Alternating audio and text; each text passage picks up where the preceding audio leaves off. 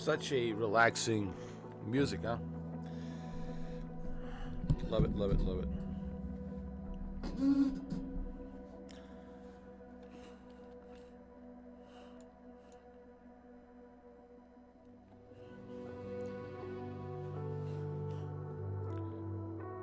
All right, well, it's time for my career mode. And I've played career mode part 1 on my previous live stream, which was on Tuesday. Today's Thursday. Yesterday we did Stalker 2 for 12 hours. Still recovering from Stalker 2. I have so much to say about Stalker 2.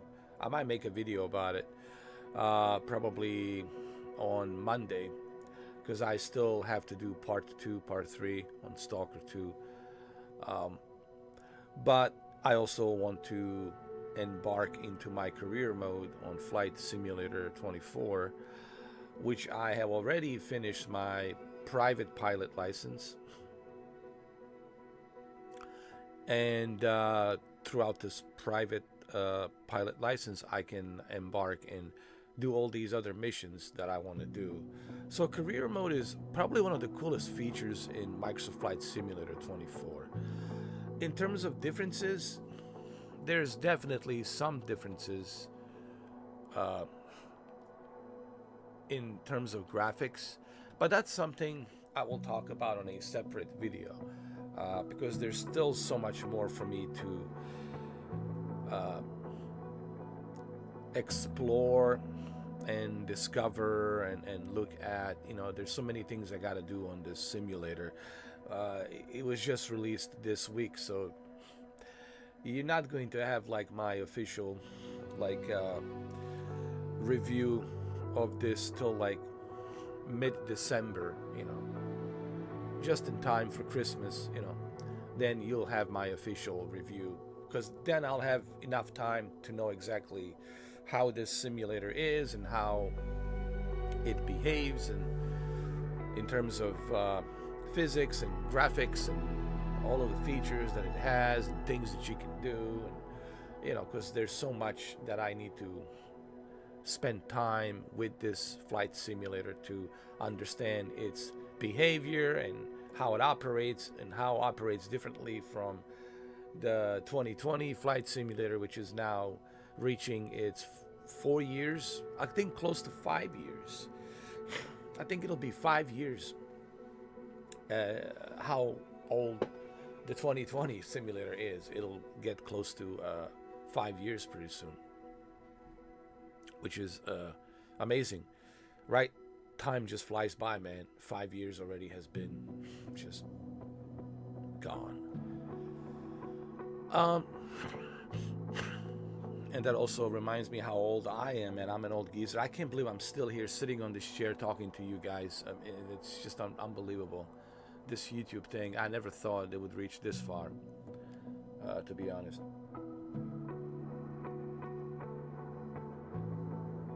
10 years, over 8.3 thousand videos, close to 50 million lifetime views, man. 50 million lifetime views. That's crazy to have that many people watch me and know about me and recognize me.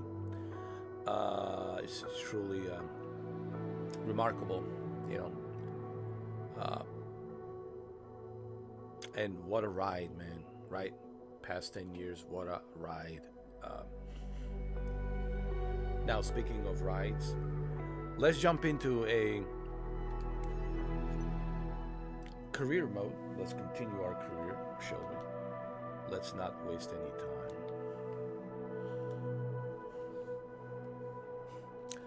The main reason I'm not doing a free flight, it's because I want to focus on the career.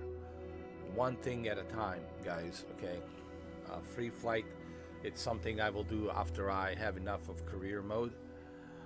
Then in December, I will do a free flight mode, and I'll fly around the world and we'll check everything else, and we'll do a multiplayer where some of you can join me and we can land together and explore together and have a party chat, So there's so much to do here. This is just me, getting my feet wet, if you will. Not to mention all these other games that I have to play. I have to finish Stalker 2. I have to play Indiana Jones, The Great Circle, coming out in December. And all of this is possible. And I have to mention his name, MGD Omega. All of this is possible because of MGD Omega. If it wasn't for the MGD Omega, you would not be seeing this right now. You would not see Stalker 2 yesterday for 12 hours. You would not see Call of Duty Black Ops 6 campaign that I done. All of these streams and videos would not be possible if it wasn't for MGD Omega. And you're asking why that is? Because MGD Omega, which is my member, who actually has paid for 3 months in advance Game Pass Ultimate membership. That's $60 that he has spent out of his own money to make sure that I have a 3 months worth of Game Pass Ultimate till January 25th, 2025. And I'm forever grateful for him for that. So MGD Omega, thank you very much. Very much appreciated.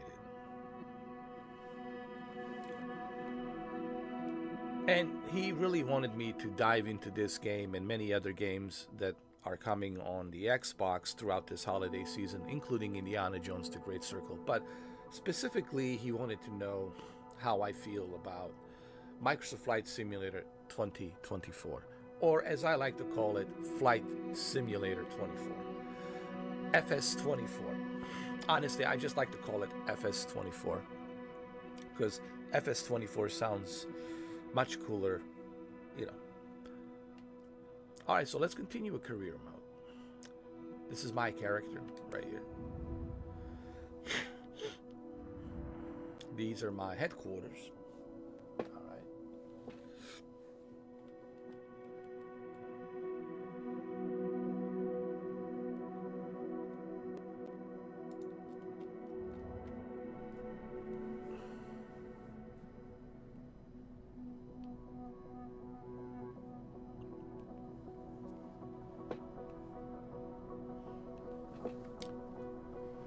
Okay, let's look at the my certification. I have private pilot license, which is the also known as PPL. That's what PPL stands for, private pilot license. I have specialization, which is unlocked for me to be able to use different airplanes.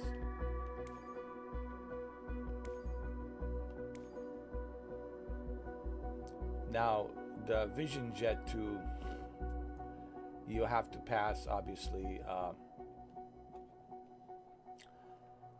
more specializations. You have to earn more points on your PPL private license. PPL has also more advancement, where you can advance your PPL, your private pilot license, to reach to a next level, so you can unlock Vision Jet G2. And of course, the more fancier jet you have, the more money you have to purchase these jets, the more people will appreciate. Because people whom you are taking on a trip, and if you're taking them on a trip on a very fancy plane, then they will appreciate the service even more. So pretty cool stuff.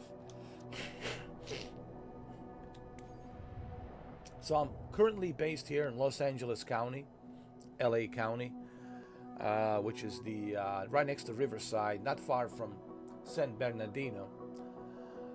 So right here in LA County, you can see there's so many missions. There's this one mission in particular that I want to do. which is Lisa and her San Diego Discovery Tour.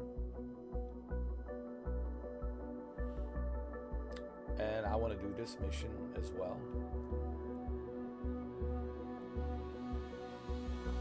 Taking Ryan and his girlfriend above San Diego country estates.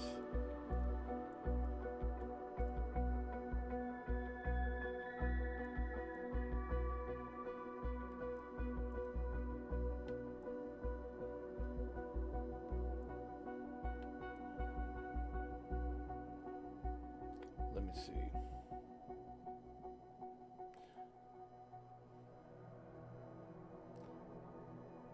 Let's do this. Taking Ryan and his girlfriend above San Diego country estates.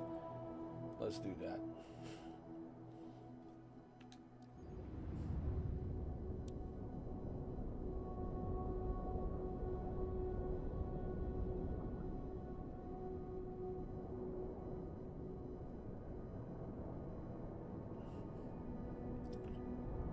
So this is the flight. Departure.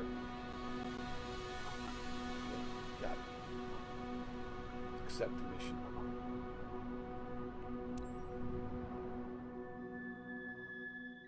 You know, a lot of you have been asking me, am I going to try out the PC version? Yes, I will. I have a gaming laptop. I have a i9 processor 4070, so with 16 gigs of RAM. Yeah, I will check out the PC version. But like I said, I need time, you know. First thing first, we're sticking with the console version, and then trust me, there will be time. We'll do the PC version as well, all in due time, guys. Just have to be patient.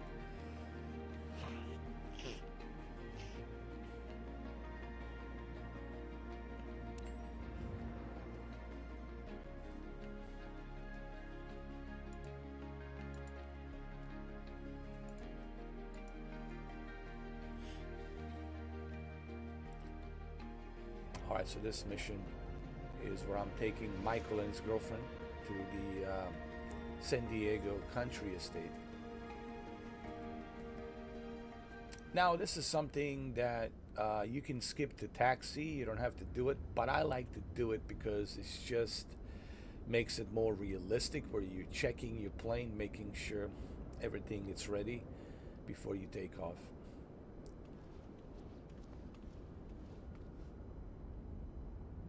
Now, a lot of people are saying, I don't see much of a difference in graphics.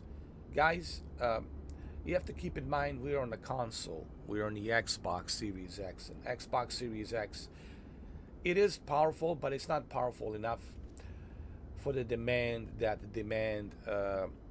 it has, that it requires for you to enjoy all of the bells and whistles. To enjoy all of the bells and whistles of the graphics, you have to play this on the PC, obviously, with a very powerful PC rig. And of course, you also have to have a really good internet connection. That will help as well to send all that data from their servers to the scenery, which was implemented to work together with your graphics cards and your GPU, CPU, and memory RAM. Jay-Z 2 Cents, he talked about this in great detail on his video yesterday that he uploaded. Go check it out. But for a console, I would say for Xbox Series X, this is pretty darn good. I would say it's pretty darn good. It's not the best, but it's pretty darn good, considering how demanding this software is. The fact that you're even able to play it on a console, it's pretty outstanding. And it looks good, looks great, honestly.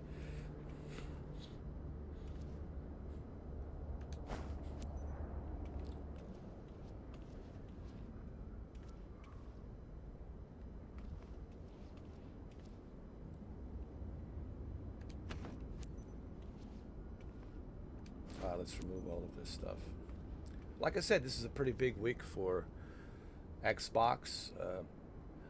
They have these two juggernauts released this week. They also released another thing which will allow you to play all of your existing games on a cloud. So on top of everything else that's available on the Game Pass cloud, now you can also enjoy your entire library on the cloud as well. And all you need to do is connect to the cloud and start playing those games. Or you can use this.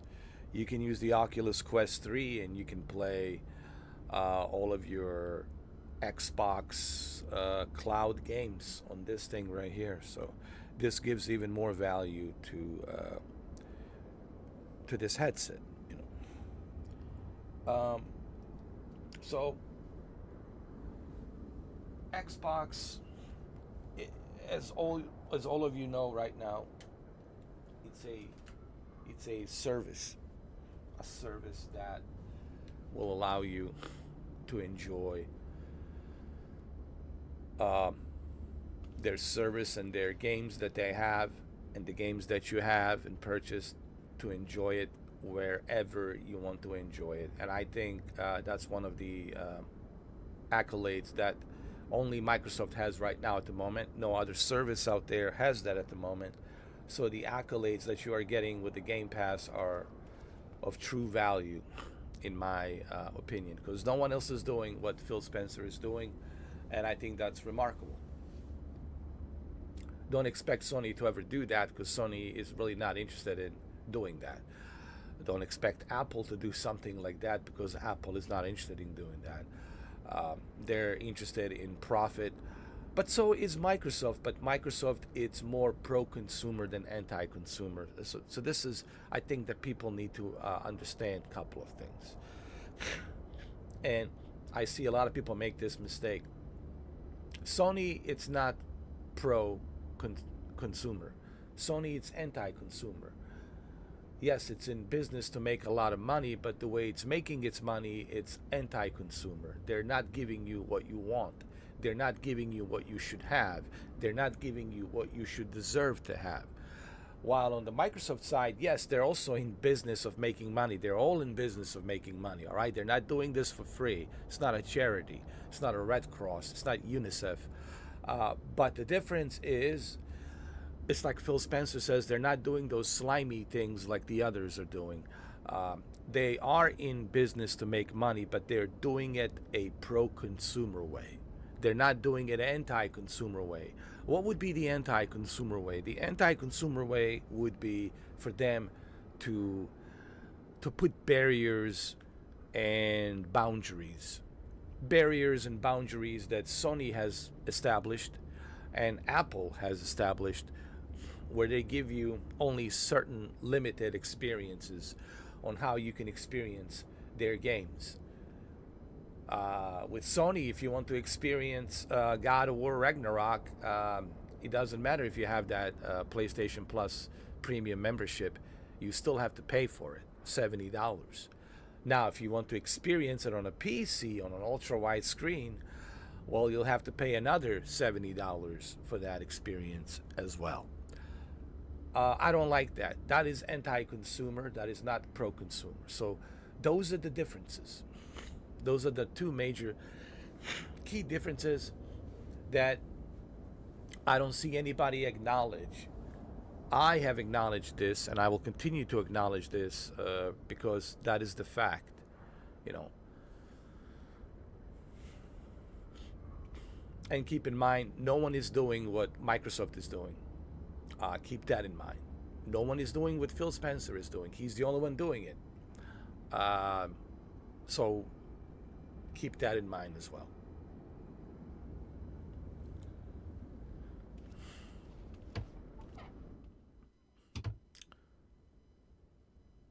I like how you have a tablet right away, and your tablet is there. You don't have to worry about it. It's all implemented. That's pretty cool.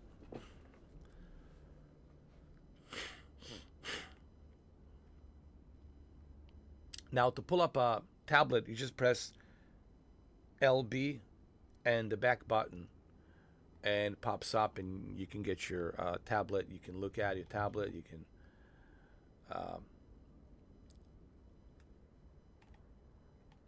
now, to get the cursor mode, you press RB and press the thumbstick left thumbstick, and then you use it. Now, you don't have to do it this way. The only time you do it this way is if you're using a controller like I am. But if you are using if you're using a mouse, because you can connect the mouse to the Xbox. I just want to make that clear. Let's say you have a Velocity 1. I'm sorry, did I say Von? Maybe I'm Norwegian.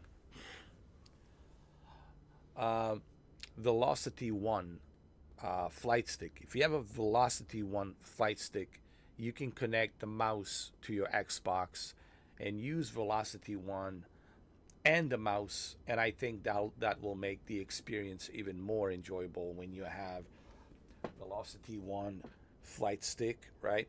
You got the throttles, everything, the mixtures, and then on the right side you have the mouse, and you can use the mouse to look at your tablet, look at your attitude, your ground speed, various other features that the tablet has.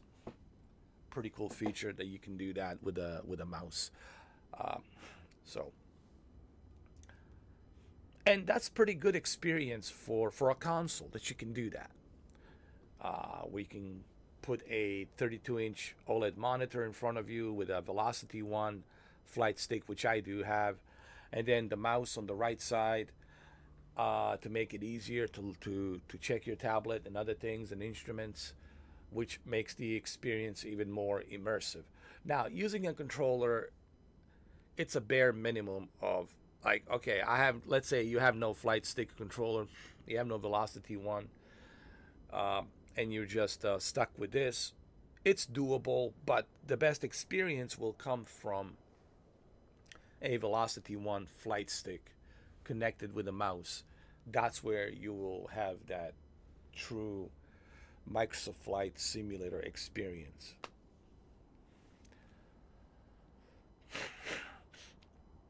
Just give me 1 second, guys. I need to just check something here really quick.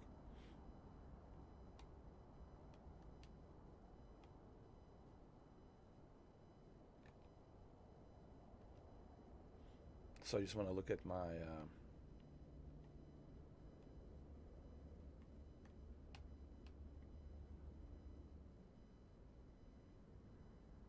oh, it's definitely a long flight, huh? So I just want to look at it like that. Okay.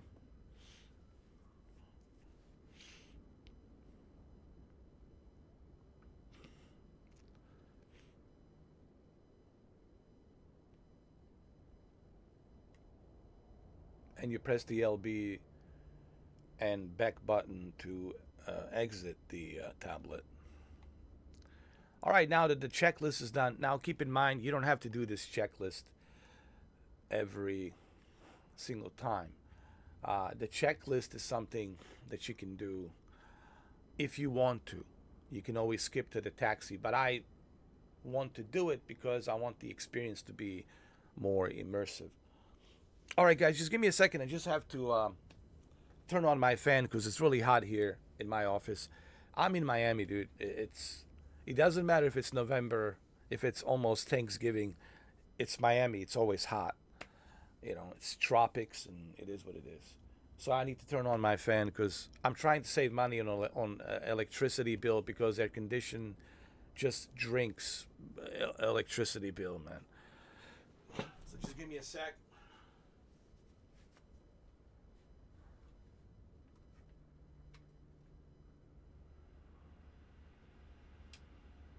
Oh, that's better.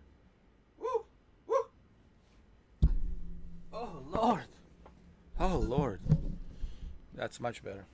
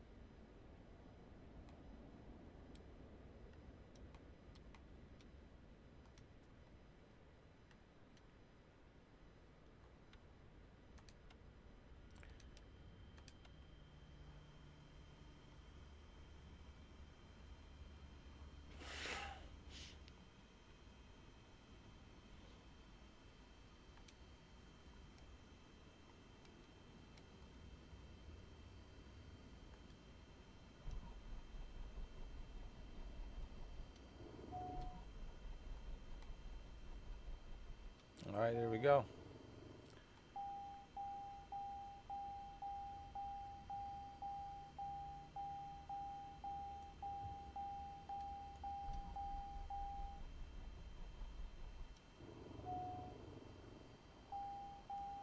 Oh, I know what's going on.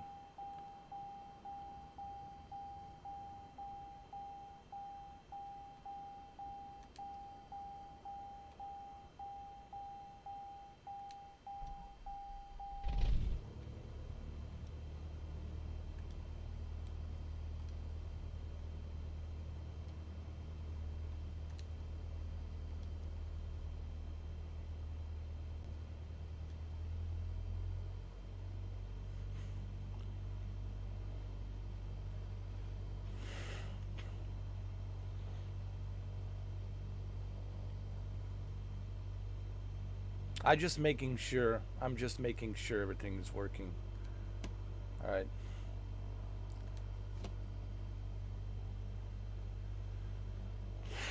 I'm just making sure that everything's working. Doing checklist. I'm trying to make this look as realistic as possible.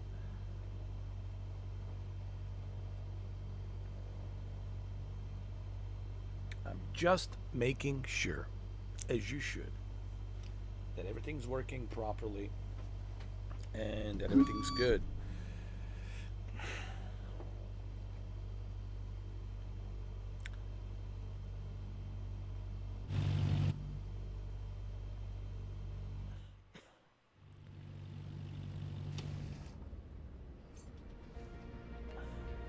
Hello, welcome to Mr. 4K's flight agency. How you all doing today? This may be just another day at the office for you, Captain, but for everyone here, it's a special occasion. On board, you're taking one of our friends, Ryan, and his girlfriend, for a nice scenic ride over the region. If your passengers look comfortable, you are good to depart. Let's do it. All right, let's do it. This is flight agency N10079. Hold on, no, what is it? No, 20939. This is Mr. 4K flight agency N2090, not N10079. Requesting taxi clearance, please.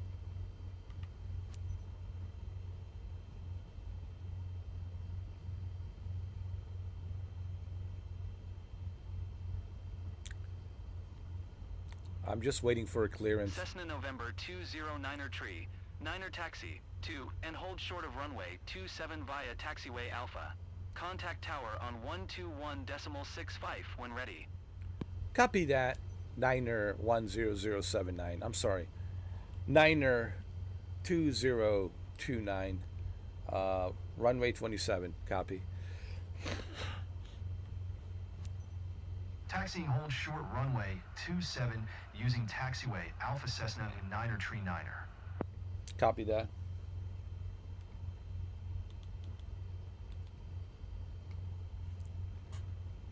Yes. This is where we met, so it's kind of special today. I'm Ryan, by the way. Hey there, my name's Taylor. I'm Ryan's girlfriend. Thanks for taking me up today. Hi, my name is John. Jonathan Wick. You might heard about me in chapter 1, 2, 3, and 4. But, yeah, we're taking this flight. And I'm sure you will enjoy it.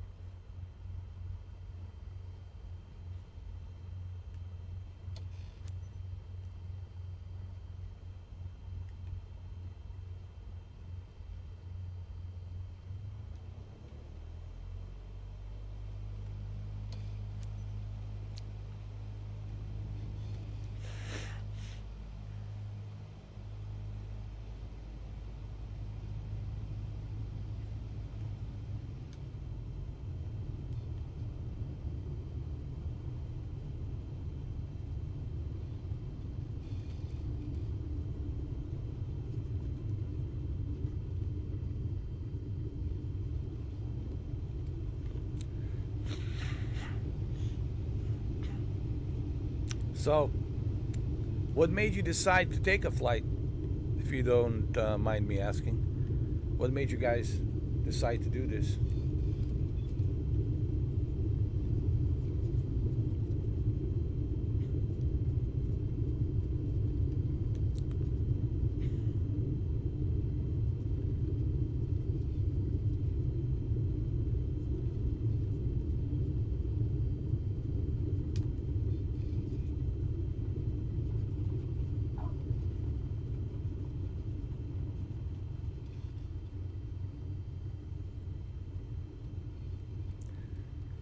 I know I'm kind of taking off a little bit fast, but that's just the way I am. I do everything fast. I'm John Wick, you know. When do we start?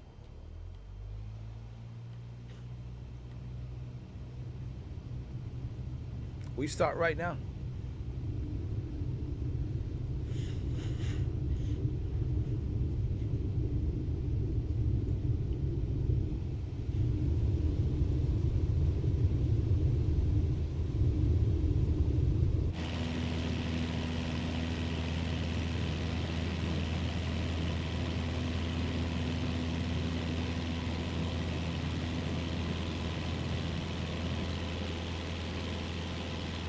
It's stunning, isn't it?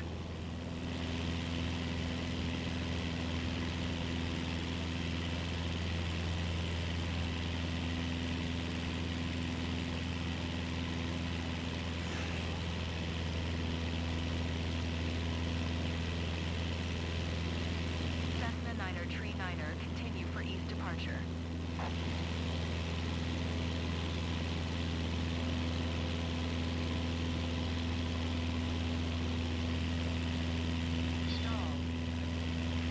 Ramona Tower Cessna, November 209er Tree Niner, continue for east departure.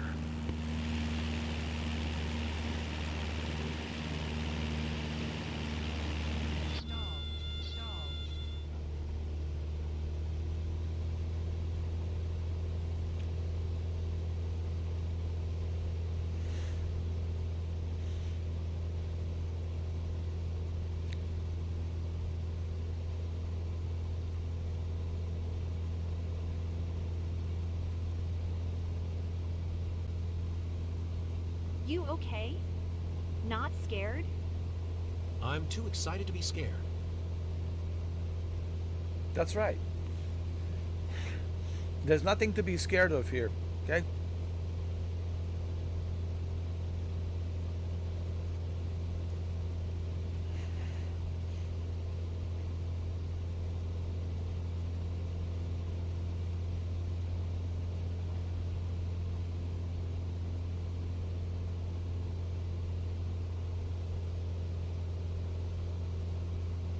We feel really safe. John was right. There's no sense of vertigo at all.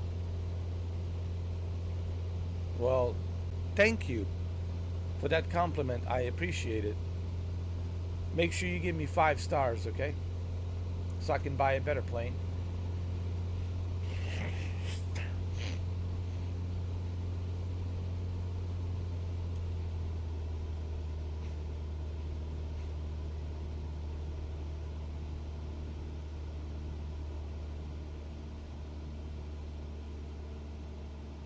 Cessna Niner Tree Niner, leaving my airspace frequency change approved. It's so quiet up here. So peaceful.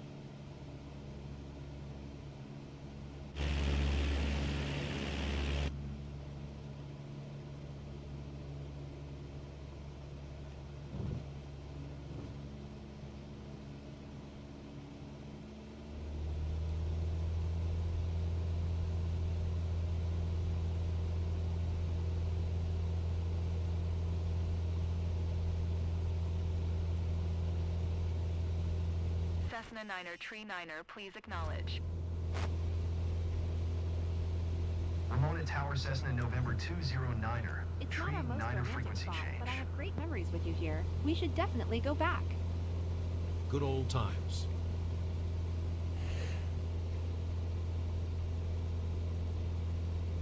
I'm sorry for a little bit of a turbulence. It's just I try to do everything I can to avoid the turbulence, but you know, sometimes it happens. I do everything I can to avoid it, but We almost forgot to take pictures.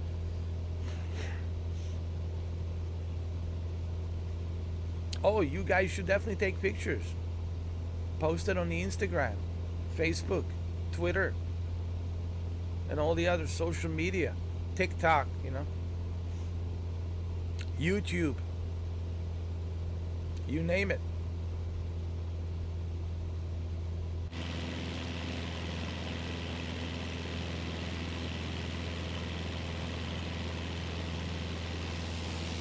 A bird just flew past, and I wanted to wave to you.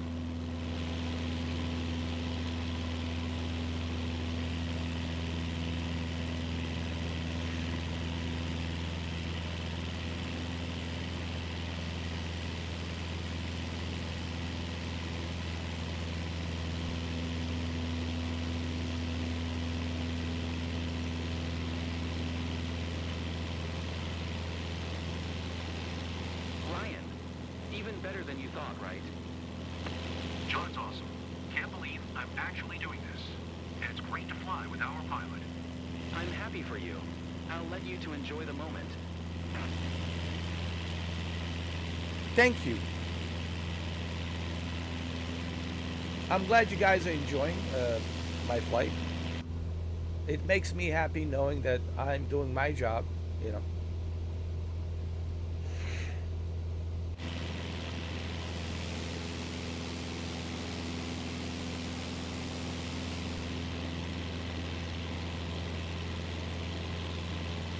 Relax, Ryan.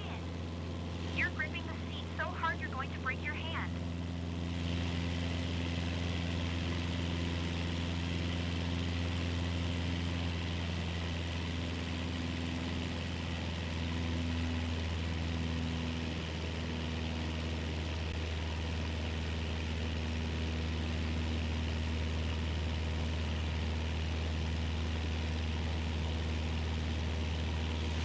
I'm doing a little extra for you guys.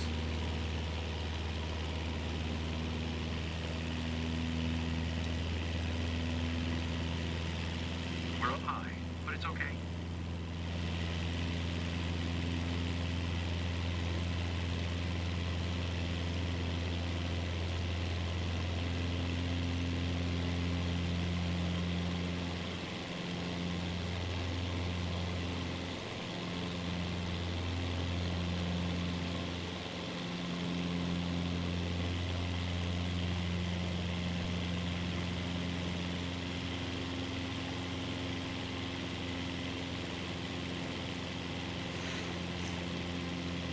It must be incredibly romantic to view our beloved region at sunset.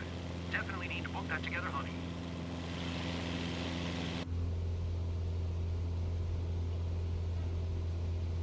I know. You guys should. It's beautiful here in San Diego.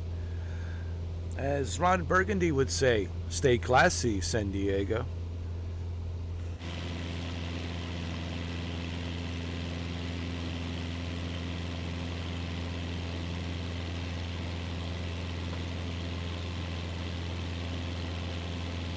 Look at this spectacular view. You should charge admission. Well, I don't want to get too greedy right now. You know, right now I'm just like trying to jumpstart my business, but maybe in the future I could add some extra flavor of extra expenses. You know.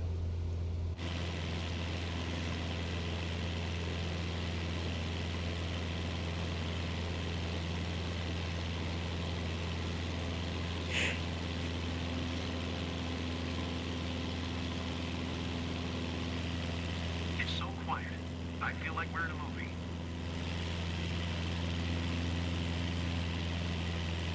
Well, you ain't seen nothing yet.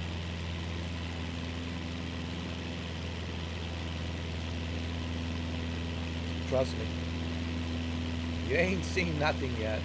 How beautiful this is. This is just the beginning of your endeavor, of your journey. I feel like playing a Jurassic Park song, you know. I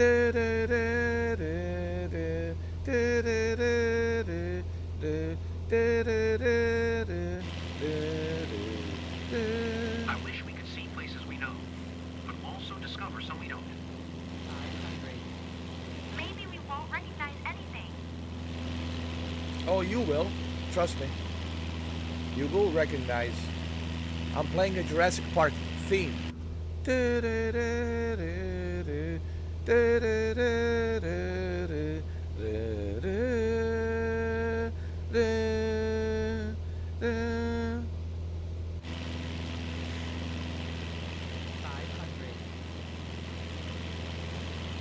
That is my terrible singing.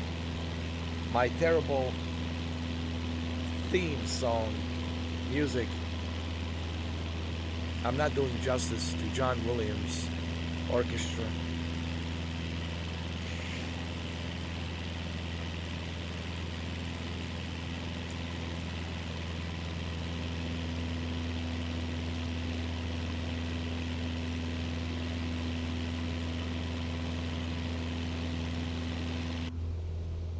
Here we go.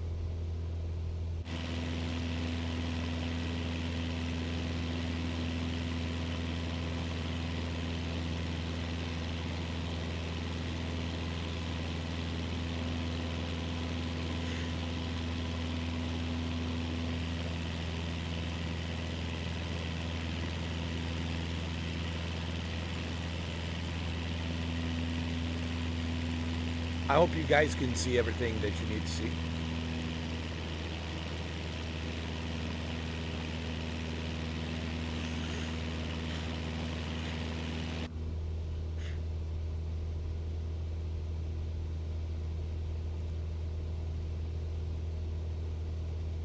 Are you guys enjoying the flight so far?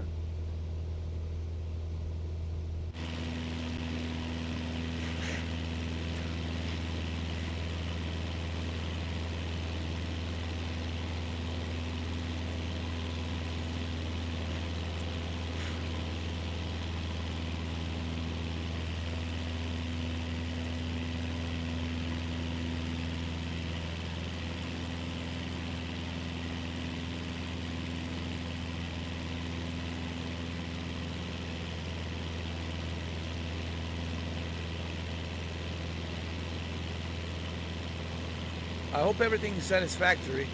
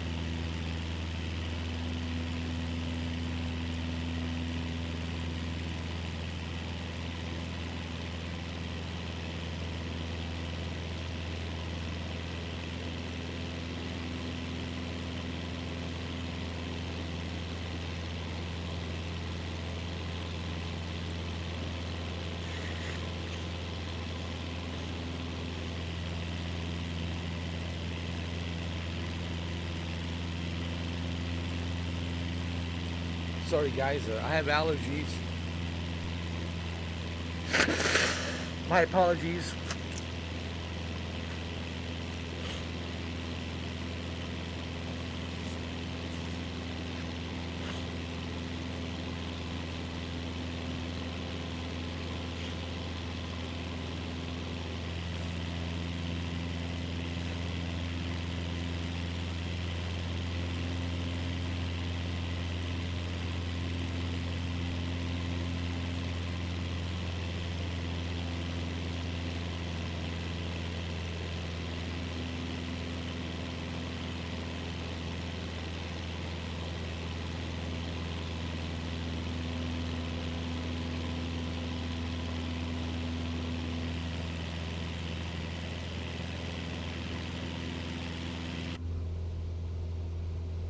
All right, we're almost there.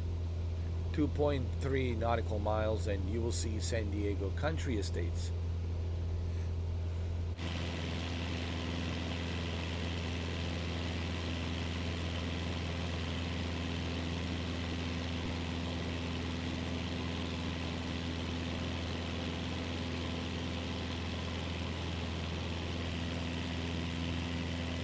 Hey, now the rooftops. Never expected to see all this. It's amazing. I recognize everything down there. Well, I'm glad to hear that. Glad to hear that.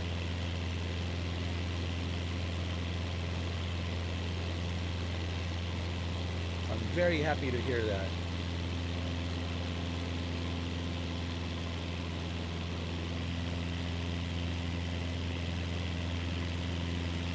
Hey, it's shaking.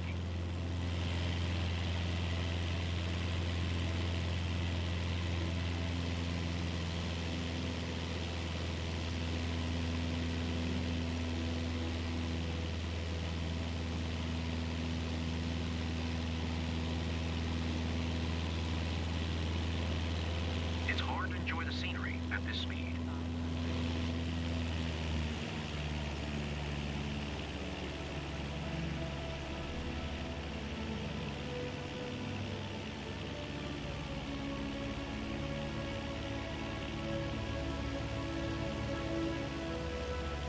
We're going so fast that it's hard to admire the scenery.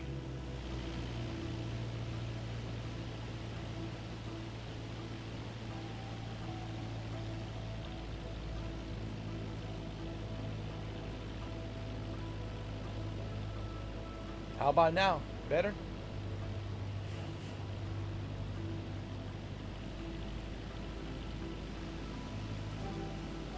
Everything good?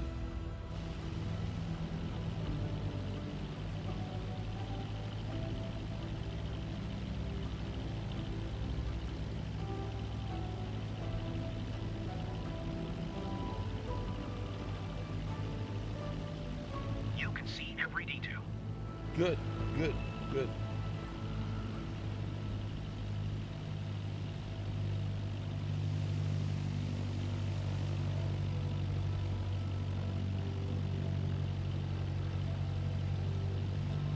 Stall. Stall.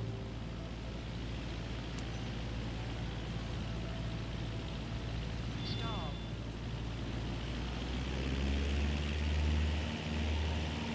Ramona Tower, Cessna, November 209er, tree 9 or 7 miles, east 2,400 feet to land.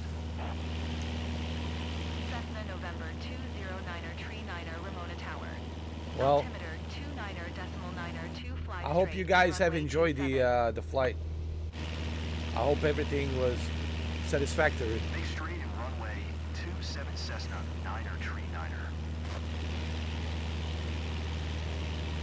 I hope everything was satisfactory. I really do.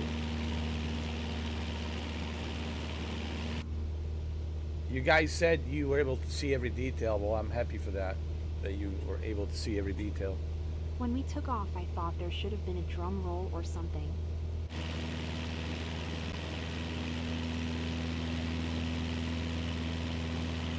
Well, maybe I can do that in the future. Cessna 9er Tree 9er wind calm, clear to land runway 27. Maybe I can play some music for you guys.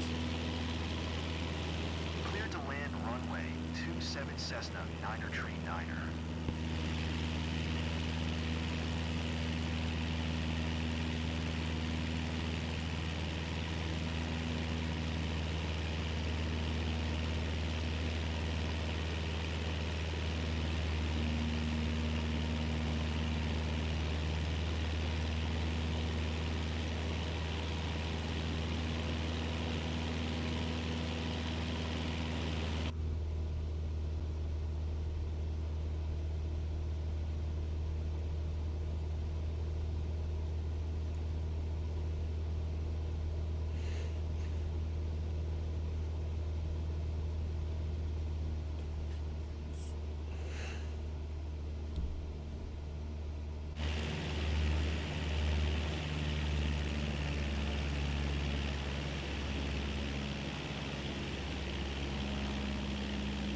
I can't wait to tell everyone back home about this.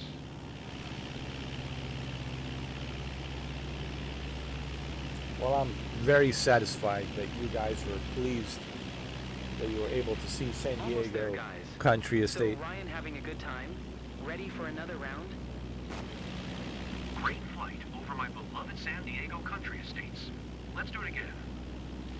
You made our day, Captain. Well, I'm happy that I did.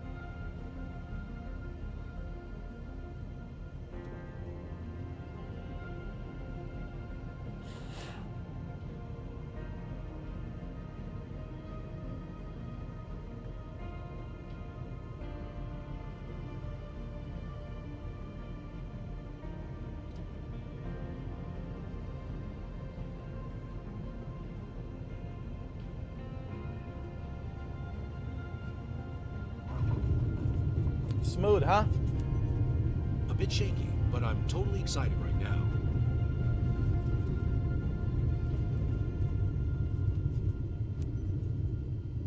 Cessna Niner Tree Niner, turn next taxiway.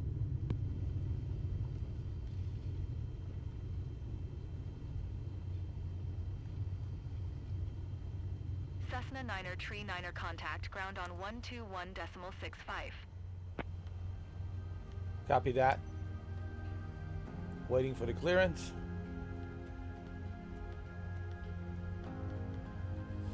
Well, I'm glad you guys enjoyed it. Like I said, it makes me very happy that you guys had a great time. Maybe we'll do this again. Maybe I'll have the drum roll in the beginning, play some music, you know.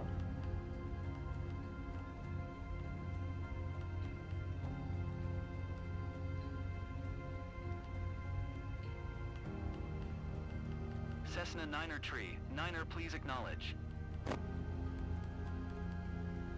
What's going on? I cannot acknowledge. I'm pressing the button.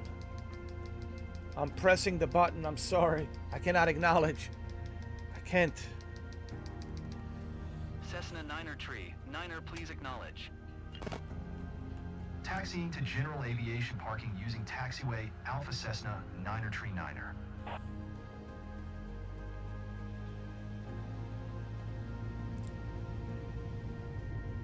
We had a little bit of a delay. Sorry about that. Everything is smooth now.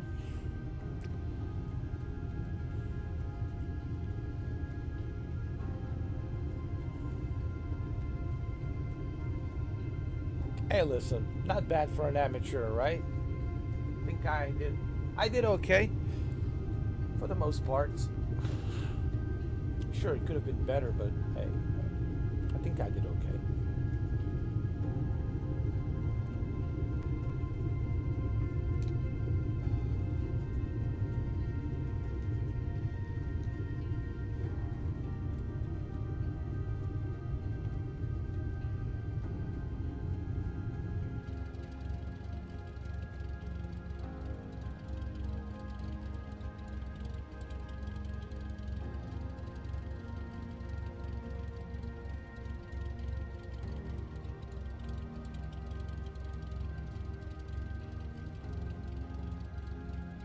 believe you've got what it takes to bounce back and make it right.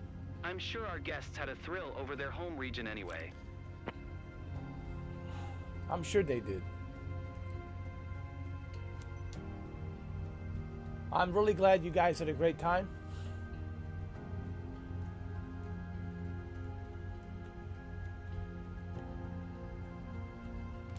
Like I said, we can do this again some other time. And then maybe next time I'll have the drum roll, the whole thing, so yeah.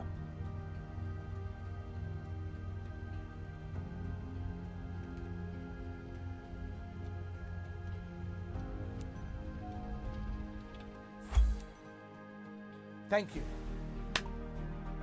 I'll try to remember to have the drum roll, play the music in the beginning, you know, like an opening ceremony, you know. Because I think that's what they requested of me. They want me to play a drum roll. You know, like a 20th Century Fox theme.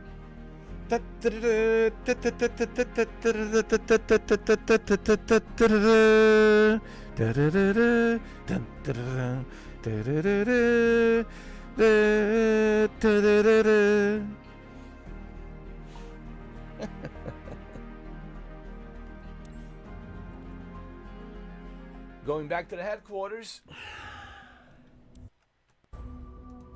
My reputation, level C.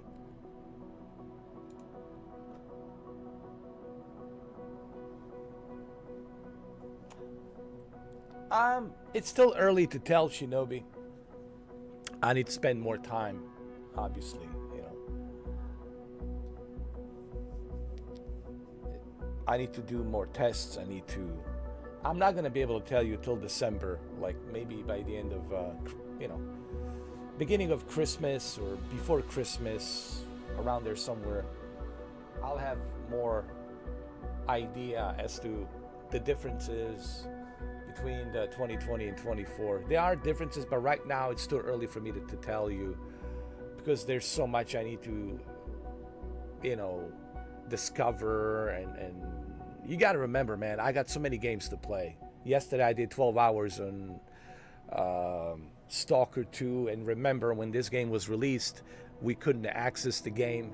There was issues and problems, so it'll take time for me to properly give you guys a proper feedback, which I will. There are differences, of course, but I don't want to talk about those differences right now. I want to save it for like when I officially am ready to make a video and talk about all the differences and things that I have experienced and seen, where I can give you a proper, you know, detailed look on the differences between 2020 and 24. But I'll give you a little hint. One of the major differences that I've noticed from this and departing from 2020 is that it only takes 30 gigabytes. Unlike, you know, 2020, where it takes about 147 gigabytes, close to 150 gigabytes, right? And that's not including all the other updates of scenery and whatnot. So you're looking close to like 200 something gigabytes. So it's a major departure from, you know, needing to have that 200 gigabytes storage free space versus this, which is only 30 gigabytes. And of course, it's much cleaner. Another thing I noticed is the user interface. It's more organized, more cleaner, more professional. It feels more relaxing. It feels more easy on the eye. It has that eye candy to it.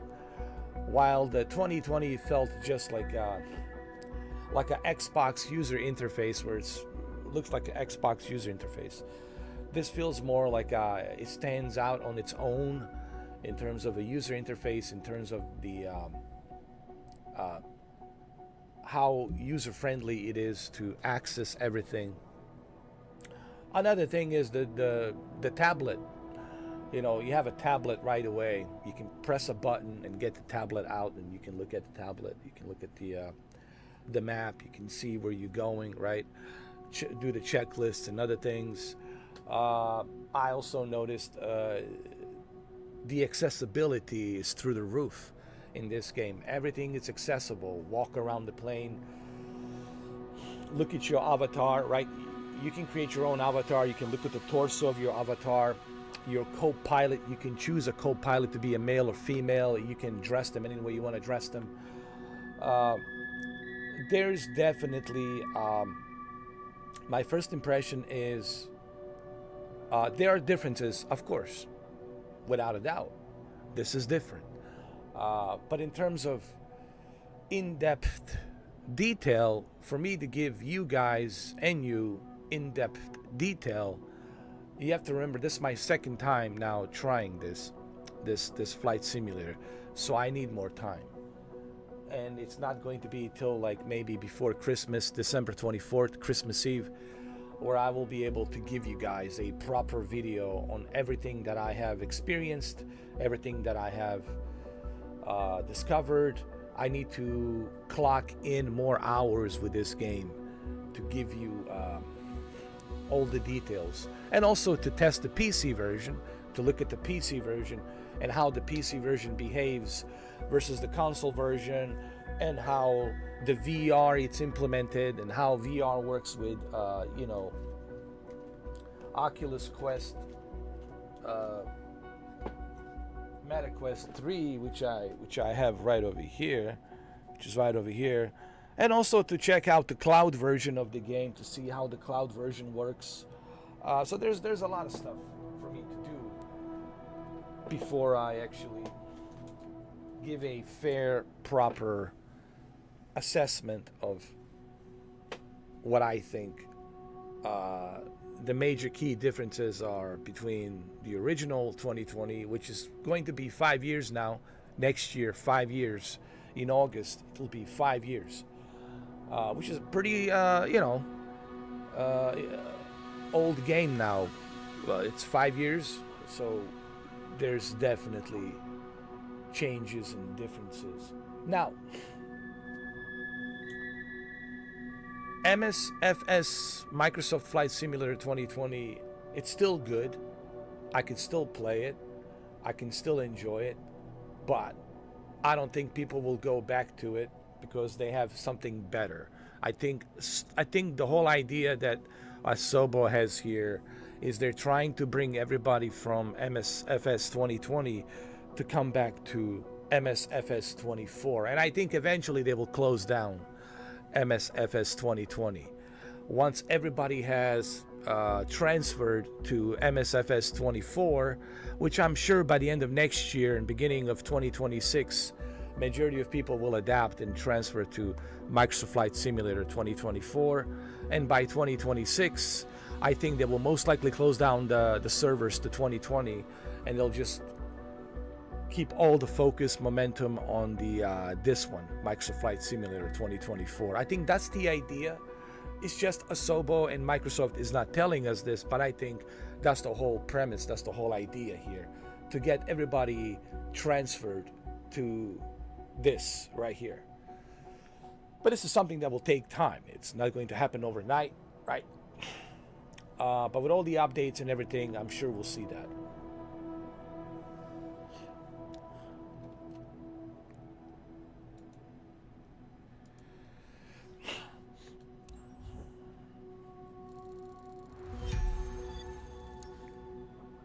All right, level 4.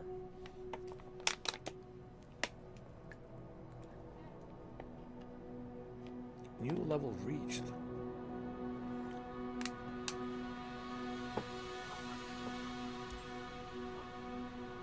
You've built up enough flight hours to be eligible to take your CPL.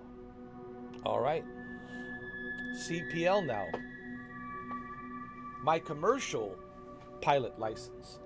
So now we're switching from PPL, which is a private pilot license, now to a commercial private license, which is CPL. So PPL stands for private pilot license, and CPL stands for commercial pilot license, which will give me obviously ability to fly passengers from one destination to another, instead of just doing scenic tours. Right now I'm only doing scenic tours, right? But with a CPL, I'd be able to do more of passenger, like a private jets, where I can take someone from one location to another location safely, right? So If you pass your CPL, you can begin to get paid for successful missions. okay. So with a CPL, I'll get paid for successful missions. Well, that's great. That's good. That's good to know. All right. Well, let's take the CPL then. Let's go.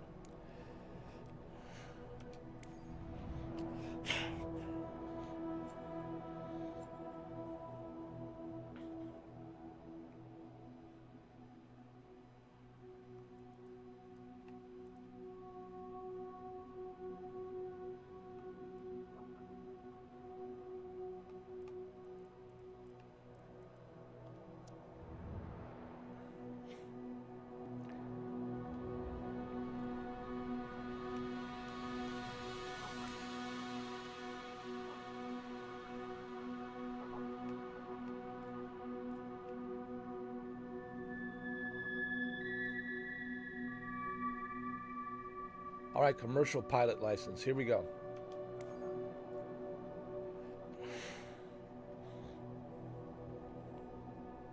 This is a helicopter. Learning how to use the helicopter. All right, let's go. I'll tell you one thing though, Shinobi. I really enjoy the career mode. Career mode, it's something that I think a lot of people will enjoy. I think it's one of the creme de la cremes of Microsoft Flight Simulator. Because remember, in the original Microsoft Flight Simulator, like you look at the Microsoft Flight Simulator 2004 and Microsoft Flight Simulator 10, when you look at Microsoft Flight Simulator 10 and 2004, there was all of these career modes, missions. You take on these missions, and I think that's what made it so unique. So it's good to see that they're going back to those old roots, what made the original Microsoft Flight Simulator so successful. So it's good to see that they're doing that.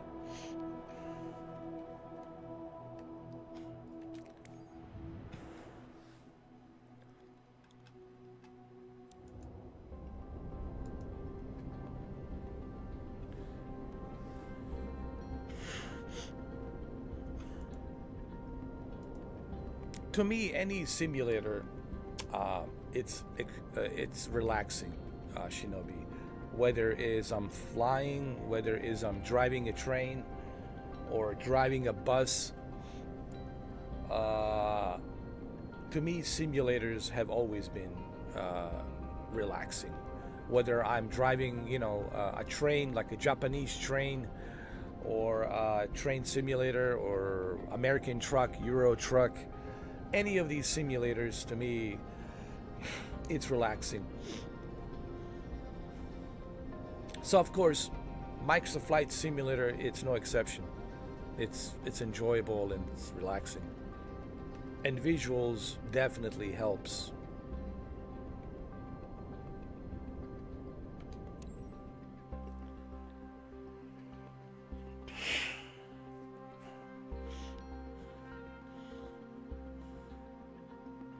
Introduction training.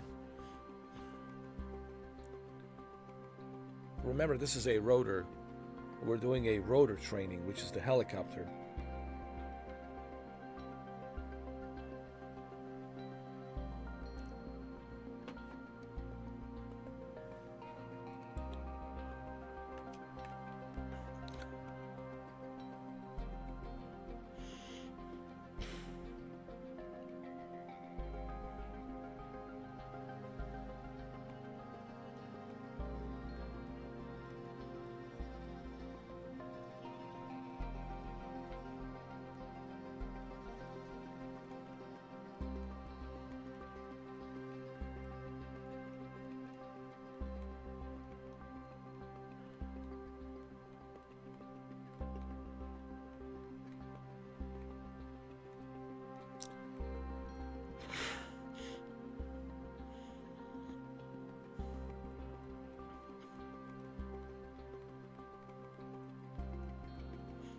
Looks like we got some issues. Oh, there we go.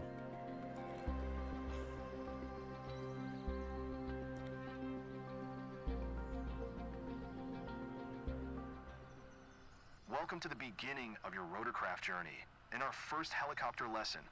My name is Paul Martin, and I will be your flight instructor. I must say, it is a very beautiful time of the year to begin your helicopter trainings at Grenoble-le-Versailles Aerodrome.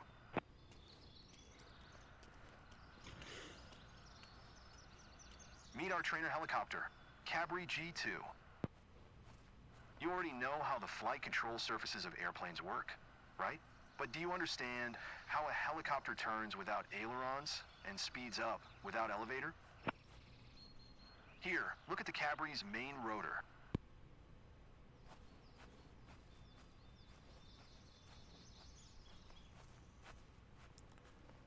This is nice. That you can walk around, land anywhere, and enjoy the nature.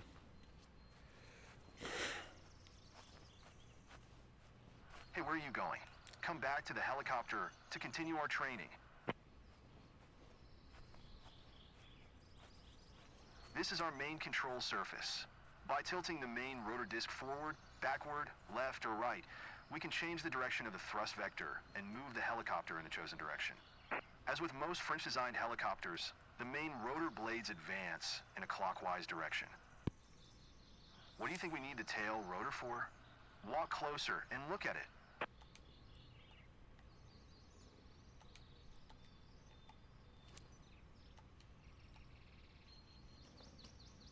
By changing the tail rotor's thrust, we can control the direction that the nose of the helicopter points. The Cabri G2 utilizes a fenestrine-type tail rotor. It differs from a conventional open-tail rotor by being integrally housed within the tail boom. Don't be surprised that you're sitting on the right side. Unlike in airplanes, pilots typically sit on the right seat in helicopters. Now, let's make you familiar with the Cabri's flight controls. Look here, this is what we call the collective lever, or simply collective. We use collective to climb or descend, or in other words, to control our vertical speed. Here's what we call the cyclic stick, or just cyclic. It looks similar to the airplane's stick, doesn't it? It behaves very similarly too, at least in a forward flight. Left or right inputs cause the helicopter to roll into a turn, and forward and back inputs change the pitch attitude. On the top of the cyclic stick, you can see a cyclic trim knob. The Cabri uses a dual-axis electric trim, allows you to completely release the static forces in flight, both longitudinal and lateral. And finally, the anti-torque pedals, located in the same place as the rudder pedals in an airplane. They serve a similar purpose, controlling the direction that the nose of the aircraft points. In a hover flight, they help you to control yaw and heading, but in forward flight, they serve the same purpose as in airplanes, adjusting the side slip angle. Sounds pretty easy so far, isn't it? Let's have a look at the instrument panel. I'm sure you have already spotted what we call the six-pack. 6 primary instruments all airplanes also have. Look at the altimeter, for instance. As you see, the ground elevation here is around 720 feet. An interesting fact related to altitudes. In forward flight, a helicopter can fly much higher than when it's hovering. After our hovering training, you will understand why it's like that. Now look at the airspeed indicator. What can we learn just by looking at it? You can see right away that the indications start from 20 knots. The caution range lasts up to 45 knots, and you should never exceed 130 knots airspeed. Why should we be cautious when flying slow? I will show why in our next training. Now, would you please look at the vertical speed indicator? It is very important to monitor VSI, especially on descent. If you descend faster than 300 feet per minute at low airspeed, you may settle your helicopter into its own downwash. This is called a vortex ring state, and it is an emergency situation you will eventually learn to deal with. But for now, simply get used to monitoring your VSI, just like you monitor altitude, airspeed, and engine parameters. Another thing to remember while flying is to keep the fuselage in the correct streamline position. For that, we monitor the turn coordinator ball, just like we do in airplanes. or the more sensitive indicator, the yaw string, just like we do in gliders. The ball and the yaw string should be kept in the center. We won't use other classic instruments much in our trainings, because we will mostly fly by visual references. However, you do need to know about the EPM, which stands for Electronic Pilot Monitor. Let's start the engine and avionics to see it running.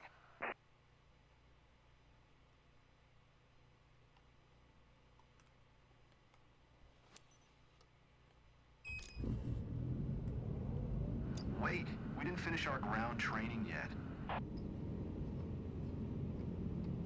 Great. Now you see the electronic pilot monitor running. I understand you want to fly, but believe me, you need to know some theory first. Let's start over again. Welcome aboard. Don't be surprised that you're sitting on the right side. Unlike in airplanes, pilots typically sit on the right seat in helicopters. Now, let's make you familiar with the Cabre's flight controls. Look here, this is what we call the collective lever, or simply collective. We use collective to climb or descend, or in other words, to control our vertical speed. Here's what we call the cyclic stick, or just cyclic. It looks similar to the airplane's stick, doesn't it? It behaves very similarly too, at least in a forward flight. Left or right inputs cause the helicopter to roll into a turn, and forward and back inputs change the pitch attitude. On the top of the cyclic stick, you can see a cyclic trim knob. The Cabre uses a dual-axis electric trim, allows you to completely release the static forces in flight, both longitudinal and lateral. And finally, the anti-torque pedals, located in the same place as the rudder pedals in an airplane. They serve a similar purpose, controlling the direction that the nose of the aircraft points. In a hover flight, they help you to control yaw and heading, but in forward flight, they serve the same purpose as in airplanes, adjusting the side slip angle. Sounds pretty easy so far, isn't it? Let's have a look at the instrument panel. I'm sure you have already spotted what we call the six-pack. 6 primary instruments all airplanes also have. Look at the altimeter, for instance. As you see, the ground elevation here is around 720 feet. An interesting fact related to altitudes. In forward flight, a helicopter can fly much higher than when it's hovering. After our hovering training, you will understand why it's like that. Now look at the airspeed indicator. What can we learn just by looking at it? You can see right away that the indications start from 20 knots. The caution range lasts up to 45 knots, and you should never exceed 130 knots airspeed. Why should we be cautious when flying slow? I will show why in our next training. Now, would you please look at the vertical speed indicator? It is very important to monitor VSI, especially on descent. If you descend faster than 300 feet per minute at low airspeed, you may settle your helicopter into its own downwash. This is called a vortex ring state, and it is an emergency situation you will eventually learn to deal with. But for now, simply get used to monitoring your VSI, just like you monitor altitude, airspeed, and engine parameters. Another thing to remember while flying is to keep the fuselage in the correct streamline position.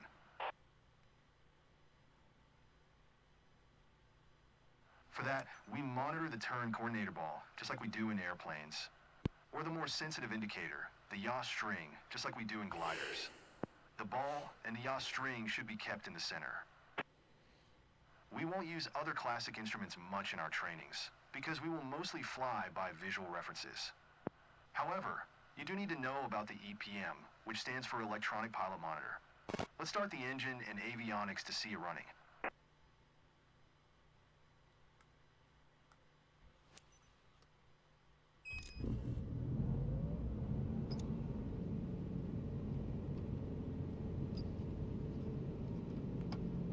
Great.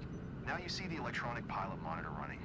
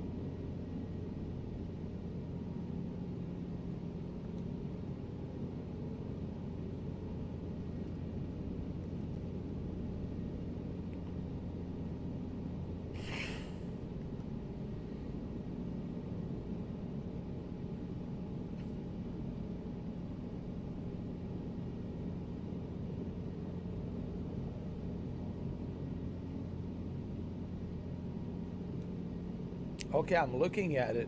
What's going on? Oh no, no. There's a bug, guys. There's a bug. Oh no, no, no.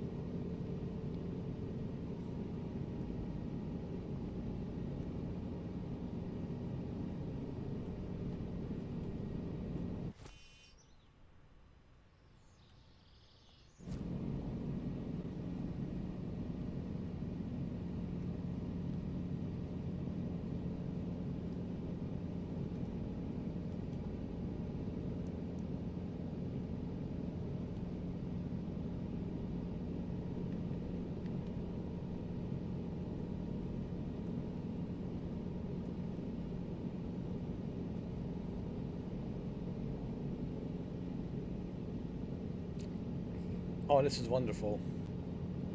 There's a bug.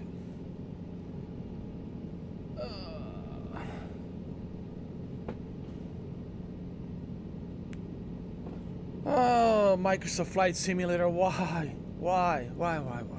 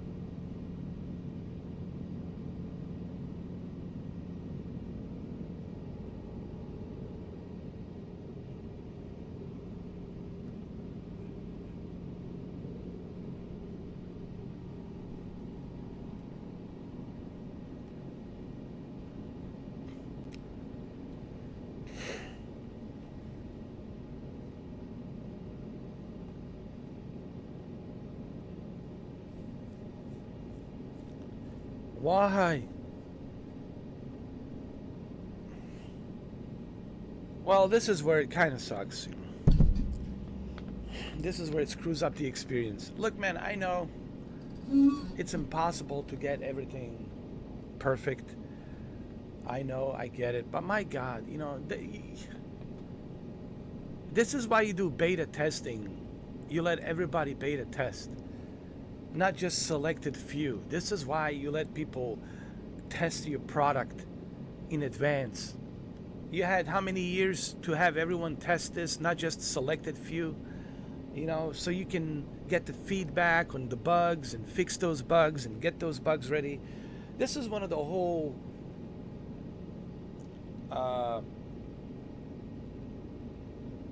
benefits, one of the whole benefits of doing beta testing for everyone. Let everyone beta test. If you had let everyone beta test, you wouldn't have all the screw up that you have right now. It's not bad enough people couldn't access on Tuesday for 24 hours.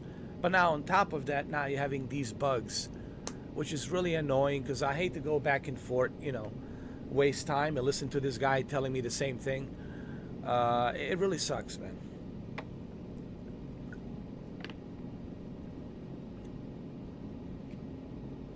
It screws up the experience. I know you will fix this 2 weeks from now, 3 weeks from now, a month from now, But I wanted, why does this always have, my question is this, why does this always has to happen? Why can't you guys collect all the data, do open beta test, let everyone test for months and months prior to the release of the game, collect all the data and fix all of these bugs? Instead, now we have to be guinea pigs.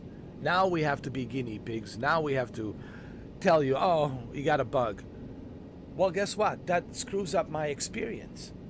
That doesn't make this guy happy. Well, I have to go through this crap again. I have to restart the game, and it's annoying and it's inconvenient, man. I don't want to, listen, I'm not trying to be too negative here, because the game, it's on Game Pass. But at the same time, I'm like, I'm tired of these excuses, you know? Oh, we only tested 200,000 on the database, blah, blah, blah, you know? Just like Test Drive Unlimited with all their excuses, you know? I'm just tired of developers making excuses. Enough with the excuses, man. You can do open beta testing for a couple of years. Collect all the data you need so you can be ready for November 19th. So you don't end up in this kind of situation. But I digress. I digress. What do I know?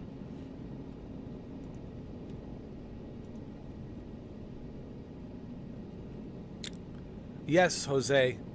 Jay-Z 2 Cents was right. I was watching him last night at 5 o'clock in the morning before I went to bed, and I went to the bed a bit bitter. I was like, oh God. Hey, look, man. I think we're all tired of excuses. You know, this is a big company. Microsoft, it's a huge corporation with billions and billions and trillions of dollars. There's no excuse. They have all the resources, they have all the money, they have all the manpower, women power. They got everything they need to get this squared away, to get all this shit fixed, to get everything ready to go. Because I'm tired of excuses. Why this always has to happen? It's not just Microsoft, it's every game. Cyberpunk, you know, Rocksteady, you know, Justice League, Dragon's Dogma 2. I mean, we can go down the list. We can go down the list of these games, especially this year. Why does this has to always happen? Why can't we have a smooth ride for holidays, just in time for Thanksgiving? Why can't we have a can we accomplish that for holidays, to have a smooth ride? Can we have that at least once? Can we put some effort to make that happen? You have all the data you need. You have all the analytics. You know, you could have done open beta tests since January. And if you were doing open beta tests for everybody since January, by now you would have all the data collected, all the bugs collected, and you would be able to fix every and each one of those bugs. You would be ready to release this game in a much better state. But no, instead, go and find out for yourself. Go and enjoy the bugs. Be the guinea pigs. Be the guinea pigs. I feel like we're guinea pigs now these days, and some of us have to pay. Think about that. Some of us have to pay to be the guinea pigs. You know, back in the days, to be a guinea pig, you just volunteer. You raise your hand, volunteer. Hey, where do I sign? You sign, okay. Whatever happens, we're not responsible. You understand, okay, sign the voucher, right? And you become a guinea pig for free. But now you can't even be a guinea pig for free. Now you have to pay to be a guinea pig, to do these tests. I'm sorry, but it's just, you know, because right now I'm upset because I was in a good mood. I was like, yeah, okay, I'm getting my commercial pilot license. I just finished a successful flight on my PPL, which is the private pilot license, and now I'm moving on to CPL, which is a commercial pilot license with the rotors, which is the helicopters. I was like all excited and ready to go into this, and then this shit happens, and then of course my mood has shifted now, and I'm getting this much closer to Tony Montana, and that's not good. Me getting closer to Tony Montana, it's not good for anyone. It's a bad news for everybody who's watching this right now.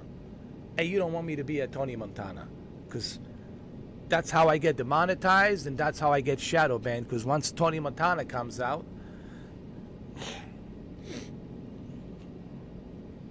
I can't control that guy. Okay? I can control me, but I can't control Tony Montana. So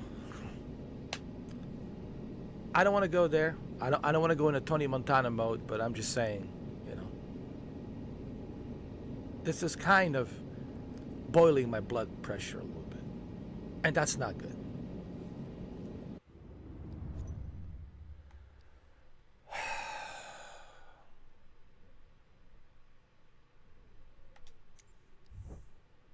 Yes, I want to restart, of course. I mean, all kidding aside, why can't we... no, seriously, guys, all kidding aside, why can't we have a smooth ride? For once in my lifetime. Can we have a smooth lunch for just once in my lifetime before I die? Beginning of your rotorcraft journey. Can we? Is that impossible task? Paul Martin, and I will be your flight instructor. I must say, it is a very beautiful time of the year. I guess to it's begin your impossible helicopter task trainings these days at to have that. Versout Aerodrome. Meet our trainer helicopter, Cabri G2. You already know how the flight control surfaces of airplanes work, right? But do you understand how a helicopter turns without ailerons and speeds up without elevator? Here, look at the Cabri's main rotor. This is our main control surface.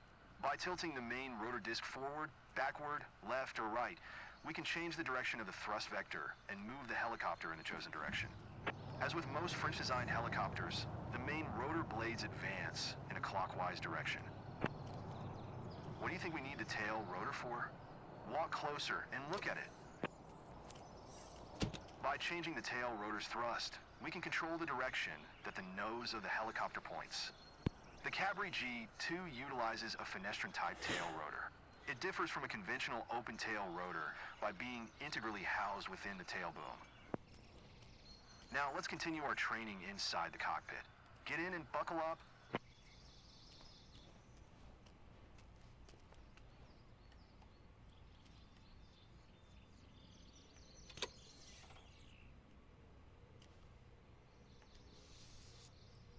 This is where you look at the oil gauge. What's that?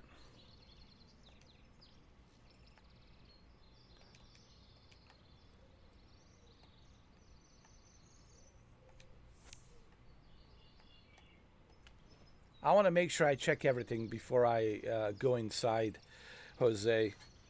Before I go inside to...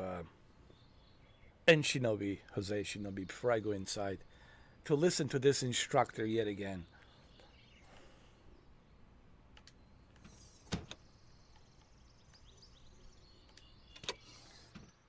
Welcome aboard. Don't be surprised that you're sitting on the right side. Unlike in airplanes, pilots typically sit on the right seat in helicopters. Now, let's make you familiar with the Cabri's flight controls. Look here, this is what we call the collective lever, or simply collective. We use collective to climb or descend, or in other words, to control our vertical speed. Here's what we call the cyclic stick, or just cyclic. It looks similar to the airplane's stick, doesn't it? It behaves very similarly too, at least in a forward flight. Left or right inputs cause the helicopter to roll into a turn, and forward and back inputs change the pitch attitude.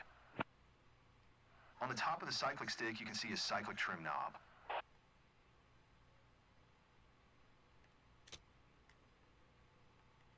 The Cabri uses a dual-axis electric trim, allows you to completely release the static forces in flight, both longitudinal and lateral. And finally, the anti-torque pedals, located in the same place as the rudder pedals in an airplane. They serve a similar purpose, controlling the direction that the nose of the aircraft points. In a hover flight, they help you to control yaw and heading, but in forward flight, they serve the same purpose as in airplanes, adjusting the side slip angle. Sounds pretty easy so far, isn't it? Let's have a look at the instrument panel. Here we go. I'm sure you have already spotted what we call the Six six-pack. pack. Yeah, primary instruments six all pack. I airplanes did also spot have. the 6-pack. Look at the Budweiser, this altimeter, bud's for you. instance. As you see, the ground elevation here is around 720 feet. An interesting fact related to altitudes. In forward flight, a helicopter can fly much higher than when it's hovering. After our hovering training, you will understand why it's like that. Now look at the airspeed indicator. What can we learn just by looking at it? You can see right away that the indications start from 20 knots. The caution range lasts up to 45 knots, and you should never exceed 130 knots airspeed. Why should we be cautious when flying slow? I will show why in our next training. Now, would you please look at the vertical speed indicator? It is very important to monitor VSI, especially on descent. If you descend faster than 300 feet per minute at low airspeed, you may settle your helicopter into its own downwash. This is called a vortex ring state, and it is an emergency situation you will eventually learn to deal with. But for now, simply get used to monitoring your VSI, just like you monitor altitude, airspeed, and engine parameters. Another thing to remember while flying is to keep the fuselage in the correct streamline position. For that, we monitor the turn coordinator ball, just like we do in airplanes. Or the more sensitive indicator, the yaw string, just like we do in gliders. The ball and the yaw string should be kept in the center. We won't use other classic instruments much in our trainings, because we will mostly fly by visual references. However, you do need to know about the EPM, which stands for Electronic Pilot Monitor. Let's start the engine and avionics to see it running.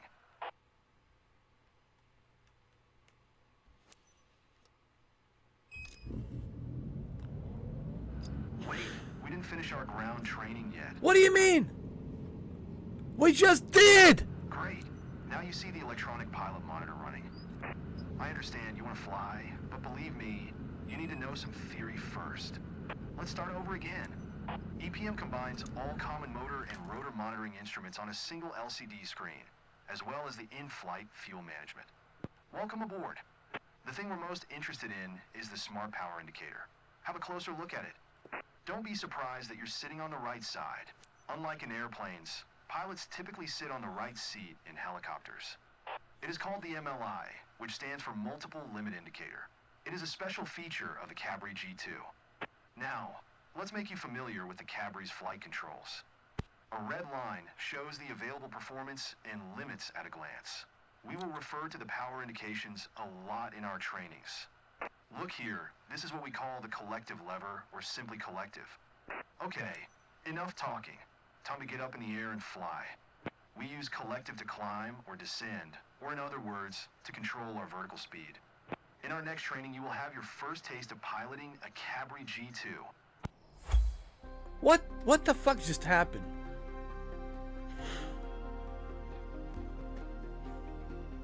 Dude, this made no sense to me.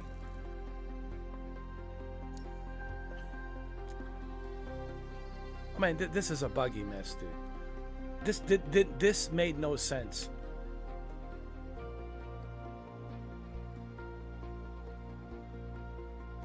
But anyway, whatever. I just want to pass this license. I'm familiar with you know, with a gimbal Cabri G2. Anyway. But whatever. It's buggy, man. It's bugs.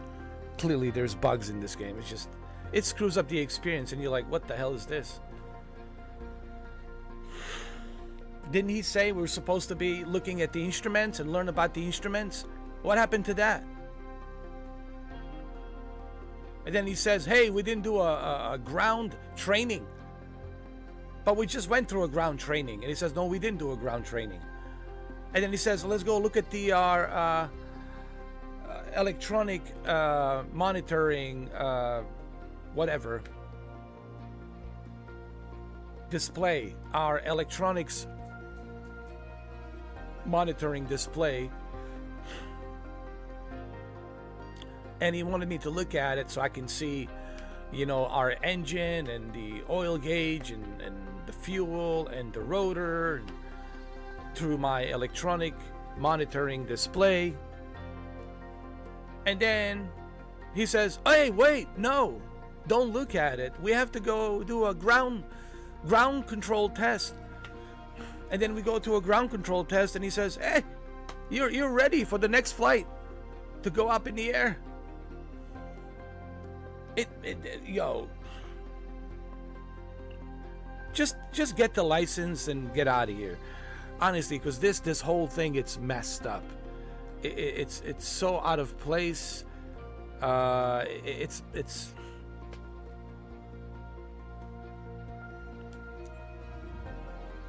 anyway.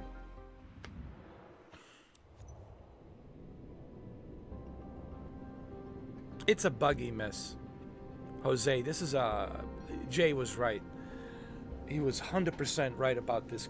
It's not ready yet, man. It's still in beta. Yeah, it's still in beta. It's a buggy mess, dude.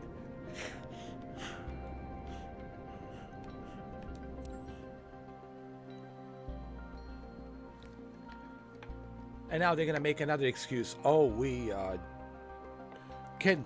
Obviously, there's so many moving parts. We at the Asobo, we cannot detect all of these moving parts. That's why we have feedback from you guys, and we want to apologize in advance. But thanks to your feedback can really help us.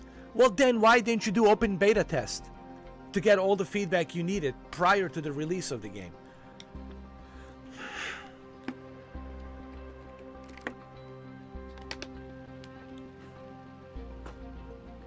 Anyway,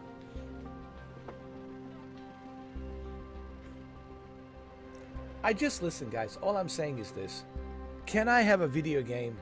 Even yesterday with 12 hours of Stalker 2, a buggy mess, bugs. Can I have a game? Please, Indiana Jones, please. Todd Howard, please, pretty please. December 8th, let it be a Christmas present. Let it be an early Christmas present. Can we have a smooth experience on Indiana Jones, please? Please?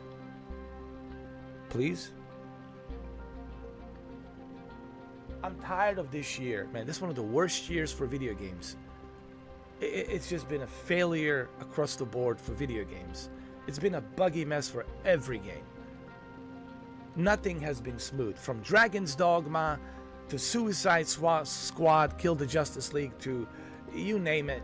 It's been a buggy, awful mess with every game. And then you got Concord, and then you got Test Drive Unlimited. And should we go down the list? Should we go down the list and review 2024, the greatest year of failure for video games? It will be recognized. It will go down in history. Historians will mark this year, 2024, as one of the worst years for video games in a video game's history. It's flat out F score across the board.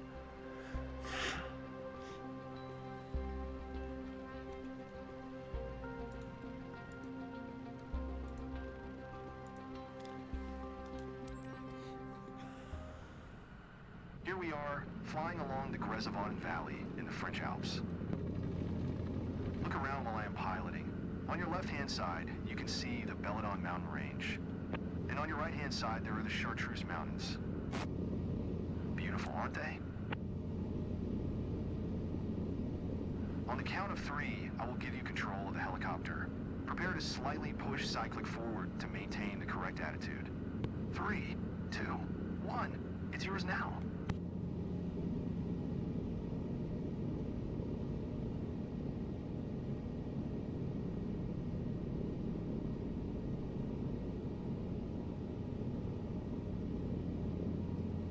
Using the cyclic, keep the helicopter in a straight and level flight along the Iser River you can see below. I will take care of the collective control and maintaining the altitude, so you can focus on our speed and ground track. Reach cruise speed of 80 knots. Push the cyclic to speed up, or pull the cyclic to slow down.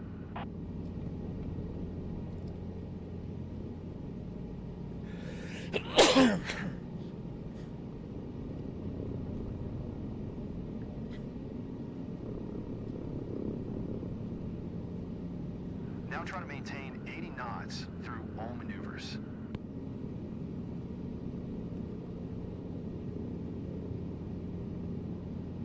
To maintain the same speed, try to remember the position of the horizon line and maintain it visually in the same place.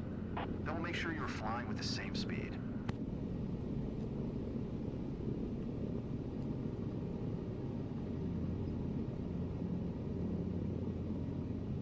Keep flying straight until the river begins curving to the right.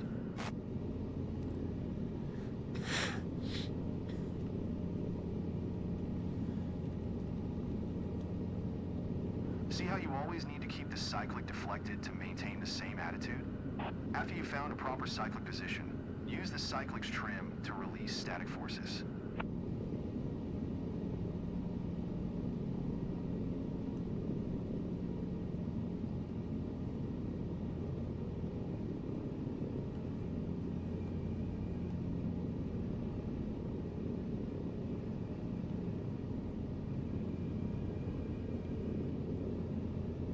Feels better now, right? So that's for the trim. I got it.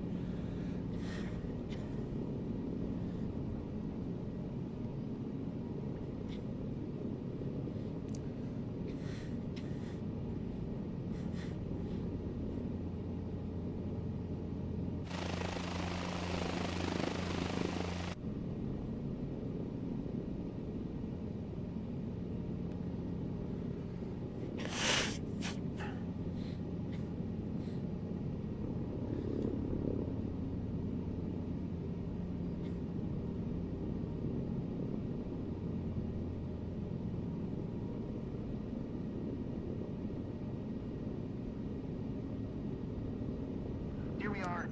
Let's try some turns now. You see the river is turning right? Try to fly above the river and turn right together with its curve.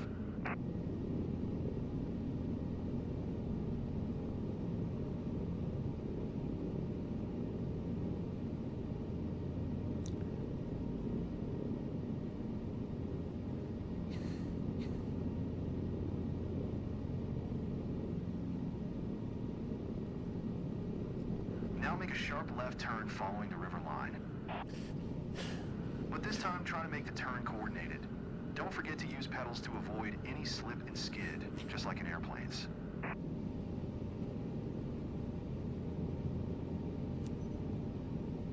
Now you see how little pressure on the controls you need to control a helicopter.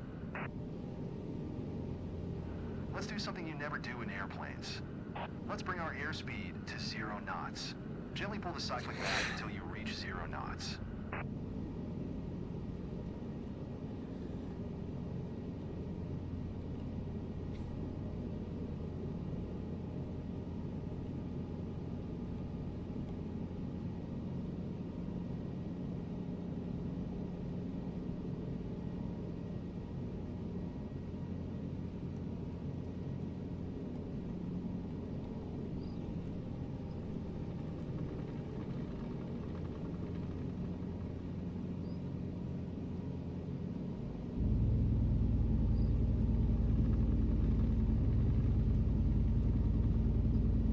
This is called hovering out of ground effect. Feels interesting for airplane pilots, doesn't it? Keep the cyclic back to maintain 0 knots airspeed. Now try to use your trim to move the neutral position of your cyclic. You can trim the helicopter when you hover, when you climb, or when you are in cruise. This releases the forces on the stick and lets you better feel the controls.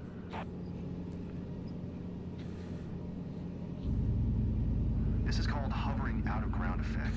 Feels interesting for airplane pilots, doesn't it? Now try to use your trim to move the neutral position of your cyclic. You can trim the helicopter when you hover, when you climb, or when you are in cruise. This releases the forces on the stick and lets you better feel the controls.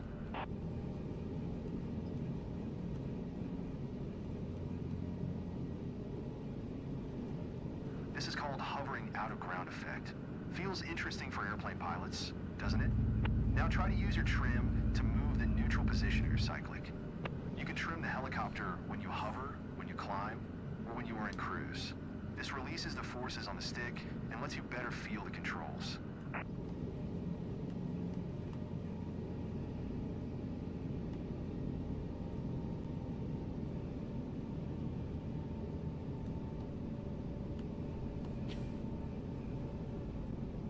Nice. But just when you thought flying helicopters is all easy, I want to admit that currently I'm helping you stabilize our helicopter. This is called hovering out of ground effect. Feels interesting for airplane pilots, doesn't it? You see, since we slowed down, the airflow over the tail is not enough to counteract the helicopter's rotating tendencies anymore. Now try to use your trim to move the neutral position of your cyclic. So I keep pushing the right pedal and adjusting our cyclic a little to stabilize our flight. Let me show you what happens when I stop helping you. You can trim the helicopter when you hover, when you climb, or when you are in cruise. This releases the forces on the stick and lets you better feel the controls. Okay, I am assisting you again. Don't let these rotating tendencies scare you. It is a fun challenge, and you will master it in no time during our next trainings. As for our today's lesson, I believe a little more practice with maintaining the correct speed would do you good. I would even recommend reviewing your old airplane trainings related to attitude and turns. Thank God we finished that, huh?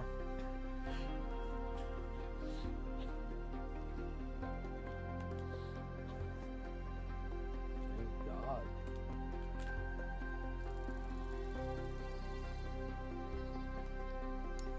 Our next training, collective training.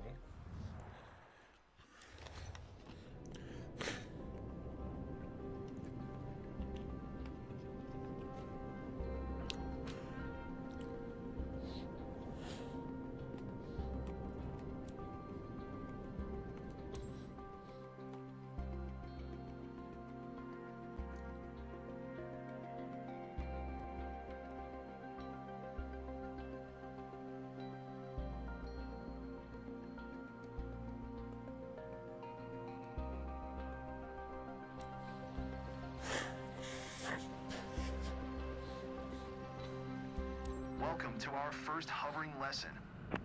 To hover in ground effect means to maintain a constant position a few feet above the ground. It is not as easy as it sounds. In fact, hovering a helicopter is challenging, a bit like trying to pat your head and rub your stomach at the same time. A helicopter has 3 highly sensitive controls, but at first I will be giving you only one control at a time to handle. Your first control to master will be the collective lever. Remember, it is located on the left side of your seat. The collective controls your height above the ground. We will use it to take off to a hover. When you raise the collective control, the pitch angles of the main rotor blades increase. This increases lift, and the helicopter climbs. When you lower the collective, pitch angles decrease. This decreases lift, so the helicopter descends. Easy, right? Another thing we will need today is the EPM, which stands for Electronic Pilot Monitor. You might remember it from our previous lesson. Today you will learn monitoring power percentage with a multiple limit indicator.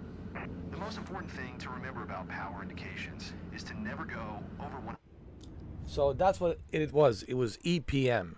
Okay.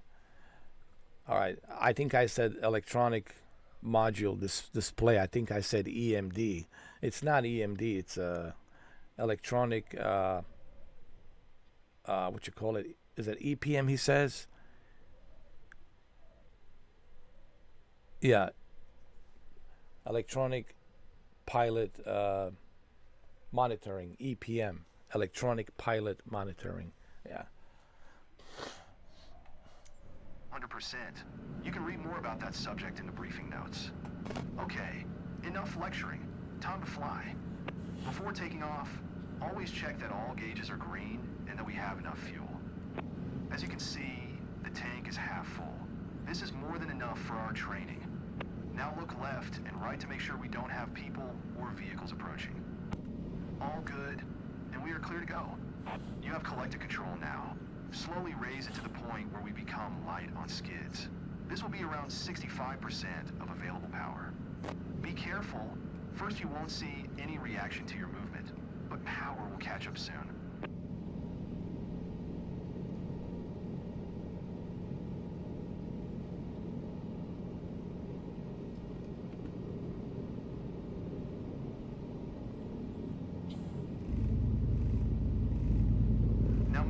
collective just a little more to get to 2 feet altitude hover.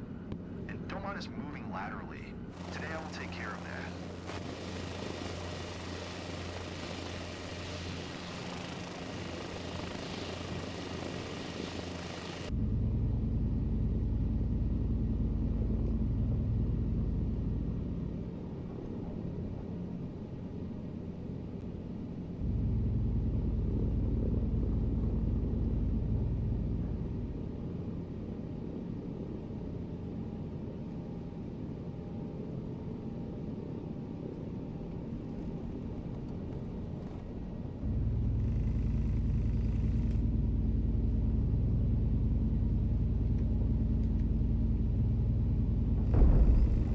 I'm sorry.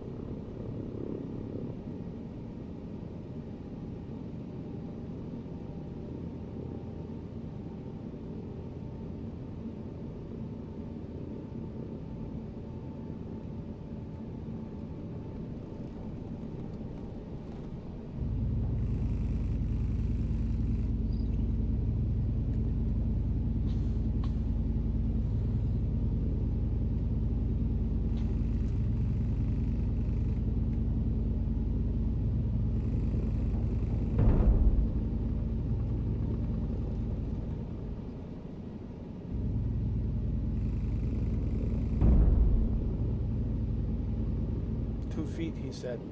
You know how hard it is to get this helicopter to 2 feet?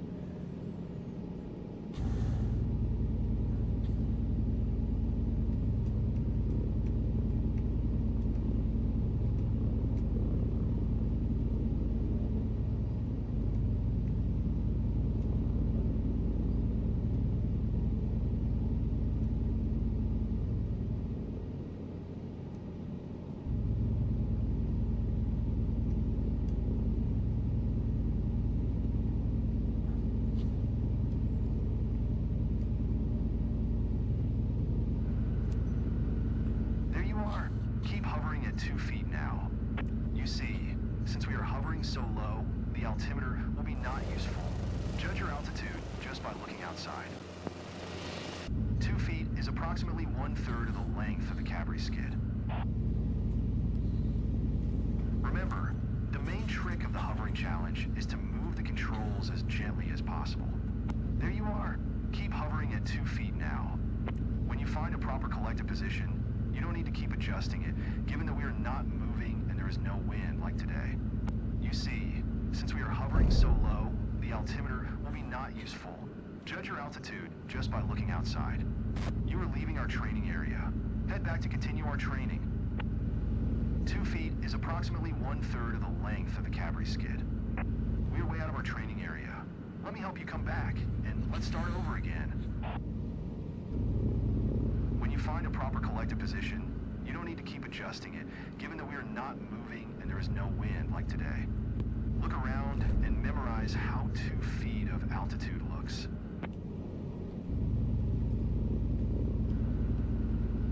Also, look at the power indications and memorize the number. This is the amount of power required for hovering in ground effect, and it depends on lots of factors such as our weight and the weather. But you may find it useful to remember this number for our training today. Now let's see how little you should increase power to hover at 8 feet altitude.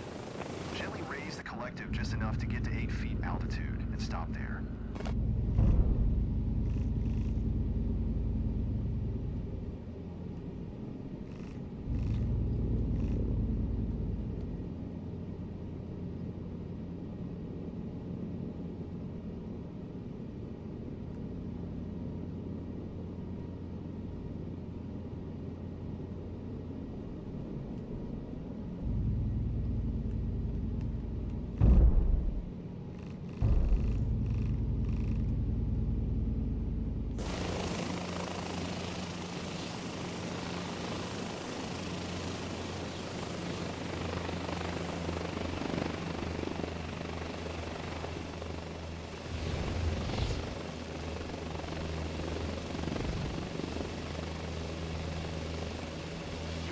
training area.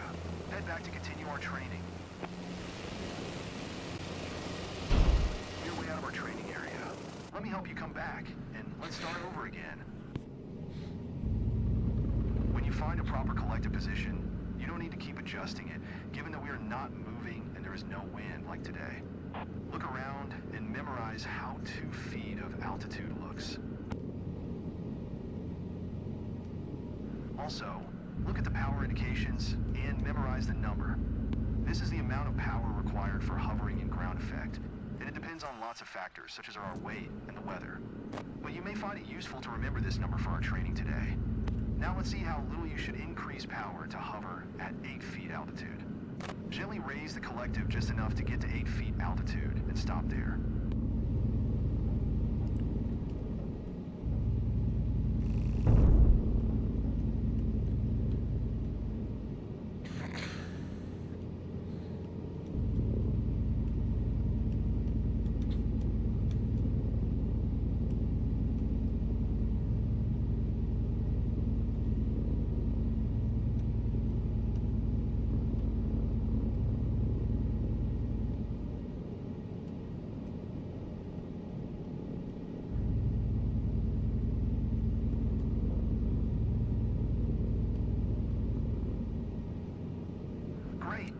Getting more and more confident with collective control.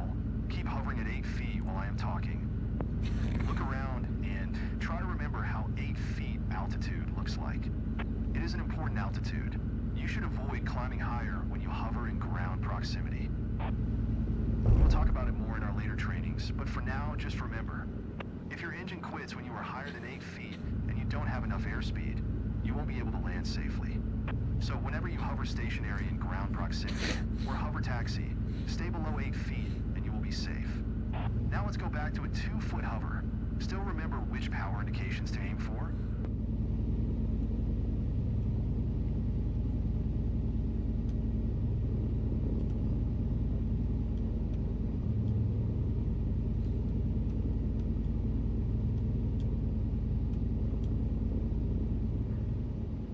There you are. I can see that now you understand sensitivity and inertia of the collective lever much better. Our last objective for this training session is landing from a hover. Remember to always stabilize your hover at 2 feet altitude before touching the ground.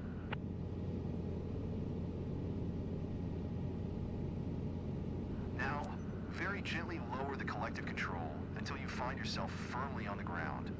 Remember to always stabilize your hover at 2 feet altitude before touching the ground.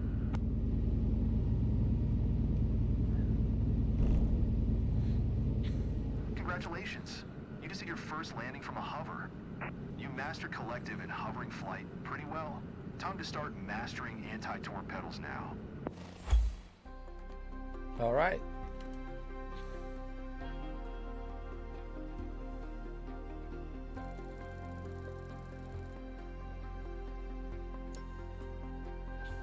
All right, let's do our next training.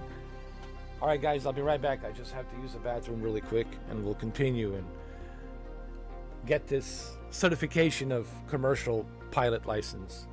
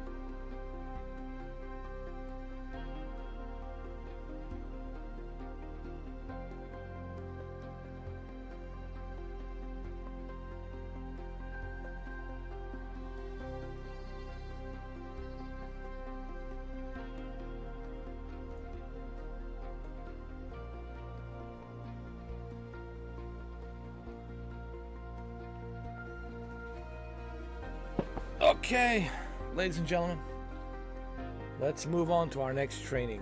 By the way, we also have learned that EPM stands for electronic pilot monitoring. So your EPM, it's your display where you check your engine, your rotor, your oil gauge, all that stuff.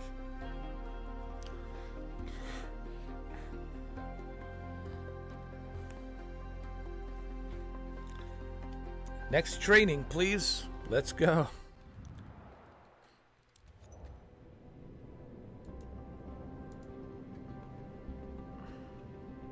Thank you, the dude. I appreciate that. $4.99. How do I join the membership? Can't see option on my phone. Can't see option on my phone. I think you have to do it from the laptop, from the computer.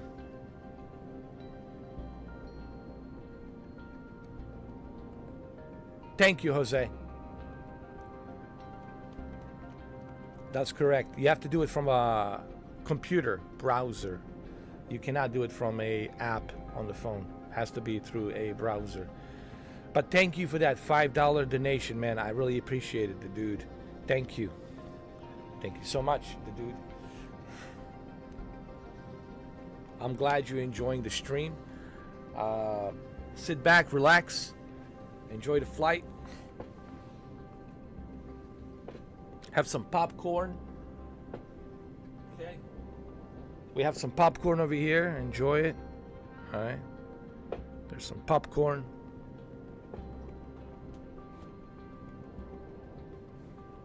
Our lovely stewardess will give you some peanut as well. If you want some peanuts, some Red Bull, Rockstar, it's all there. If you just want a bottle of San Pellegrino, that's available as well. That's what I grabbed from the ice box.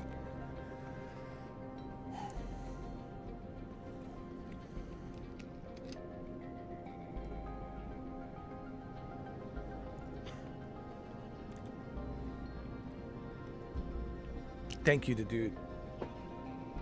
For $6, not only did he donate $4.99, the dude and his dudeness has donated $6. Thank you, the dude.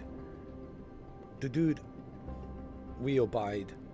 We abide by the dudeness and his dudeness of all the high majesty, of royalty, of high class of dudeness that there is.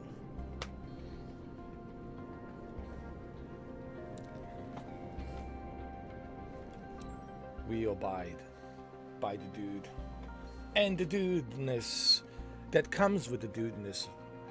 We abide with his dudeness.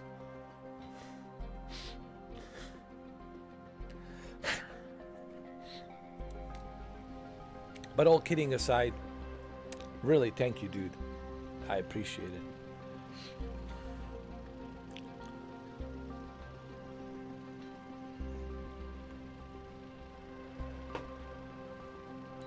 Right, Jose? We abide by the dude and his dudeness.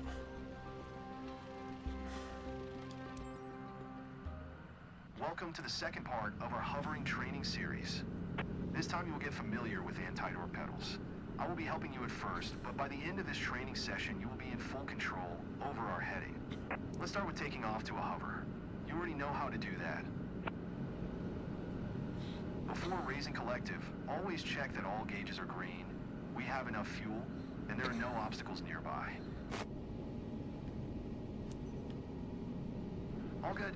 You have collective control now. Gently raise it, get light on the skids first, and only then take off to a 2-foot hover.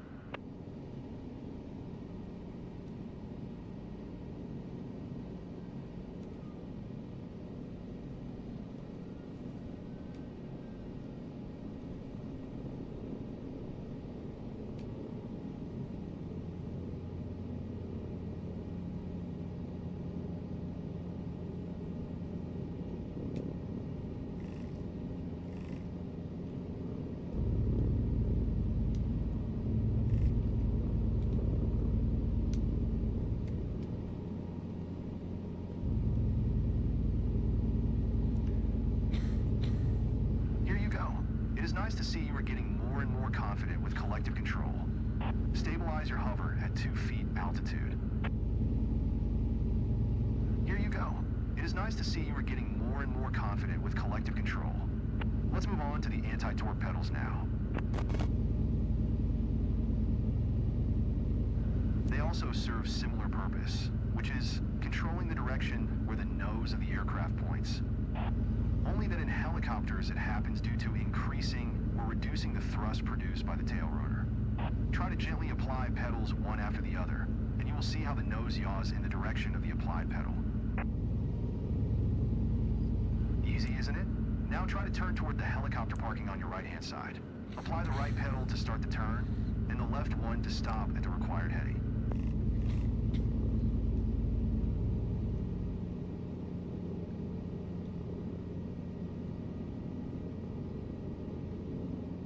Pretty good. When making pivoting turns, try to make one smooth movement, and then stop exactly at the desired heading. Now turn 90 degrees left, back to our original heading toward the runway and away from the hangars.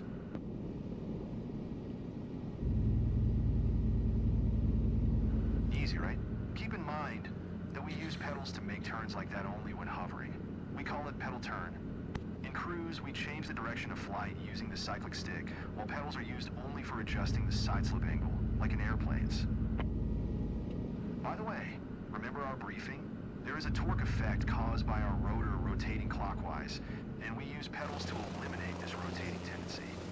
Until now, I was assisting you with the anti-torque control, so you would be able to try changing heading without additional stress of fighting the torque. It is time for you to have full pedal control. On the count of 3, I will stop assisting you with anti-torque. Remember, our rotor rotates clockwise, which means the torque effect will immediately turn our nose left. You will have to press the right pedal to counteract that torque. Ready? You'll be given full pedal control in 3, 2, 1, now. Try to maintain our original heading toward the runway. It is all a matter of finding a good position for the pedals, which counteracts the torque.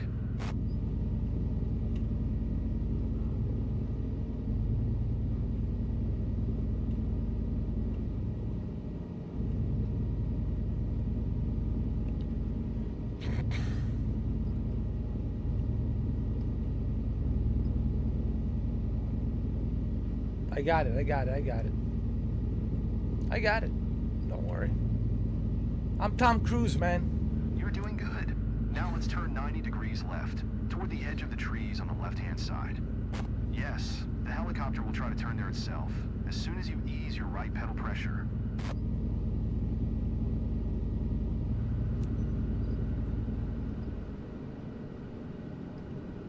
With small, gentle pedals movements, try to keep our nose heading toward the edge of the trees.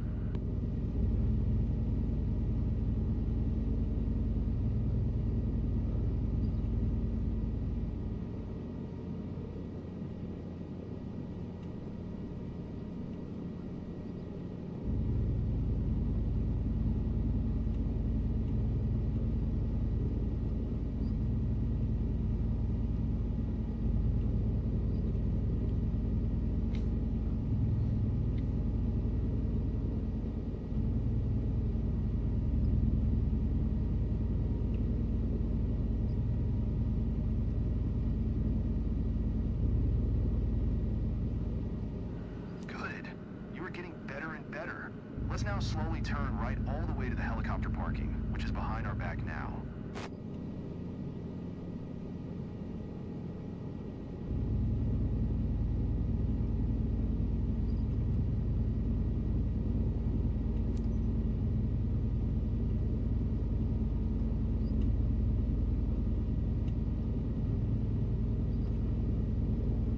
Good.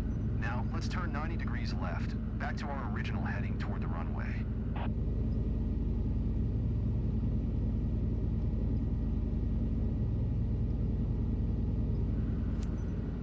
Super. Now you know how to change and maintain heading with anti-torque pedals, as well as how to counteract the torque. I will now let you perform a little more advanced landing than last time. You will have control of both collective and pedals in the same time. First, fully stabilize your hover at 2 feet altitude. Carefully maintain your heading toward the runway. Always make sure you don't have any movement or yawing before you touch the ground. Now, gently lower the collective control until you find yourself firmly on the ground. First, fully stabilize your hover at 2 feet altitude. Carefully maintain your heading toward the runway. Always make sure you don't have any movement or yawing before you touch the ground.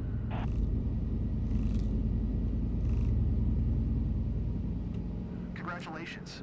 You landed while having full control of pedals and collective. Way to go. Today, you mastered anti-door pedals. See you in our next training session dedicated to cyclic control. You know, there's a YouTuber from, I think, Louisiana. His name is C.W. Limon. He was an Air Force pilot. And he talked about like how getting a license for a helicopter, it was actually, he basically said it's much more difficult for him to operate a helicopter versus an F-18 Super Hornet or F-16, which he has flown. And I can see why the helicopters are so difficult to fly versus, let's say, a jet fighter. I'm not saying that jet fighters are easy. No, sir. But what I'm simply saying is, with the helicopters, you really have to be surgical. It's all about precision. It's all about, precision and precision movements. So you can't really lose a focus. And you can easily end up in an accident with a helicopter if you don't know what you're doing. If you're like not focused, right? God forbid. We have seen these accidents, right? It has happened before. Where a pilot just loses a focus, is thinking about something else or whatever, and doesn't focus.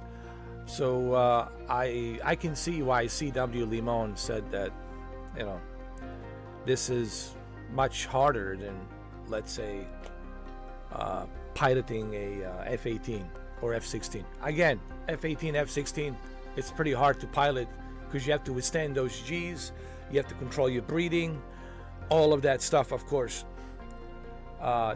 takes consideration. But either way, I can see why helicopters are more sensitive, why helicopters are more precise, where you have to be precise on how you make the movements. I don't understand why I should be using this.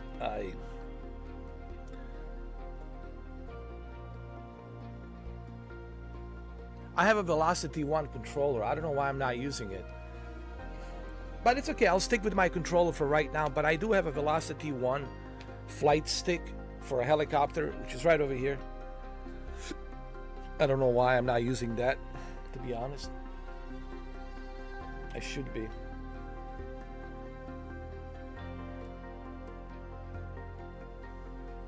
Actually, let me show you what I'm talking about.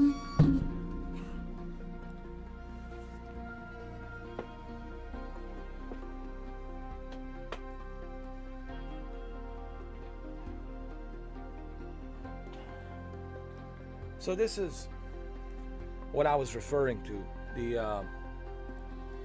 the Velocity 1 flight stick joystick. And I think this is perfect for helicopters. I normally use this for helicopters and jet fighters. So helicopters, jet fighters. But if I'm flying a single engine or twin engine Cessna plane or turboprop plane, then of course I use my Velocity yoke flight stick that I have. I also have a Boeing Thrustmaster for giant 787 or 777 or 747 planes, but for like helicopters and F-22 Raptors, F-35s, right? This is what I'm using. Just wanted to show you this.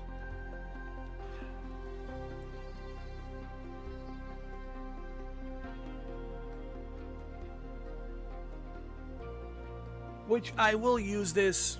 You have to keep in mind, this is my second day doing a career mode. I was busy yesterday doing 12 hours of Stalker 2, right? So it's been a pretty busy week, and it will be a busy week. There's a lot of stuff for me to test. There's a lot of videos to make, so I have a pretty busy week ahead of me. But this is my second day doing a career mode. I'll tell you what I do like about career mode. What I like about the career mode is that it's truly teaching you the basics of aviation, the basics of Cessna planes, single engine Cessna planes versus a helicopter rotor. So you are learning everything as you would in a normal life scenario, piloting license in real life. You would go through the same exact classes, to the same exact procedures and all that. So they did a pretty good job on this. My only complaint obviously is these bugs. I know that it's impossible to have a video game these days without the bugs, but that's why we have open beta. I think if they did more open beta instead of just a closed selected beta, I think they would have gotten more bugs. They would have gotten more feedback from the bugs. I don't mean to be too negative on criticizing Asobo for not fixing some of those bugs. What I'm simply saying is, in general, I would love to see a video game or a software, flight simulator software, or any kind of a software out there that is fully tested prior to release. Where they get all the data, where they get all the database, where they get all the feedback and fix everything prior to releasing a product. I think we used to do that back in the days where they would test everything before the publisher ships the product in the box with a CD or CD-ROM.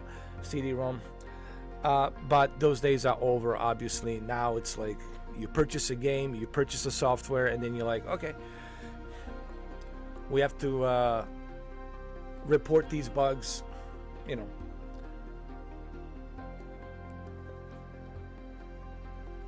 Not a big deal. I understand. My whole point is I wish that we could have a software or a game that it's a bug-free, where everything's tested and it's ready to go. I would love to see developers do that at least once,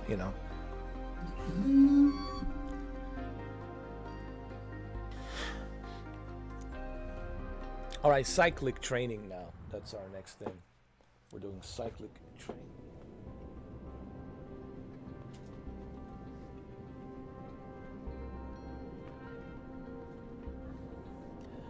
I really thought about creating a cockpit, because I have all of the components to have a flight simulator experience. I have a 50-inch ultra wide screen. I have a gaming laptop that can handle it with a 3140 by 1080 resolution, which is 32 by 9 ratio. I have a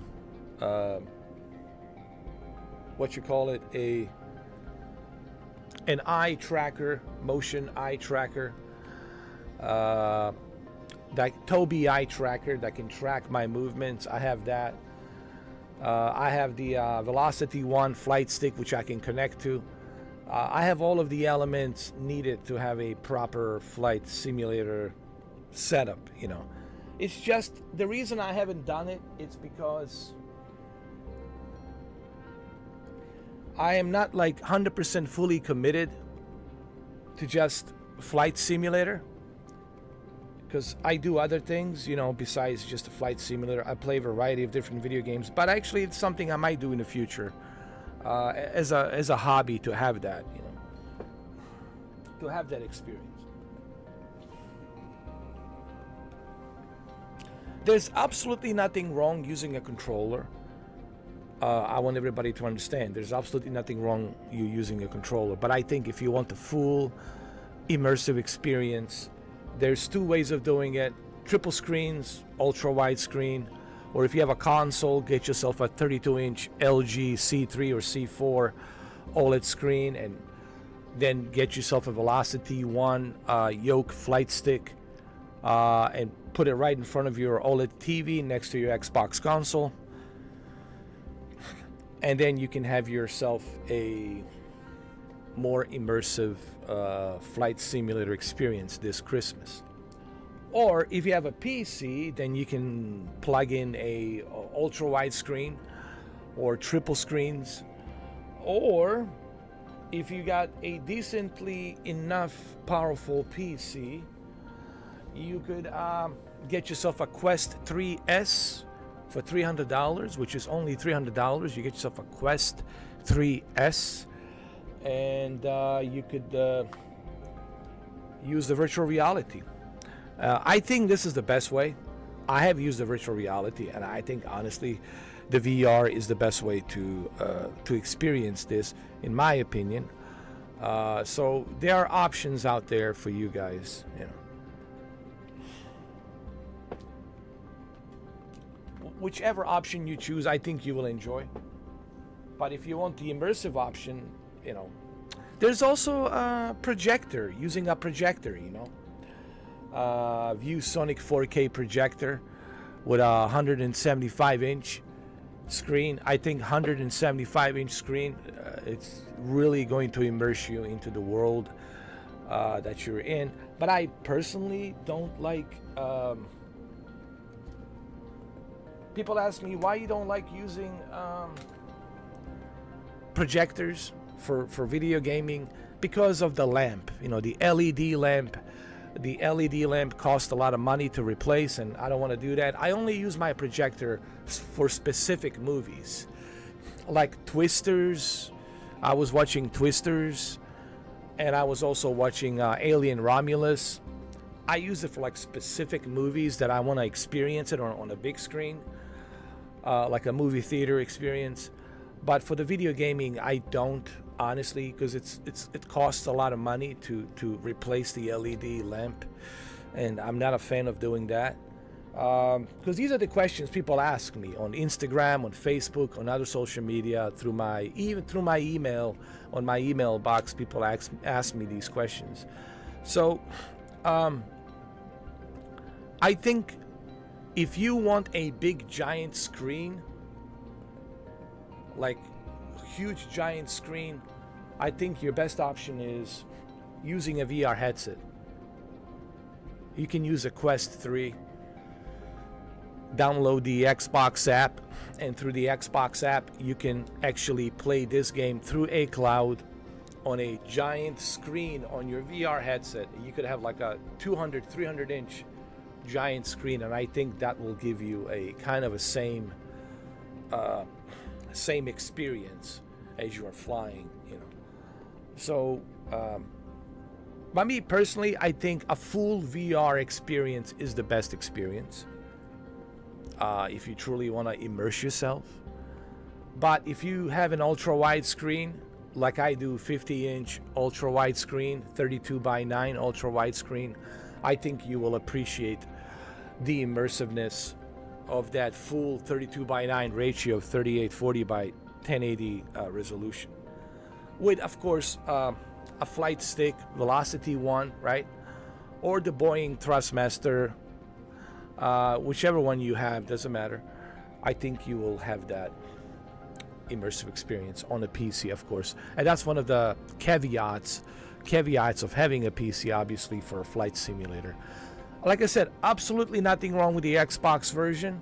Absolutely nothing wrong with using a controller or having a 32-inch LG C2 close to you with a beautiful detail and Dolby Vision turned on. When you turn on the Dolby Vision, this looks even better, and that's what I have right now. I have my LG controller right here, and I have my 32-inch LG C2 right in front of me to give me that best possible detailed Dolby Vision experience in LG OLED. Earlier, Shinobi asked me, do I see the difference in graphics? Yes, I do. I do, actually. I do notice it. Maybe I'll do a comparison video between the 2020 and Flight Simulator with the same region and the same runway and the same terrain, and put like a split screen so you could see it. But there are differences, of course. Now, those differences will be dependent on your internet connection. How good is your internet connection so the data can be transferred from the server to your console. Keep in mind, we're on a console, we're on a Series X with 12 teraflops. When you're on the PC, you can go a higher resolution, you can add more textures, more texture filtering, you can add more detail, right? So on the PC, obviously, it's where you're going to truly appreciate all that fidelity of detail that this game has to offer. But keep in mind, as Jay has pointed out, JZ2 cents, this game is very demanding on your PC. Even on a 4090 and an i9 processor, it's still very demanding. How do I know this? Well, Jose has a 4090, and I think he's got an i9 processor as well. So it's a highly demanding on a PC. I'm waiting for Digital Foundry. Recently, I saw Digital Foundry do a analysis on a Stalker 2, and I have to rewatch it again just to look at some more details, take down the notes, and I'm waiting for them to do a analysis of Flight Simulator 2024. I want them to do a in-depth analysis of Flight Simulator 2024 on the Xbox Series X and S versus the PC through various different GPUs, NVIDIA, AMD, and CPUs, of course. All right, let's continue our training, shall we?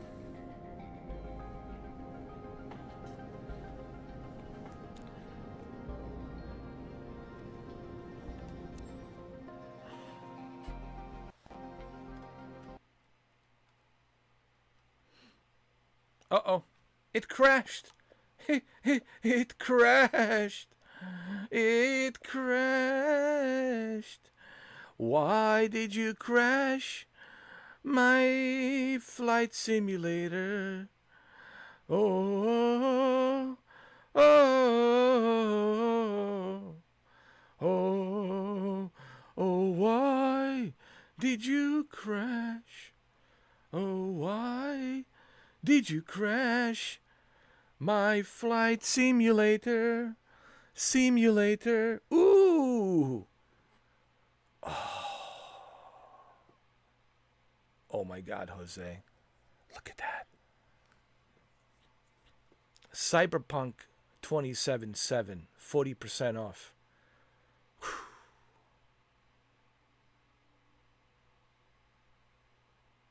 This is a Ultimate Edition. The edition that has the Phantom of Liberty. Jose, one of these days, man, listen, I just need you to hang in there. I'm not making any promises, Jose, but maybe for Christmas. Maybe Christmas Day.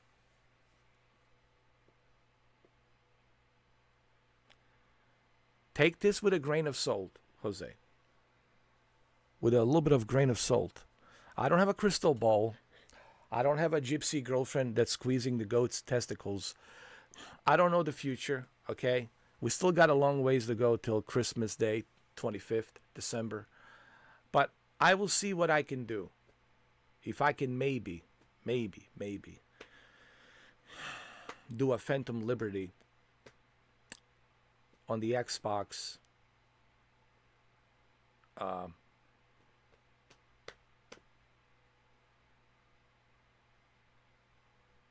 on the 25th. Or do you guys want me to do Phantom Liberty on the PlayStation 5? I don't know. We'll see. Like I said, we'll see if I can do it on Christmas, if it's possible. If it's still on sale, if I can get it for dirt cheap, you know. We'll see. We'll see. Okay. We'll see what they have on Black Friday next Friday. Because Thanksgiving, it's next Thursday. And then Black Friday is next Friday. Maybe for Black Friday I can get, you know, a pretty good deal on the Cyberpunk, you know. again, Jose, I don't want to make any promises. I don't want to tease you. I know how badly you want me to play the Phantom Liberty, and so do I want to play Phantom Liberty, but take it with a grain of salt. We'll see what I can do. Maybe for Christmas. I know I promised a little kitty, big city to Shuki. Maybe we can do both Phantom Liberty and Little Kitty Big City, do like 2 live streams or something. We'll see. We'll see. I have some plans. Listen, I have plans, but as you know, sometimes these plans don't work out the way you want them to work out under the circumstances. There's always some new circumstances that come over, and then you're like, oh, I can't do that because of X, Y, and Z. Like I wanted to do Silent Hill 2, but I didn't get paid because my partner screwed me over.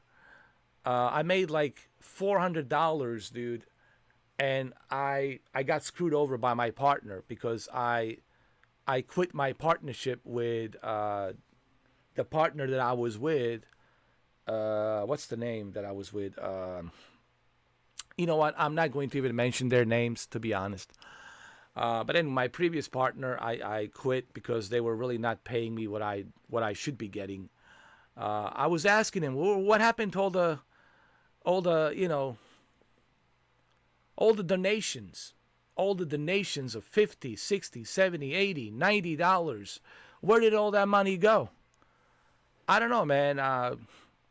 I'm still talking to YouTube. They're trying to put me in their program, their ad revenue, so I'm still waiting for them. I have to fill up some paperwork so I can get paid. But right now, it's like I said, I got screwed over by my partner. Man, it sucks. If I had the money, man, I'd definitely file a lawsuit. For sure, dude. For sure.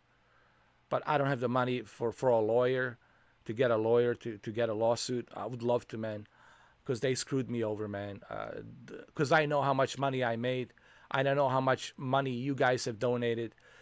And these guys, they took that money and they screwed me over. So not happy about that. It's been. That's why, like I said, I'm leaving some stuff out. And I've been in like a very shitty mood. It's been tough. But I'm working with the YouTube right now to get approved for their partnership through AdSense revenue. So I'm kind of waiting for them to get me on that threshold so I can get paid. But, man, I'm still pissed off and bitter about the way I got screwed over, man. I worked so hard. You guys showed up. You gave those donations. And the way they screwed me over, man.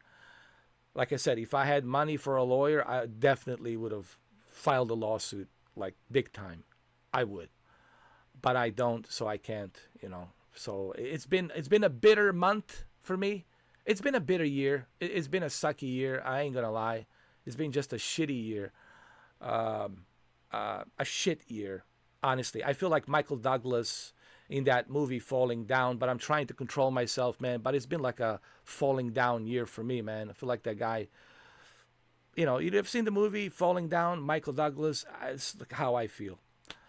But I'm trying to keep myself together, I'm trying to keep my composure, my cool, trying to, walk that straight line. I'm following Keanu Reeves' footsteps to keep myself balanced. But I ain't going to lie to you. I'm not going to lie. It's been a very shitty year, man. It's been a brutal year for me. And I'm leaving so much stuff out. So anyway, that's my financial situation right now that just sucks. So I'm at the mercy of YouTube. I'm looking at the YouTube to see if I can get their partnership so I can get the partnership going. I've been looking for jobs everywhere. I've gone through so many interviews. People have been asking me, have you found a job yet? Dude, I've been going through so many interviews, so many jobs through Indeed and ZipRecruiter. Every interview I go through, they all say the same thing. You checked all the boxes. You would be a great companion to our company, blah, blah, blah. And then couple of weeks later, they send you an email telling you, oh, we found someone else. Sorry, we wish you best of luck in your endeavor finding a job, blah, blah, blah. So it's just been like a shit out of luck, a shitty year for me with everything, with everything. It's been, so I want you guys to understand when I'm sometimes bitter, when I'm cranky, I'm cranky for a reason, you know. You can't expect me to be super happy, you know, especially now with the holidays and everything that's going on, considering my situation. You know, I know I'm here to make you guys laugh, and that's what I'm trying to do. I know I'm here to do the best I can to provide the entertainment for you. But at the same time, I want you guys to understand what I'm going through. So that way you understand if I'm cranky sometimes, if I'm bitter for a reason. But again, I don't want to be like that. I don't want to be that guy. That's no excuse, you know. But there's a reason why I'm bitter, you know. And there's a lot of stuff I'm leaving out, you know. So anyway, let's restart Flight Simulator because it crashed. It crashed yet again.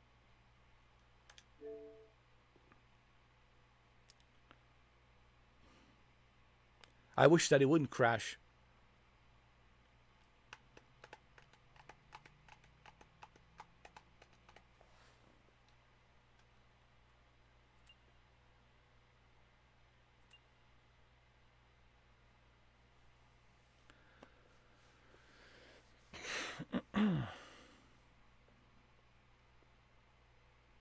Thank you, Jose, for understanding. Appreciate it. Eventually, we'll do Cyberpunk Phantom Liberty. Even if it's in January, February, doesn't matter. Eventually, we'll do it. Same thing with the Silent Hill 2. Eventually, we'll do it. You know, as far as the PlayStation 5 Pro, we'll see if I can get some nice tax returns, money. Maybe I won't get anything. I don't know, dude. Hopefully I get a job beginning of January, you know. I mean, there's so much uncertainty right now where I really don't know for certain if my plans will work out for next year because there's so much uncertainty right now for me. So I'm just taking it one day at a time, you know, because of so much uncertainty, and I can't control the outcome of what happens, you know, in the future. So I appreciate you guys understanding that.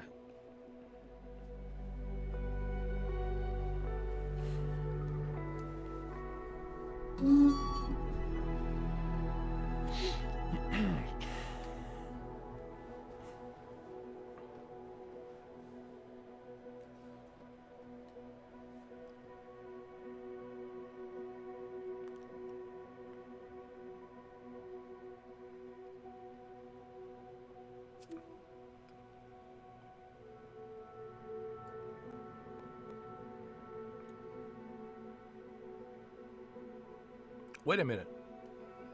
The transfer has been completed of all the airplanes. What? That's cool.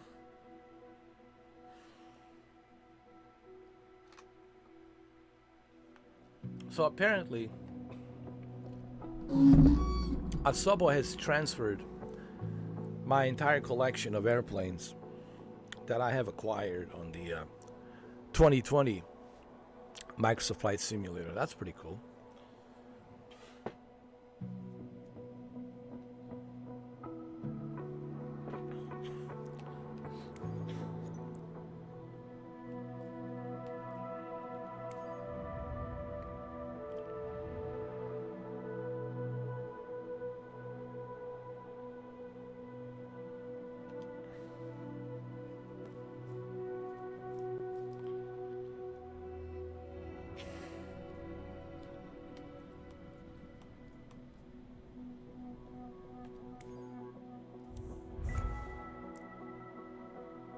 Ooh, we got a new airplane. Nice.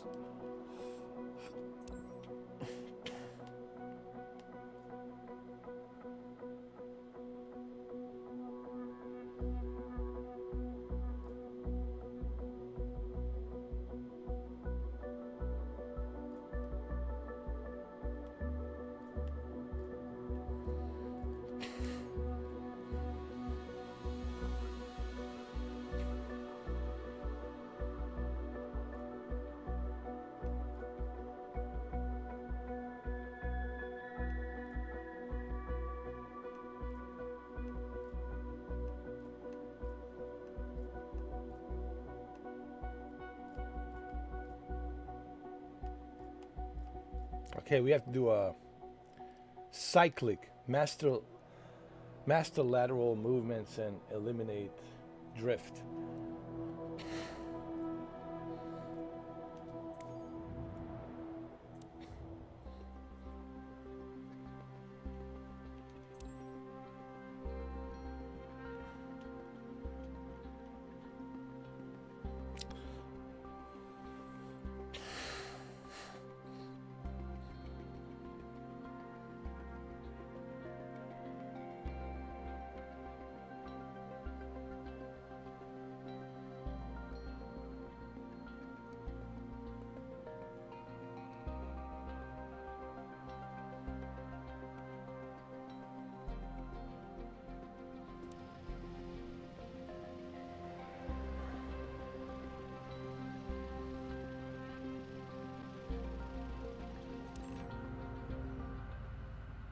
Welcome to the third part of our hovering training series. In this training session, you will get familiar with cyclic control, and you will learn to counteract translating tendency. Still remember this term from our briefing? Let's start with taking off to a hover. All gauges are green. We have enough fuel, no obstacles around. Let's go. Slowly raise the collective, get light on the skids, and take off to a 2-foot hover.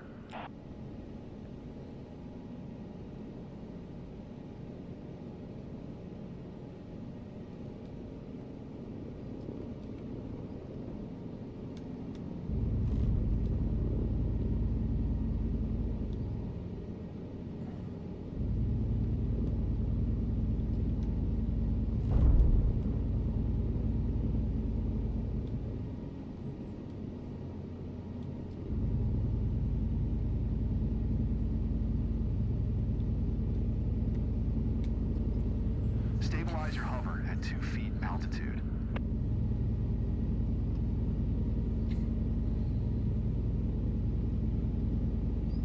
Here we are. You probably realize that I am now helping you with anti-torque pedal control. This will help you to fully concentrate on the cyclic stick in this lesson. Look there. The cyclic stick is located between the pilot's legs and looks similar to a joystick or an airplane stick. By moving the cyclic forward, backward, right or left, we tilt the main rotor disc in a chosen direction and subsequently move there.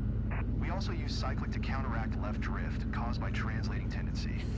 You don't feel the drift now because I'm helping you to fight it. I'll let you master hovering movements first before you face the drift. Now use pedals and turn the nose of the helicopter toward the helicopter parking on your right-hand side.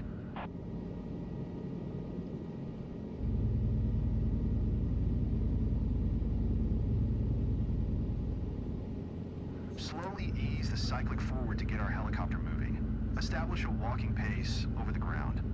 The trick here is to move very slowly with the speed of a brisk walk.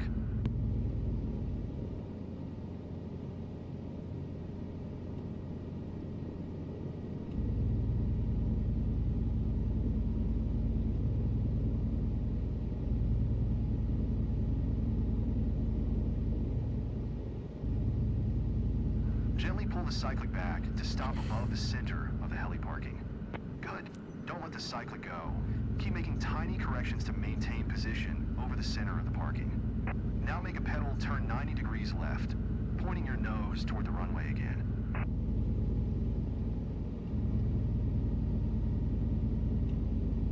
You will now make a sideward movement back to our original parking.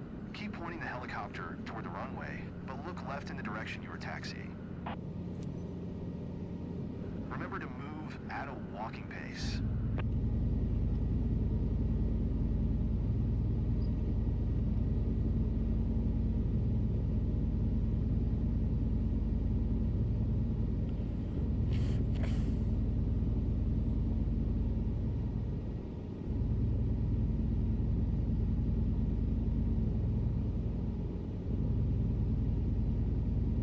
Nice.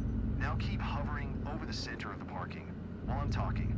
Remember how I was helping you to fight the drift? On the count of 3, I will stop assisting you, and you will have full control of the cyclic. Be ready to experience a left tail rotor drift and apply cyclic accordingly to stay over this parking circle. Ready? Prepare to push the cyclic slightly to the right. 3, 2, 1. Your control. Remember, all inputs should be small and quick. You need to make frequent control inputs and corrections just to stay over one spot.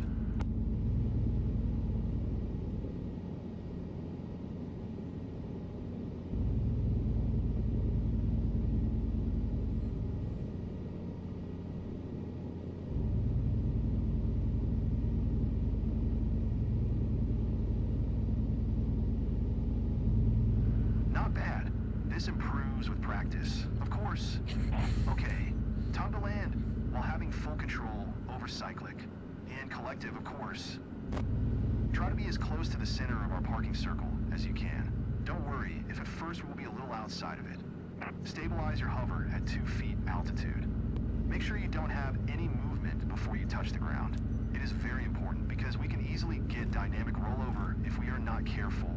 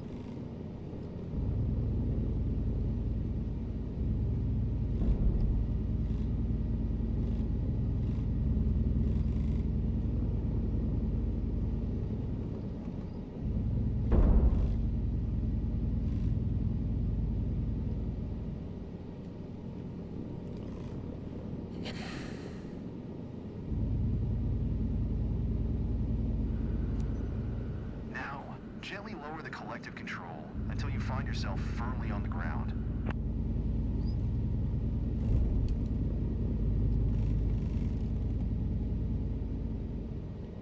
Congratulations! You landed while having full control on cyclic and collective. Way to go! I would recommend you to spend a little more time practicing cyclic control before you move to the next lesson. Otherwise, I will need to be assisting you there too. I think I'm ready, man.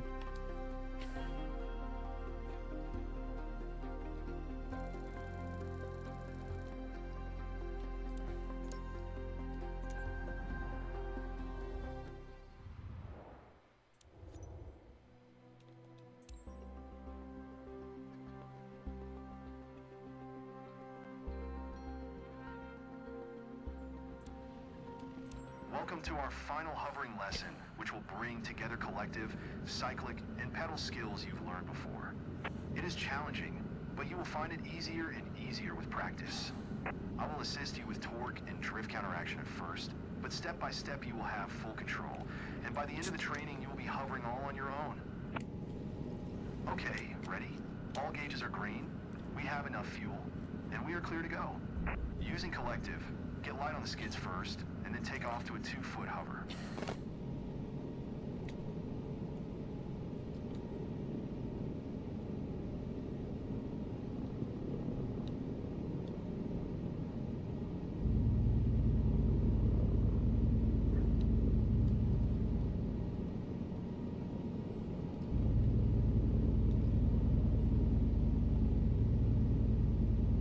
Use pedals to maintain a heading toward the runway, and cyclic to keep us exactly above the center of our parking.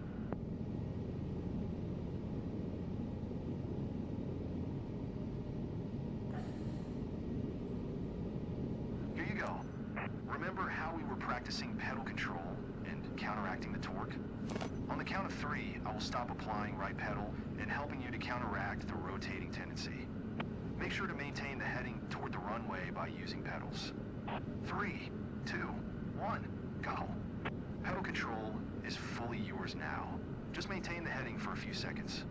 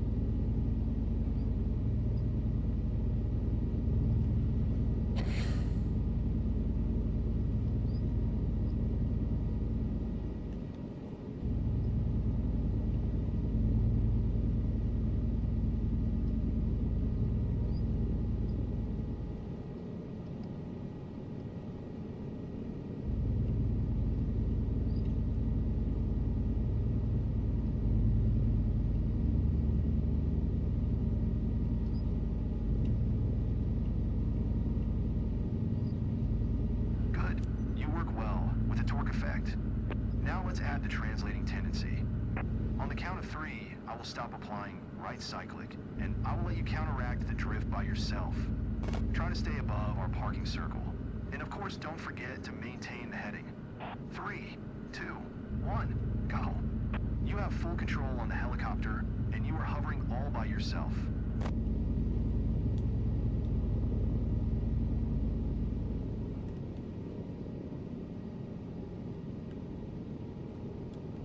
Helicopters are generally dynamically unstable, so you should never stop making small corrections. Use cyclic to move and eliminate drift in the horizontal plane. Use collective to maintain desired altitude. Use pedals to control nose direction or heading. The interaction of these controls makes learning to hover difficult, but so exciting.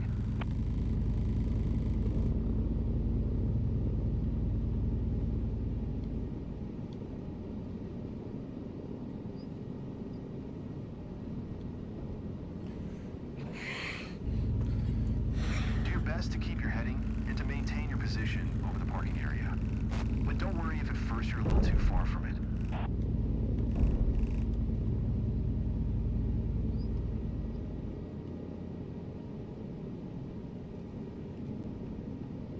Oh, and don't forget to breathe.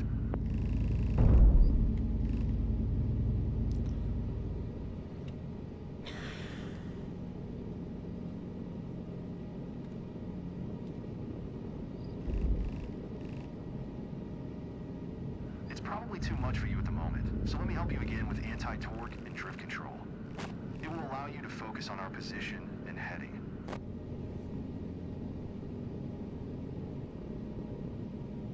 Please, fly back to our original parking and maintain position over it.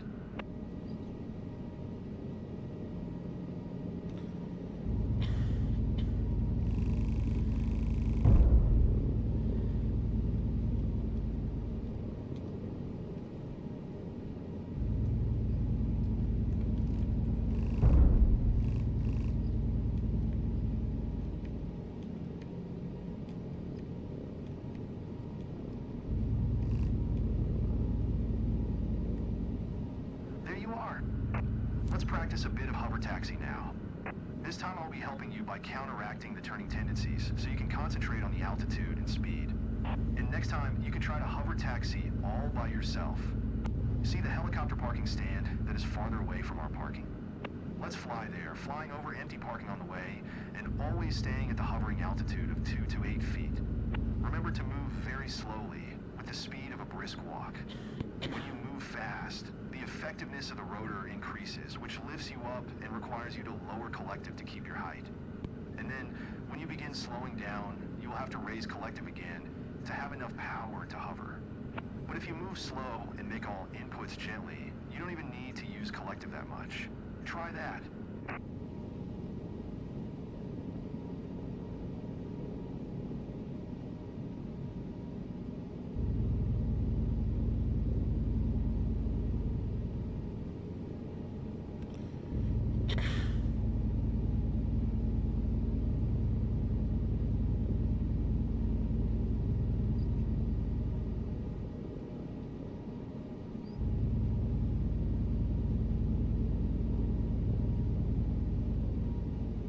Try to stop exactly above the center of the parking circle. Now let's turn left toward the runway again.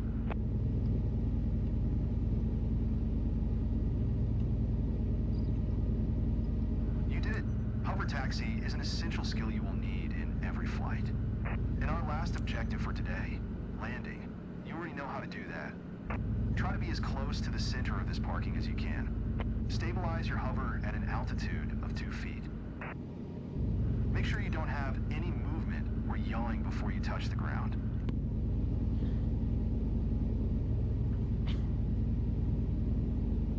Now, gently lower the collective control until you find yourself firmly on the ground.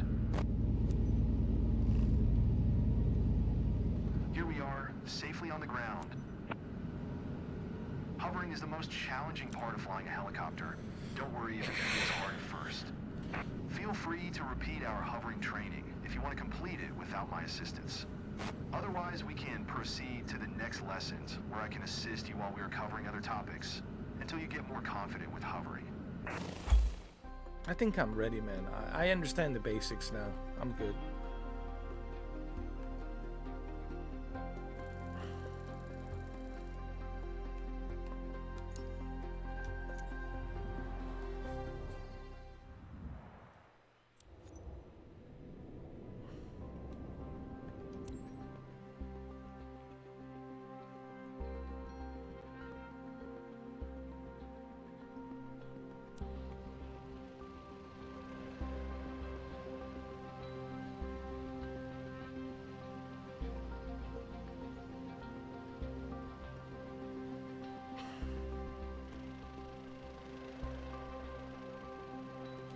Beautiful morning at the Le Airport today.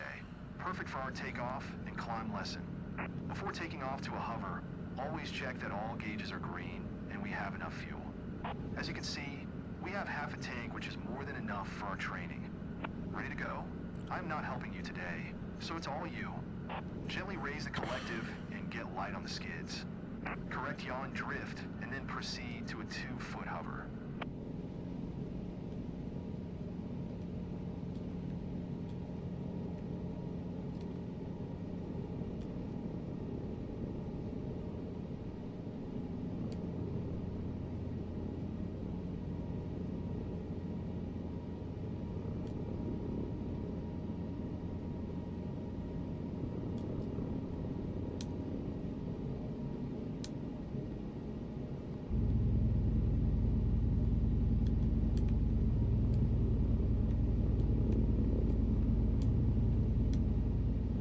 Stabilize your hover over the parking area and maintain an altitude between 2 and 8 feet, just like in our hovering training. Good. Now follow a taxi line toward the helipad, but stop before the intersection with the taxiway.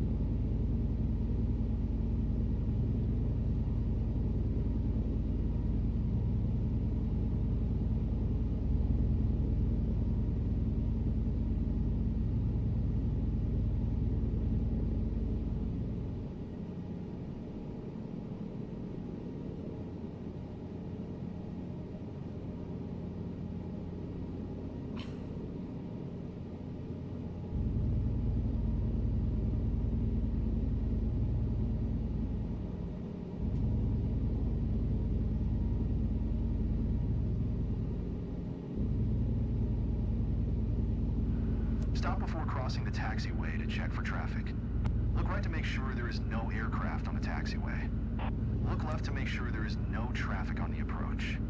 Now you can taxi to the center of the helipad.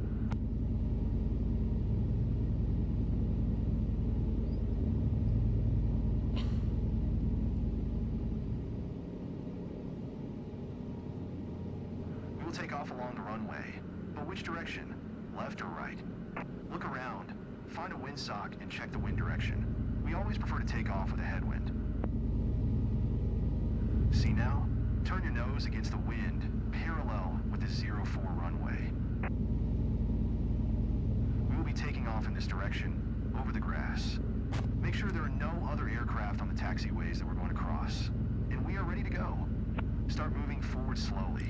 Keep your altitude under 10 feet until you reach 45 knots airspeed. Maintain the heading. Notice that the faster you are, the less right pedal you need to keep your heading.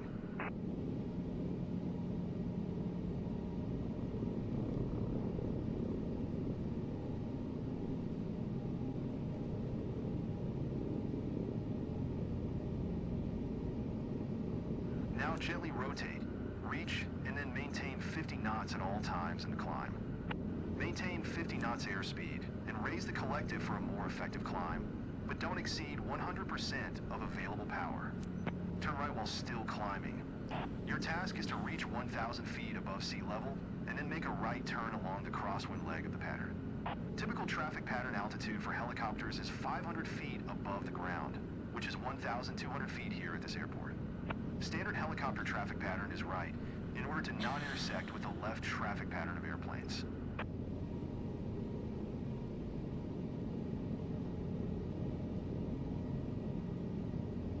Not a bad attempt, but I would suggest trying again, and remember to always stay out of the danger zone of the height to velocity diagram. All right.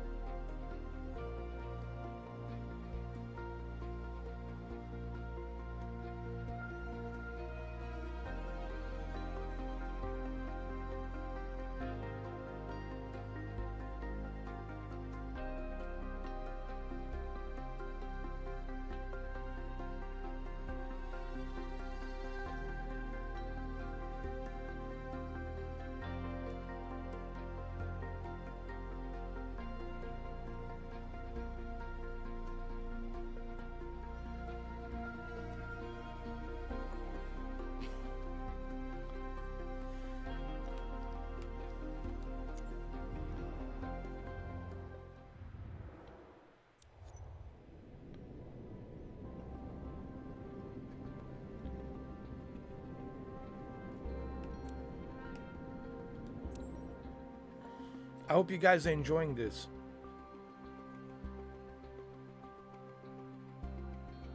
You know, helicopters are hard. I'm not going to lie. Helicopters are much harder to control versus an airplane. Because helicopters has to be more precise. Everything has to be more about precision, you know. Although, that's not to say that airplanes are, you know, not hard. Sure, it's all hard. Airplanes are hard to fly, so are the helicopters. But I think helicopters are more surgical. You need to be more precise. They're more sensitive. While the airplane, you can chill for a little bit, you know, stay in one line and climb and descend. While the helicopter is a little bit tricky.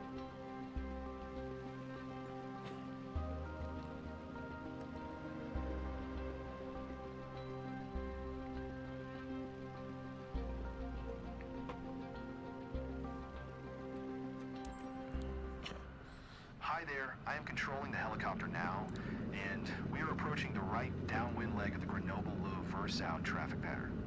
Prepare to take control of the helicopter in 3, 2, 1, now. Good. Today we will perform an approach to a helipad. Maintain 70 knots airspeed and 1,200 feet altitude. This is 500 feet above the ground, which is a typical traffic pattern altitude for helicopters. Look right and find our helipad. When we are abeam the helipad, we will start to slow down.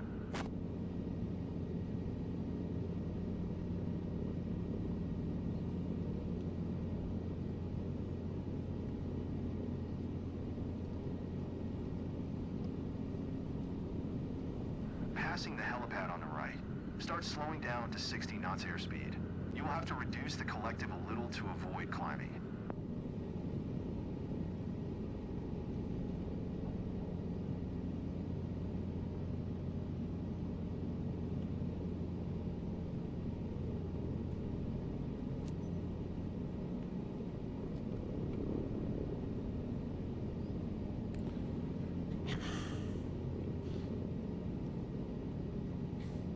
I'm loving these graphics, man. Turn They right to look the pretty base good. leg. Keep your turns coordinated. Ball and yaw string should be centered. Slowly begin your descent. For a normal approach, after our next turn to final, we want to be 1,000 feet MSL.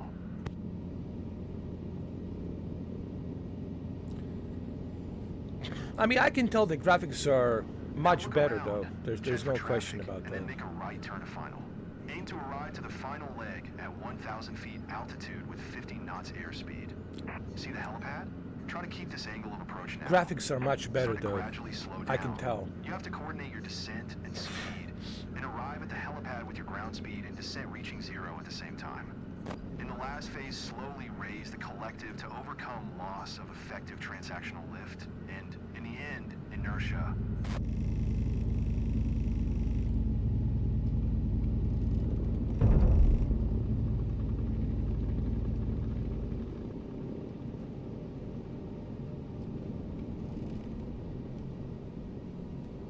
Here you are.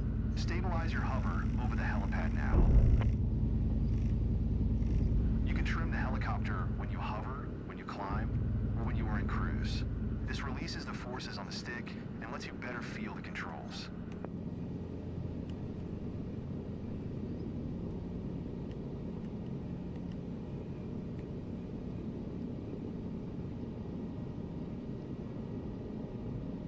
No, no, no.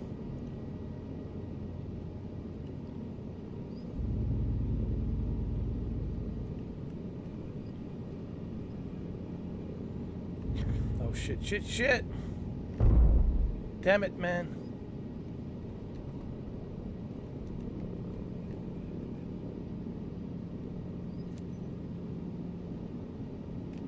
Got it, got it, got it.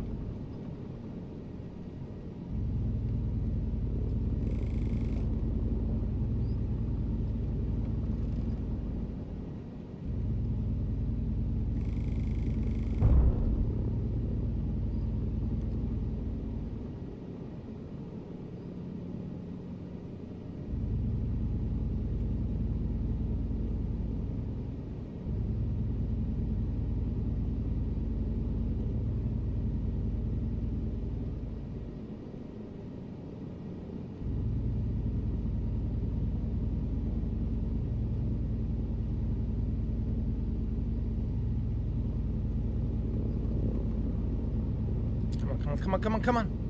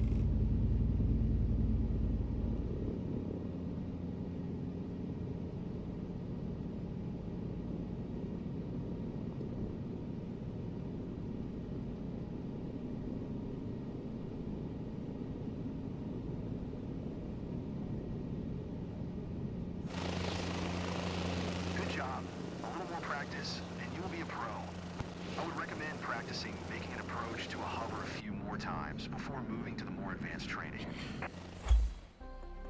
Okay.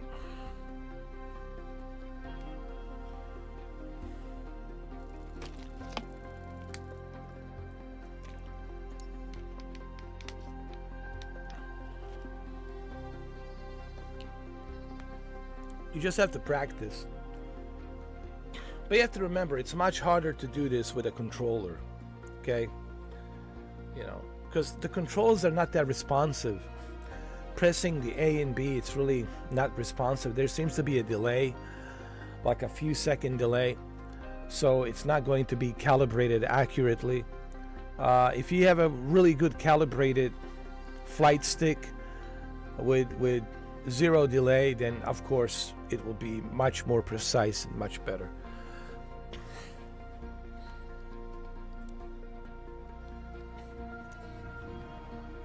First solo flight, here we go.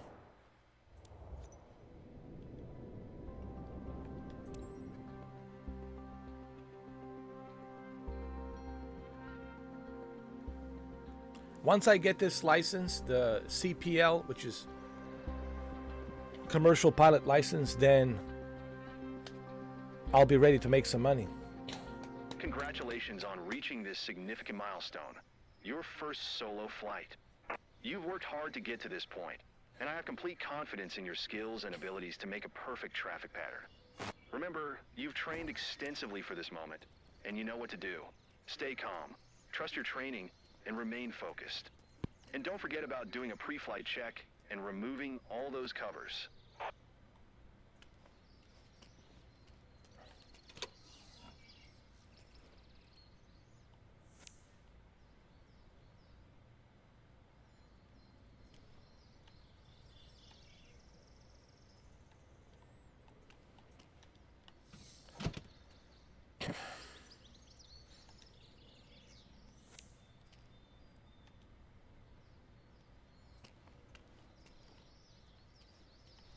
See those rotor and pitot tube covers?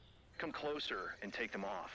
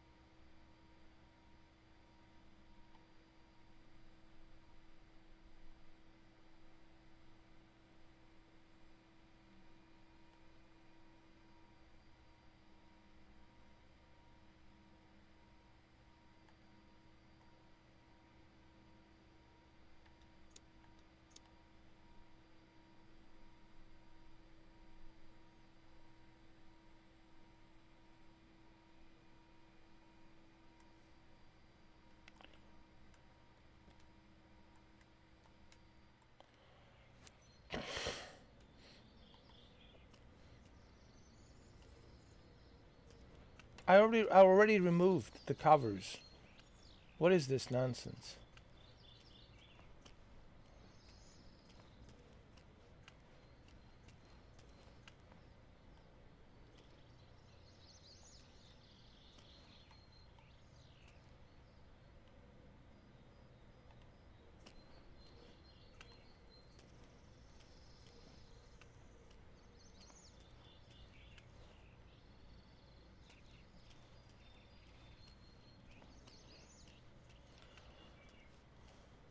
Oh, there's one more. I'm sorry. Sorry, there was one more. I didn't see it.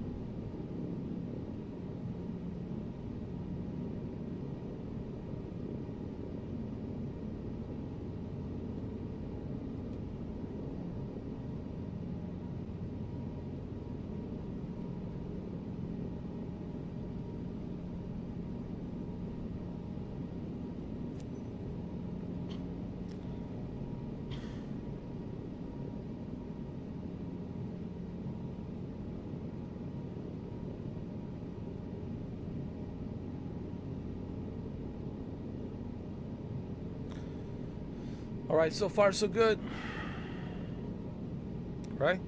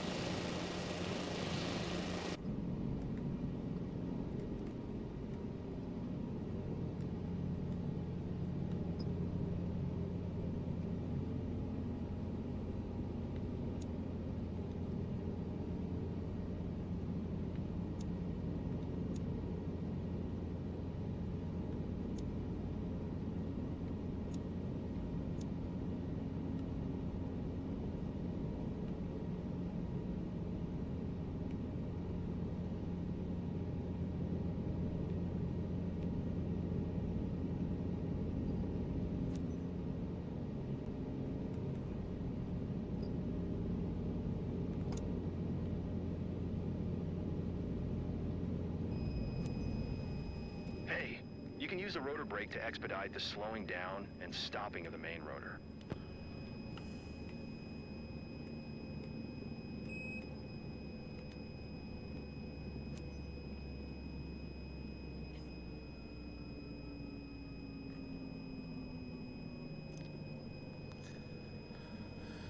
It was okay.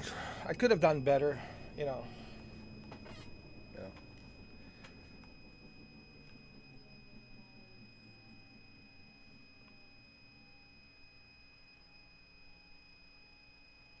It wasn't your best flight, but don't be discouraged.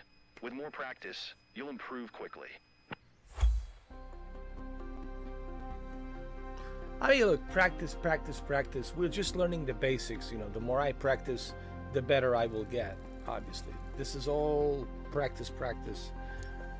But the one thing you can take away from this is you're learning the basics. You're understanding the mixture, and you got to turn on the mixture to get the engine running. And then learning how to use a hovering mode, which is the cycling mode. So you can trim your helicopter to stay in one hovering position. All of these things you learn, right? Cycling, trimming, maneuvering.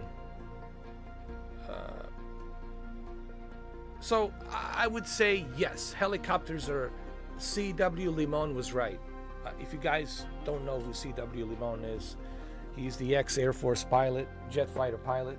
He flew F-116, F-18 Super Hornet, and he talked about like how like difficult it was for him to like to master the license for helicopter. You know, I don't know if he got the license for helicopter. I don't know. I haven't been watching him lately, so I don't know. But I remember he did try to take the license for piloting a helicopter, and he said, as an ex-Air Force pilot, he said that for him flying an airplane, jet fighter, it was much easier than trying to master the helicopter. So helicopters are tough, man. Now imagine trying to learn how to fly a Black Hawk helicopter, or a Chinook, right? To fly a Chinook or Osprey. Imagine trying to fly an Osprey. But even a Black Hawk would be an undertaking, a huge undertaking to fly a Black Hawk helicopter. Black Hawk helicopters are not easy to fly. Not only are they super expensive, for maintenance, for checklist, all of that stuff, right? Insurance. I mean, you have to have a special permission to have one of those, and you can only fly them where you are authorized to fly, and it's super expensive, millions and millions of dollars, unless you're super rich, you know. But now try to imagine you trying to learn how to fly a Black Hawk, and how difficult it is to fly a Black Hawk helicopter. Do they have a Black Hawk in this game? I don't know. Do they?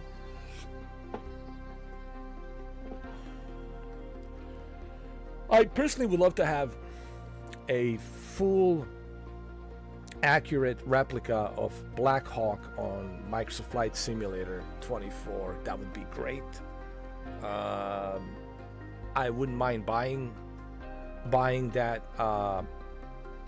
helicopter, Black Hawk, if it's like a full 100% blueprint replica of Black Hawk.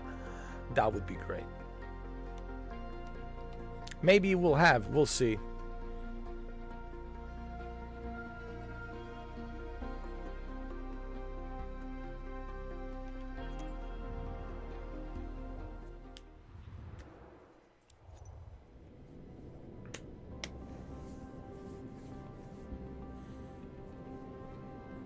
I hope you guys are enjoying this.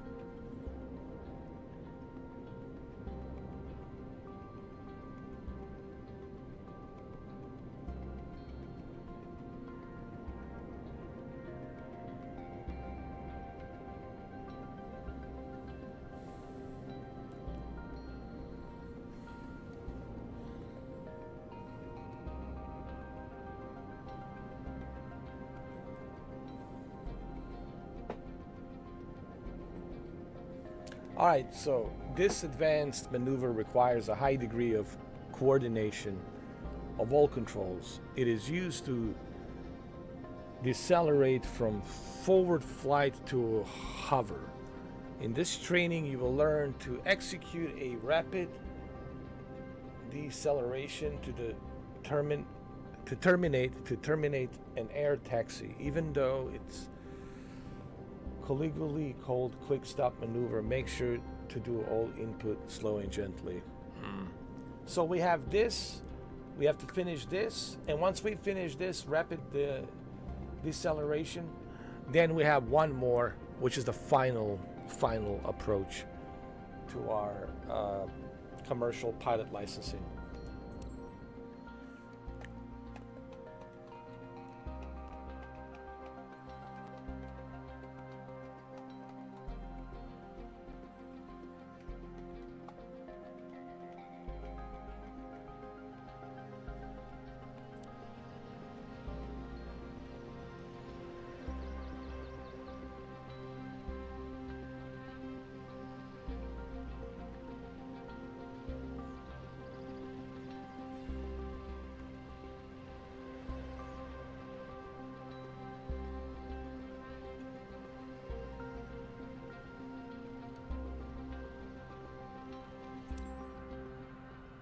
Now, when you have more skill and understanding of the helicopter, let's move to advanced maneuvers.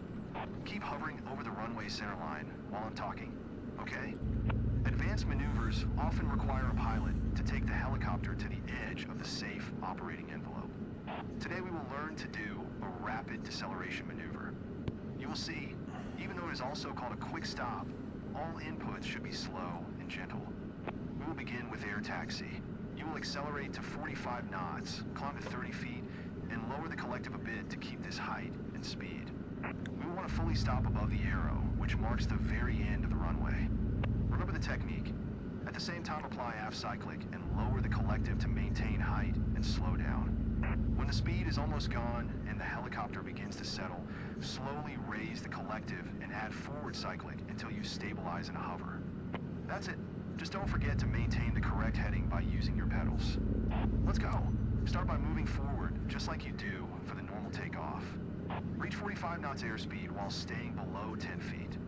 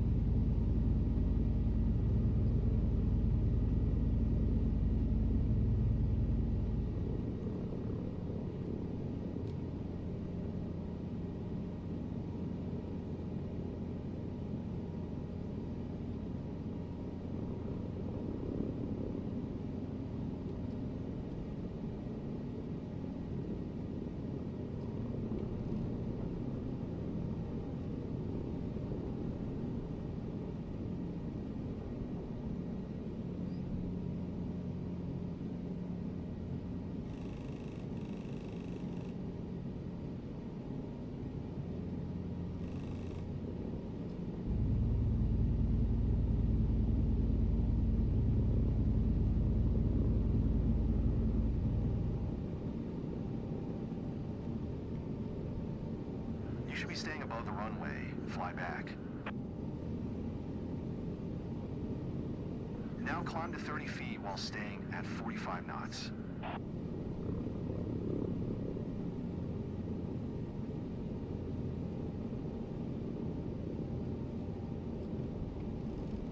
You should be staying above the runway. Fly back.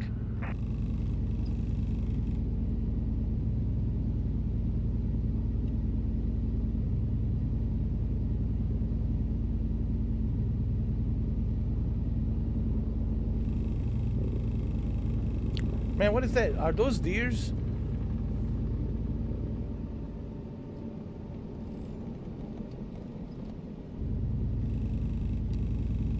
Are those sheeps? What is that? 30 feet. Keep this height and 45 knot speed. Lower the collective a bit. You were too low. You were too high.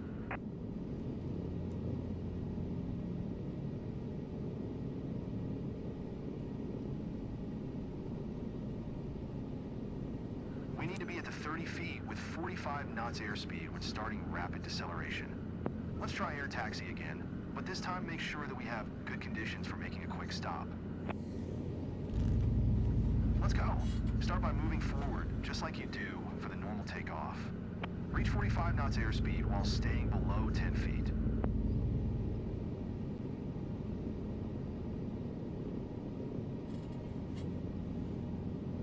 Now climb to 30 feet while staying at 45 knots.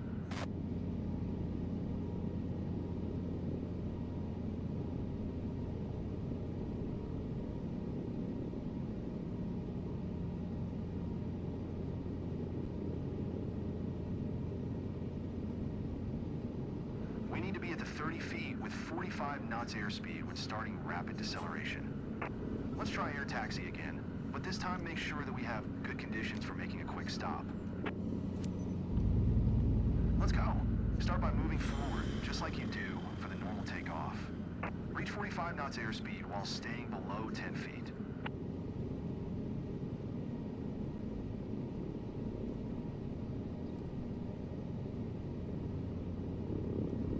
Now climb to 30 feet while staying at 45 knots.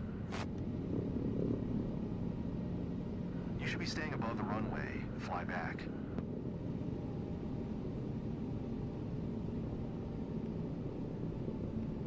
You should be staying above the runway. Fly back.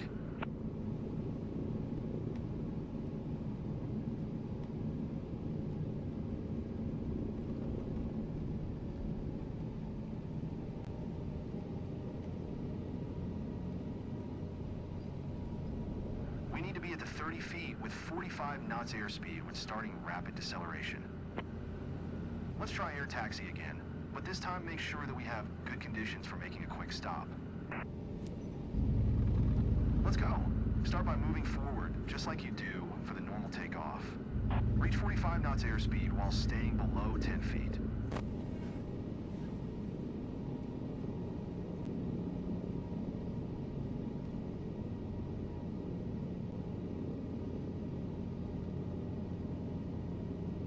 Now climb to 30 feet while staying at 45 knots.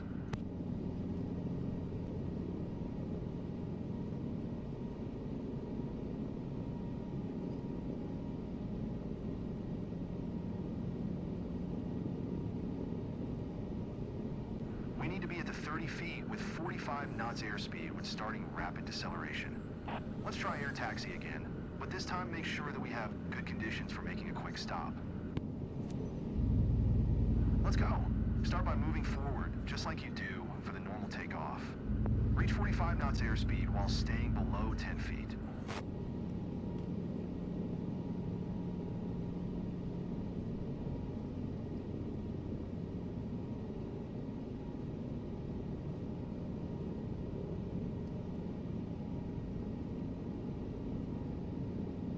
Now climb to 30 feet while staying at 45 knots.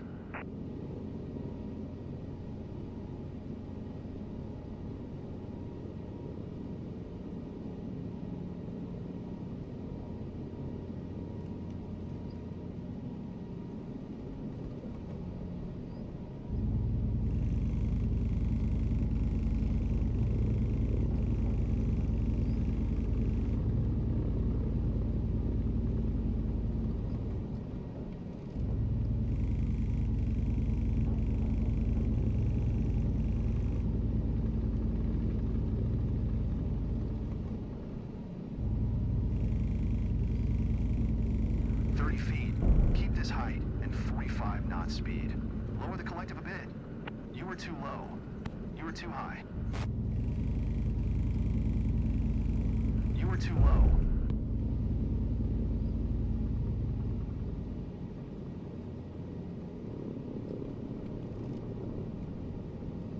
You were too high.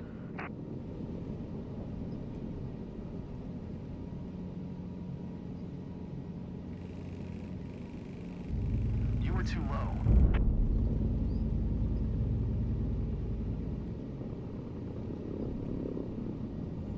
You were too high. We need to be at the 30 feet with 45 knots airspeed when starting rapid deceleration. Let's try air taxi again, but this time make sure that we have good conditions for making a quick stop. Man, this is hard. Let's go. Start by moving forward, just like you do for the normal takeoff. Reach 45 knots airspeed. There seems to be a delay between my buttons, dude. They're not responding accordingly. And makes it so much easier. I mean, so much harder. Now climb to 30 feet while staying at 45 knots.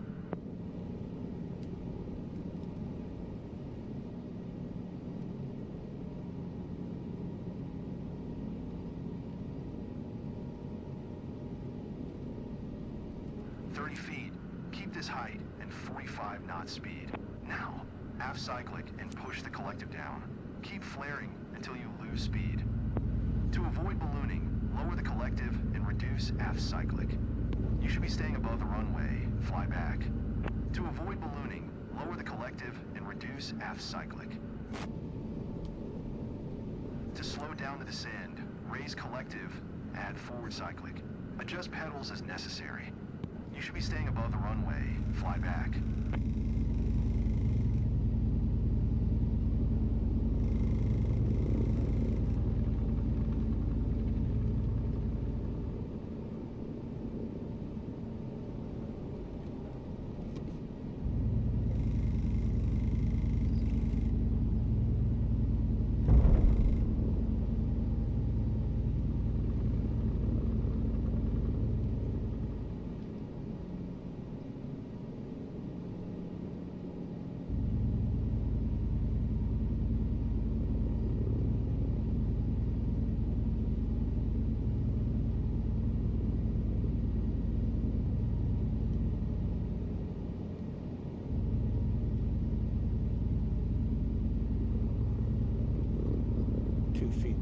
Two feet.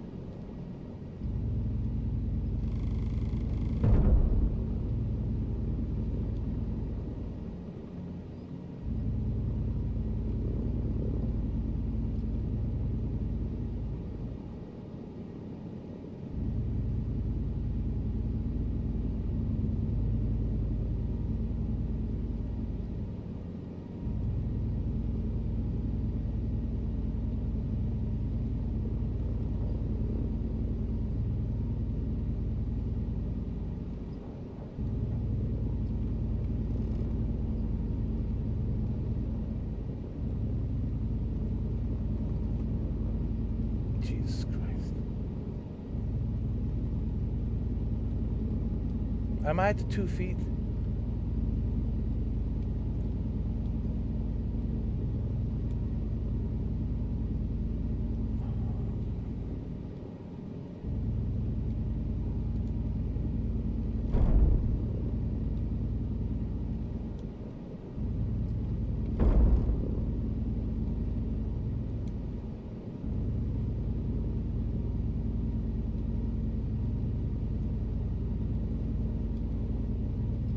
Come on.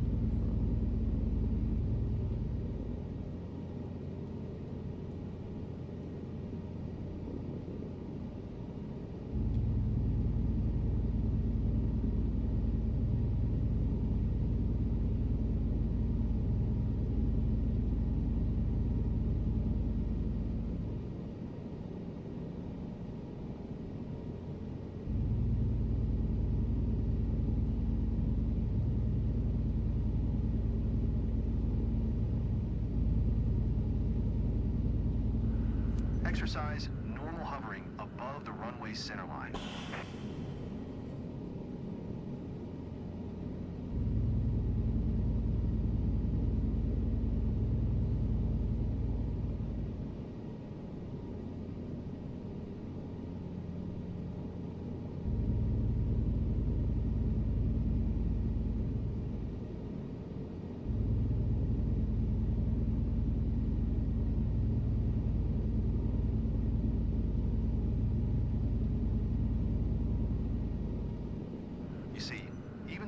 Sounds rather simple.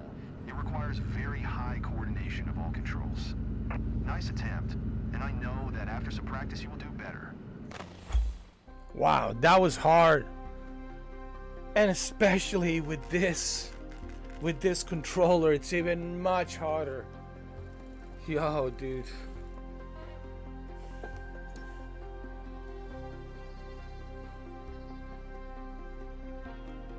Oh my god. Next training. What's up, Shuki? How you doing, man?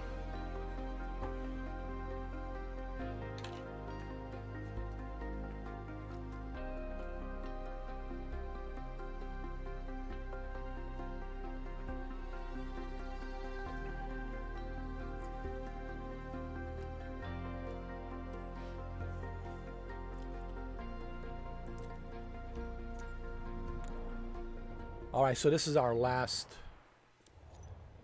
mission before we get certified for CPL.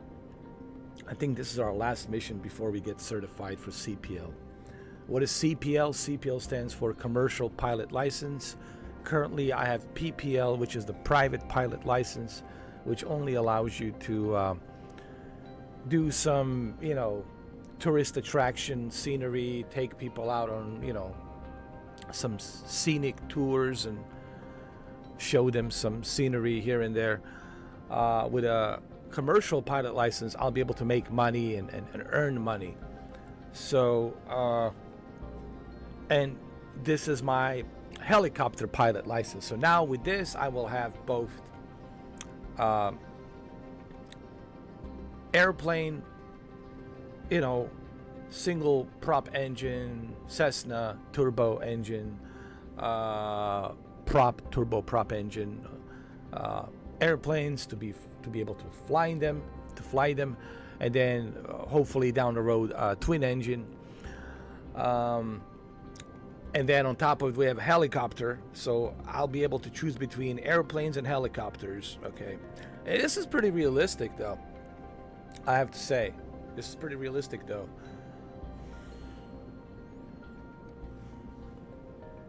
Now let me eat my banana before I do anything else.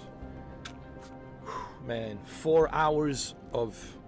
it felt like I spent 4 hours just like I was in the real training, dude. I mean, that's good.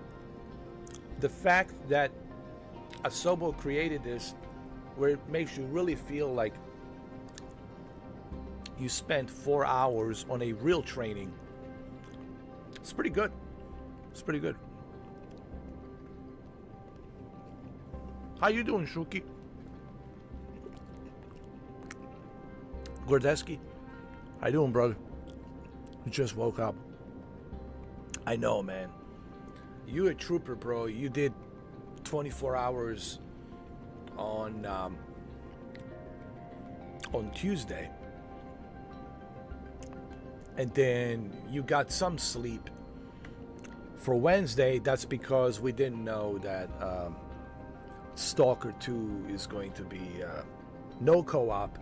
And I'm still kind of bitter about that, to be honest, because I really wanted to do a co-op with you, Gordeski. And it kind of sucks because you woke up early for that. Even I woke up early for Stalker 2, even though we did 12 hours, and I suggest that you guys watch that 12 hours of Stalker 2. If you want to know how I feel about Stalker 2, well, there's 12 hours of live stream for you to watch. And everything you want to know on how I feel about Stalker 2, it's all there on that live stream. The live stream already got like 2,000 views on it, so people are watching it. The other stream got around like 2.7 thousand. So people are watching those streams. That's good. I'm glad and happy that people are watching it. So this is my part 2 of the career mode that I'm doing on Flight Simulator 2024.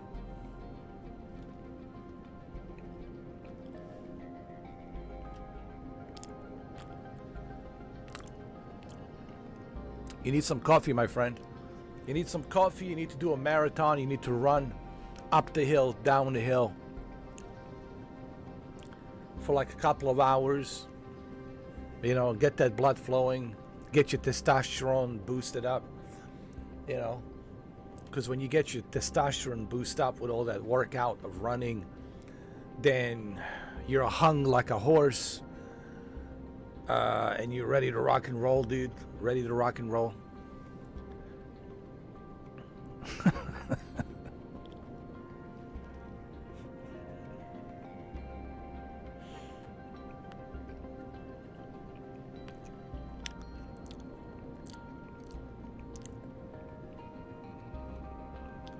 This is my dinner right here.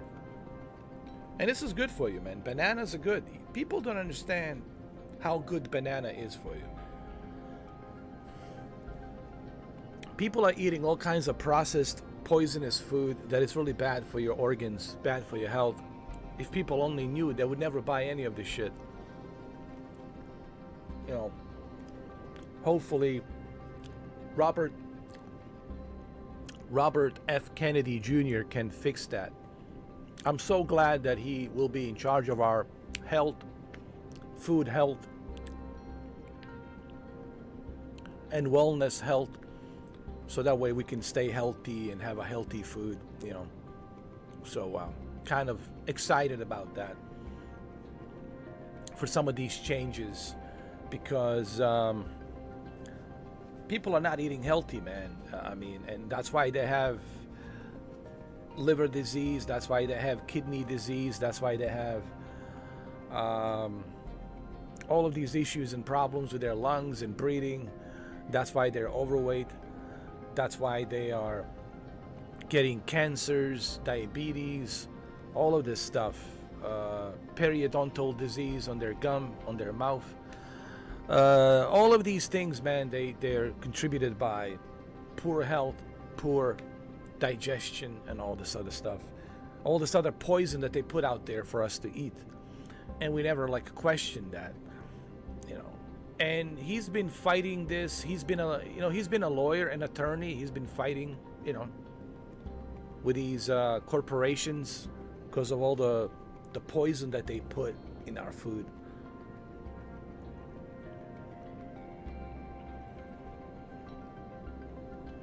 We all want to live a healthy life, right? Nobody wants to live an unhealthy life.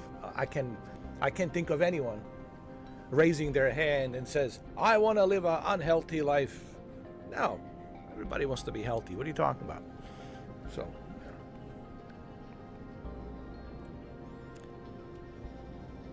So I eat banana.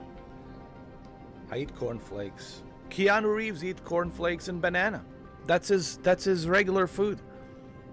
People ask, how does Keanu Reeves stays so thin, in good shape, and at age 60?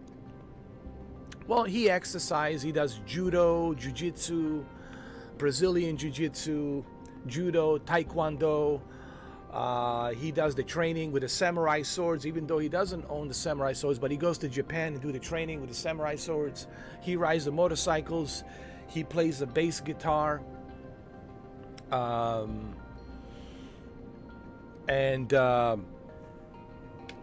He eats cornflakes and a banana. That's how Keanu stays in that shape at age 60. So trust me, I learned from the best. All right. Well.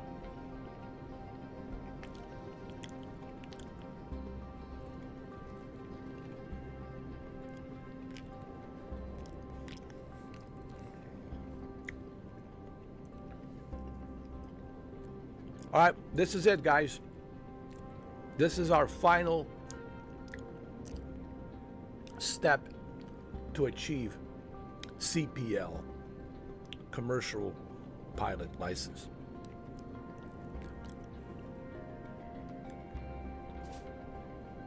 This is it, ladies and gentlemen.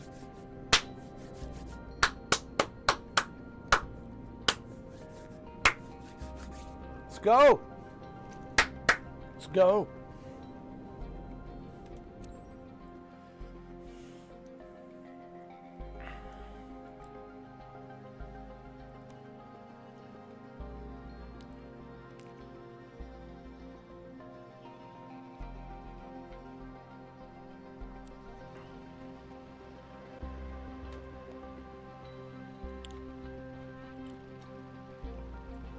Here we go, ladies and gentlemen.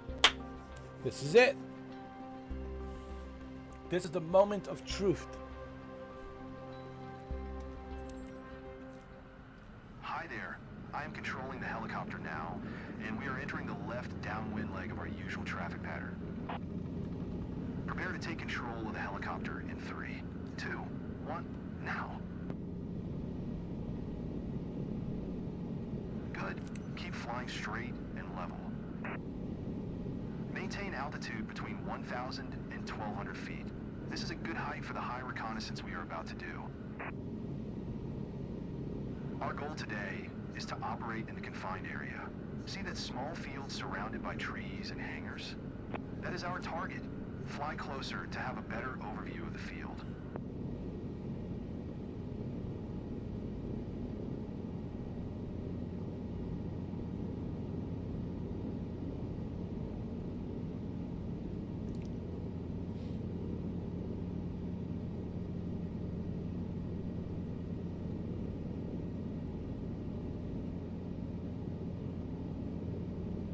Gradually slow down to almost a hovering speed now. We need to fly alongside the field very slow and explore it carefully.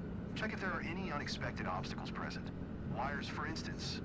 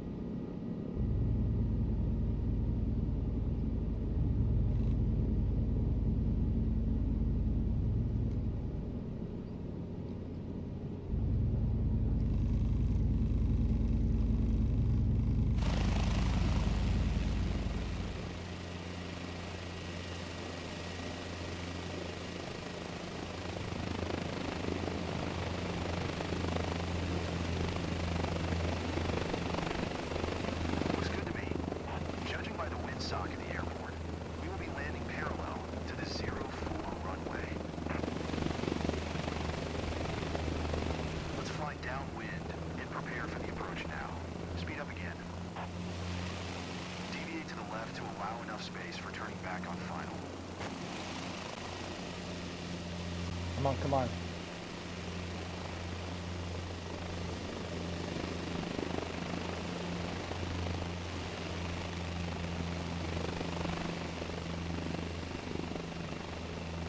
We need to reach 60 knots, maintain 1,000, 1,200 altitude.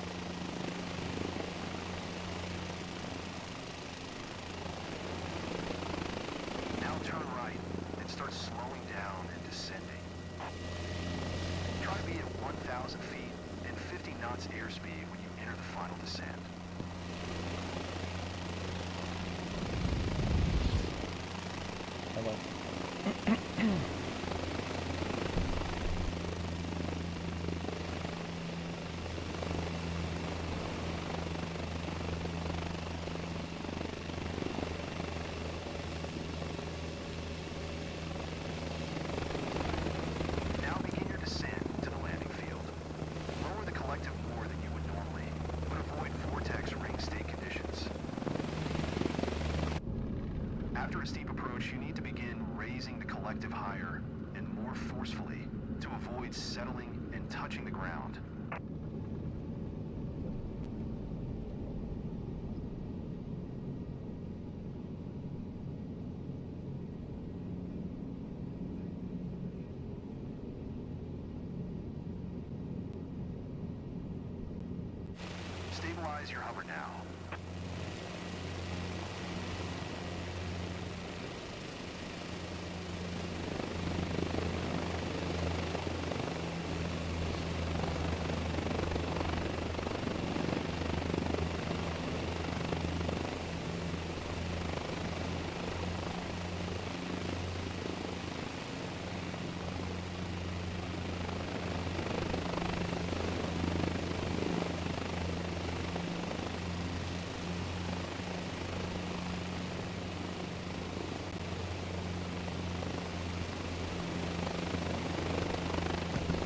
on, come on.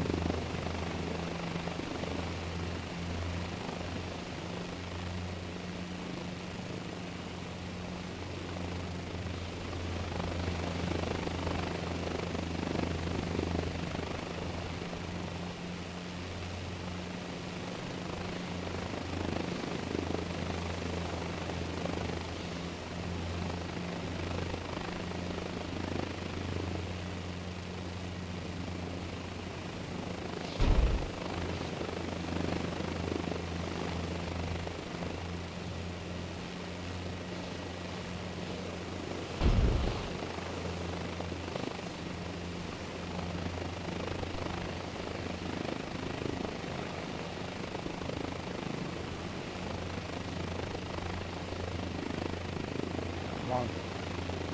You got this, bro.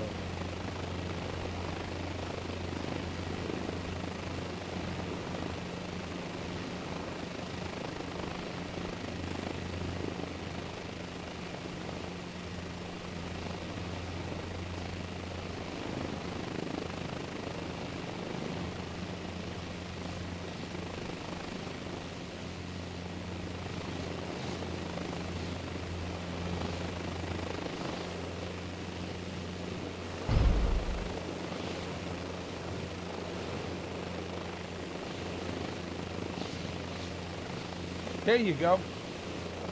We got it. Let's prepare for takeoff now. Make a pivoting turn back toward the downwind side of the field. Hover taxi to the downwind corner of the field to have as much area as possible in front of us. Remember, the three most useless things during an emergency are the runway behind you, the altitude above you, and the fuel left in the fuel truck.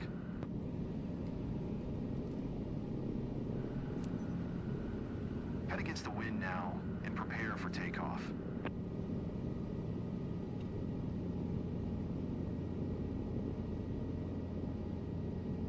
Stabilize your hover over our takeoff spot.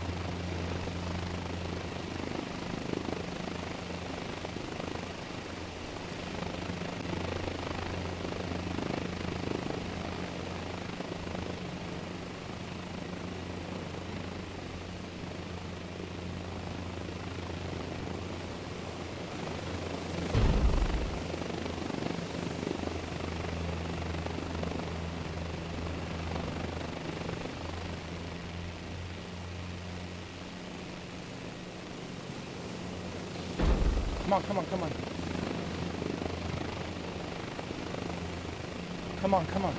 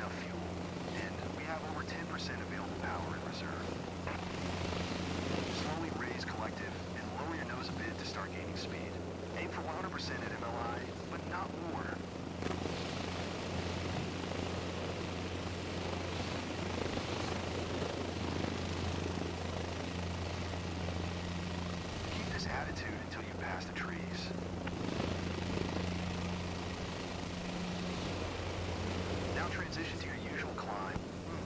Crashing wasn't in our lesson plan. Let's start over again. Let's prepare for takeoff now.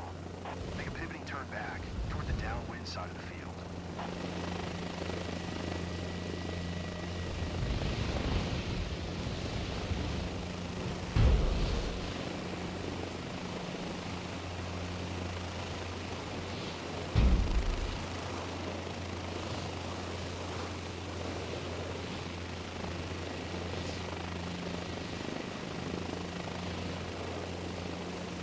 Taxi to the downwind corner of the field to have as much area as possible in front of us.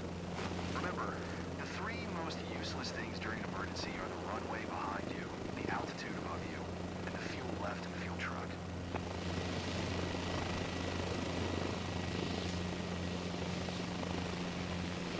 Head against the wind now and prepare for takeoff.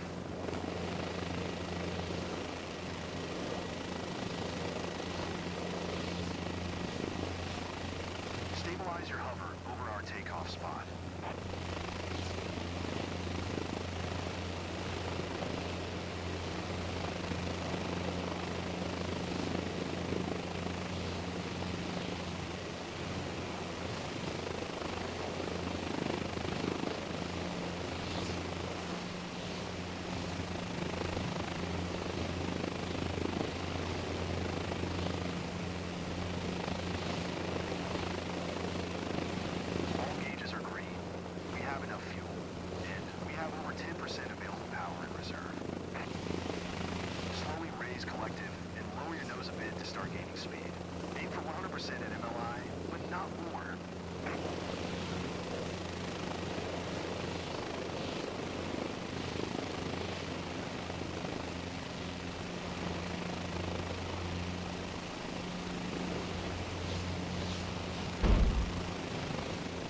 Attitude until you pass the trees.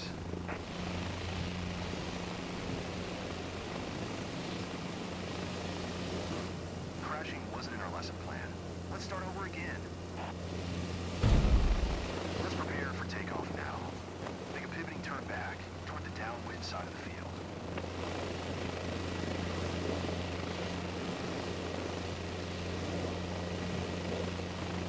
Hover taxi to the downwind corner of the field to have as much area as possible in front of us. Remember, the three most useless things during an emergency are the runway behind you, the altitude above you, and the fuel left in the fuel truck. Head against the wind now and prepare for takeoff.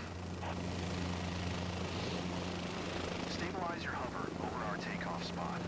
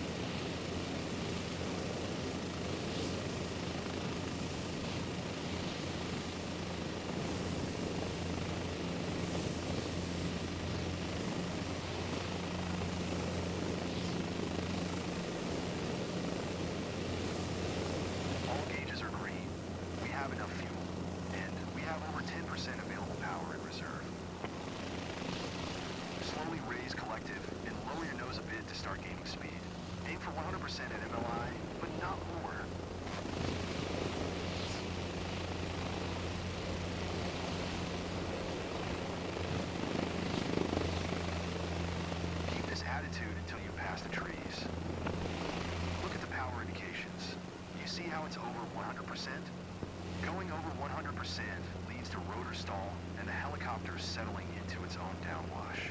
Try to not exceed the 100% limit next time. Let's try to take off again. Let's prepare for takeoff now. Make a pivoting turn back toward the downwind side of the field.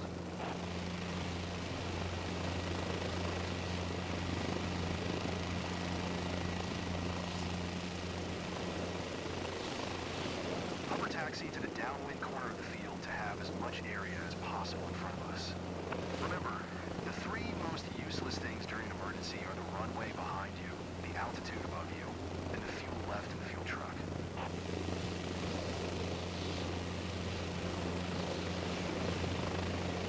Head against the wind now and prepare for takeoff.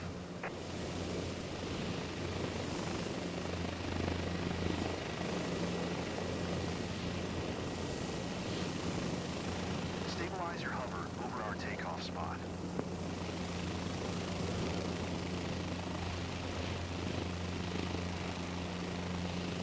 All gauges are green.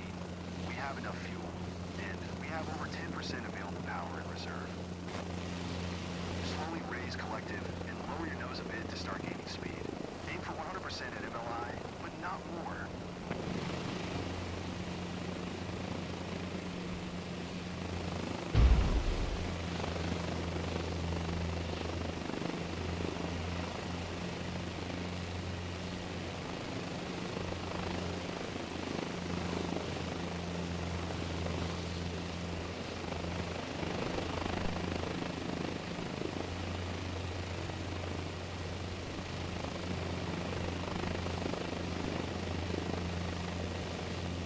Keep this attitude until you pass the trees.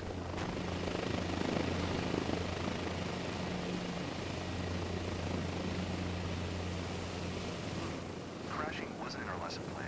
Let's start over again. Let's prepare for takeoff now. You gotta be kidding me, Take a man. big turn back toward the This is ridiculous. I don't even know what they want me to do.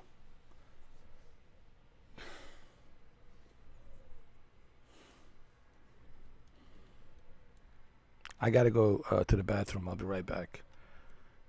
I just can't wait to finish this and get this license for a helicopter and be done with this, because it's just ridiculous, man. Jesus Christ, man. I think I can become an astronaut much quicker and faster than get the helicopter license.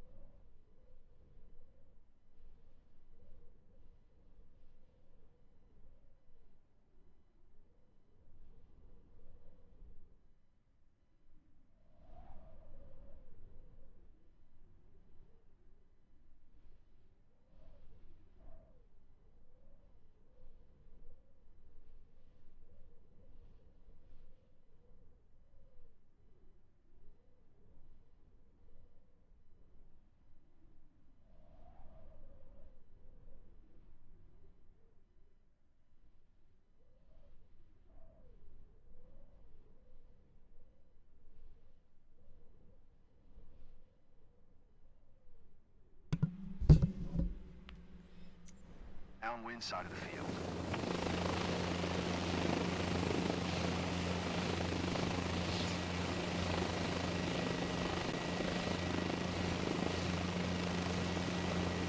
Hover taxi to the downwind corner of the field to have as much area as possible in front of us.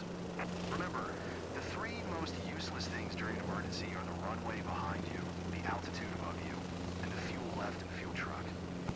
Head against the wind now and prepare for takeoff.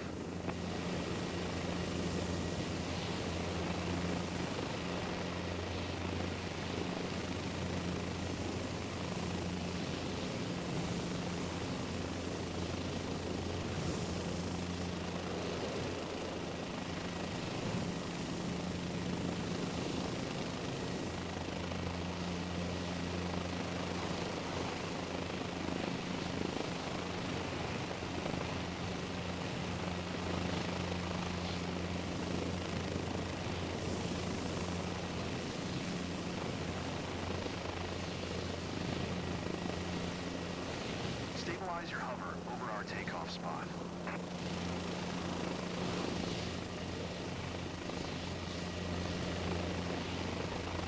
All gauges are green. We have enough fuel, and we have over 10% available power in reserve. Slowly raise collective and lower your nose a bit to start gaining speed. Aim for 100% at MLI, but not more.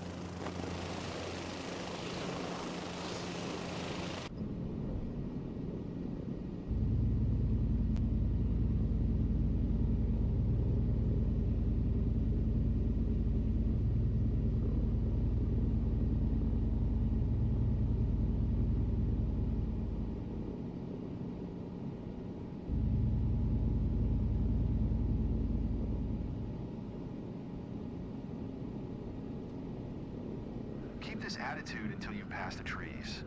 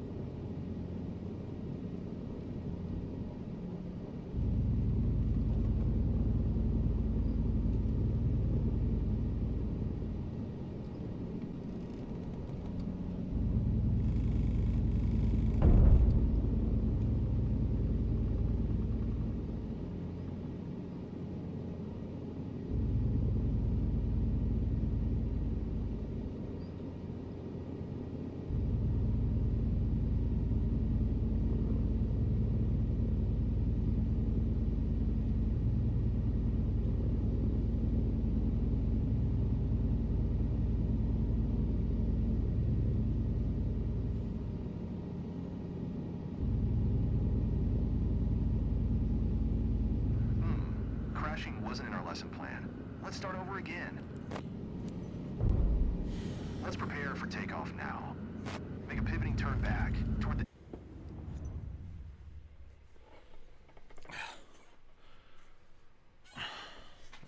This makes no sense, man. What do you mean crashing? I don't even know what he wants me to do here.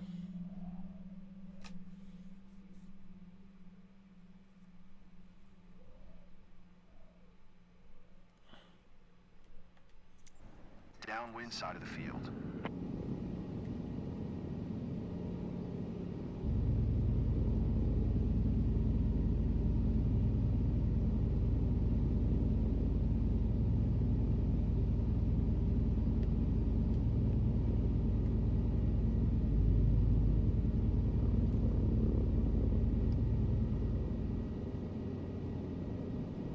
Hover taxi to the downwind corner of the field to have as much area as possible in front of us. Remember, the three most useless things during an emergency are the runway behind you, the altitude above you, and the fuel left in the fuel truck. Head against the wind now and prepare for takeoff.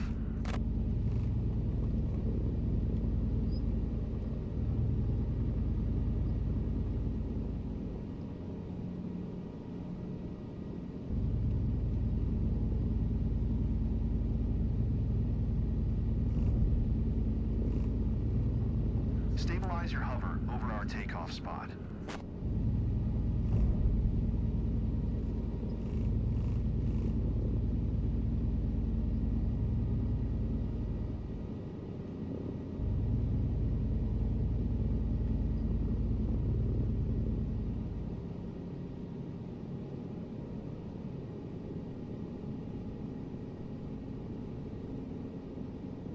All gauges are green.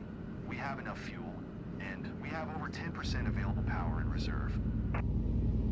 Slowly raise collective and lower your nose a bit to start gaining speed. Aim for 100% at MLI, but not more.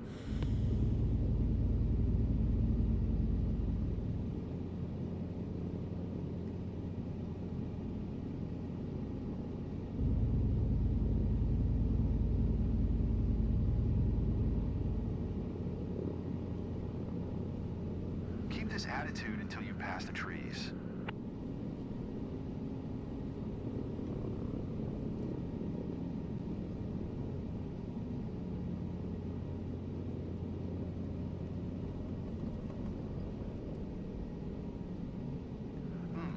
Crashing wasn't in our lesson plan. Let's start over again. Let's prepare for takeoff now. Make a pivoting turn back toward the downwind side of the field.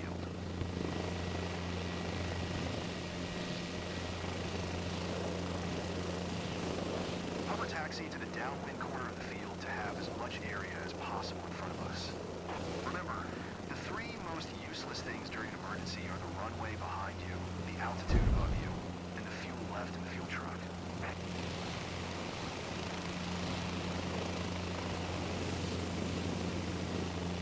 Head against the wind now and prepare for takeoff.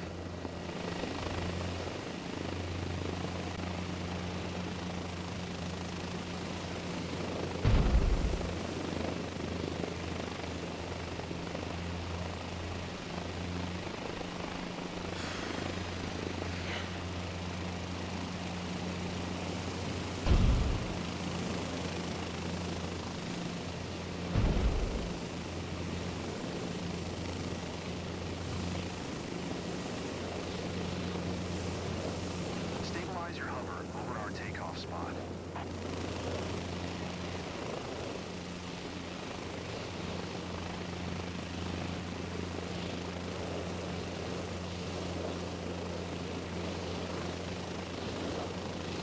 All gauges are green.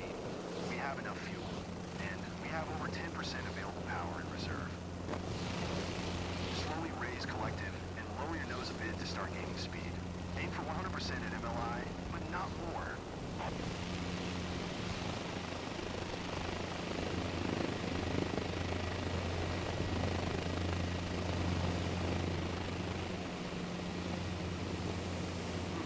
Crashing wasn't in our lesson plan.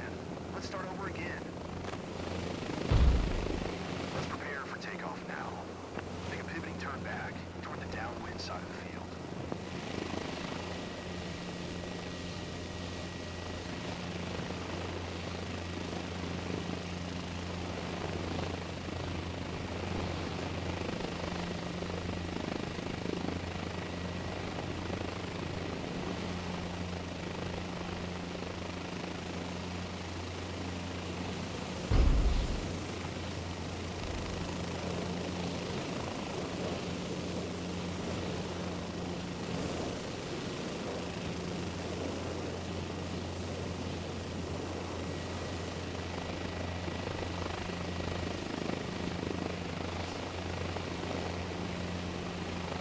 Hover taxi to the downwind corner of the field to have as much area as possible in front of us.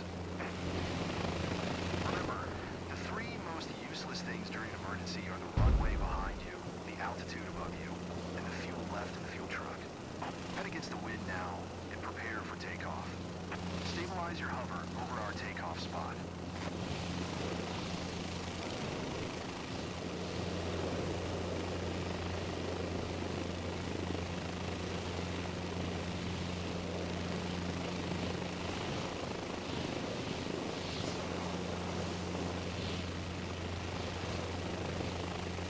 All gauges are green. We have enough fuel, and we have over 10% available power in reserve. Slowly raise collective and lower your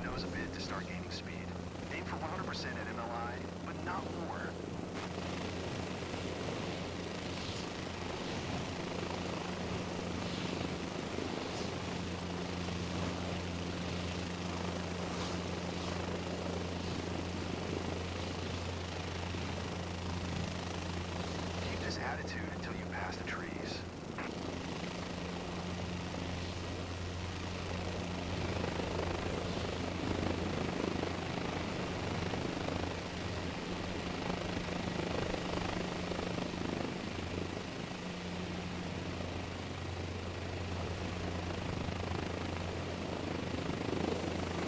Crashing wasn't in our lesson plan.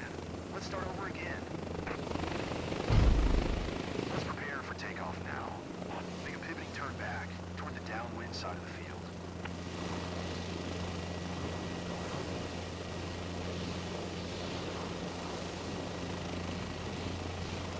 Hover taxi to the downwind corner of the field to have as much area as possible in front of us.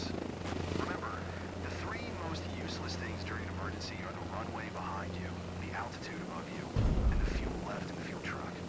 Head against the wind now and prepare for takeoff.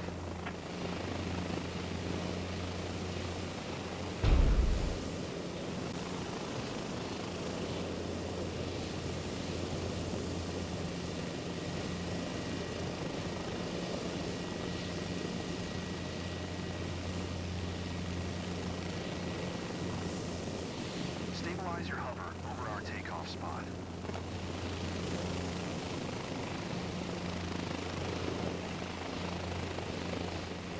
All gauges are green. We have enough fuel, and we have over 10% available power in reserve. Slowly raise collective and lower your nose a bit to start gaining speed. Aim for 100% at MLI, but not more.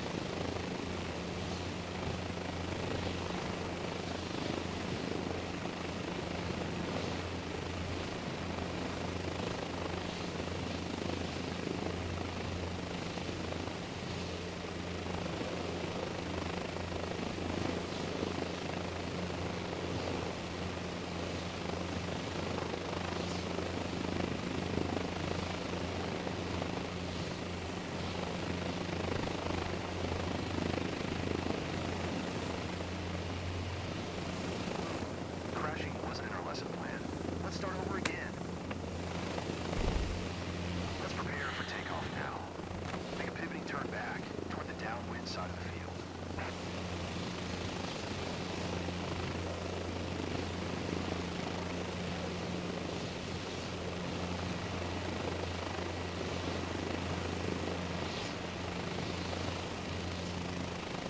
Hover taxi to the downwind corner of the field to have as much area as possible in front of us.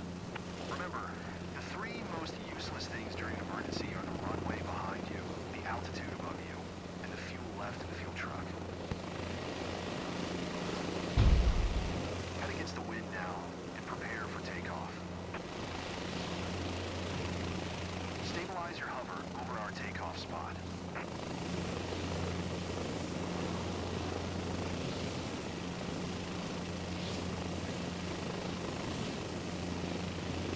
All gauges are green. We have enough fuel, and we have over 10% available power in reserve. Slowly raise collective and lower your nose a bit to start gaining speed. Aim for 100% at MLI, but not more. Crashing wasn't in our lesson plan. Let's start over again. Let's prepare for takeoff now. Make a pivoting turn back toward the downwind side of the field.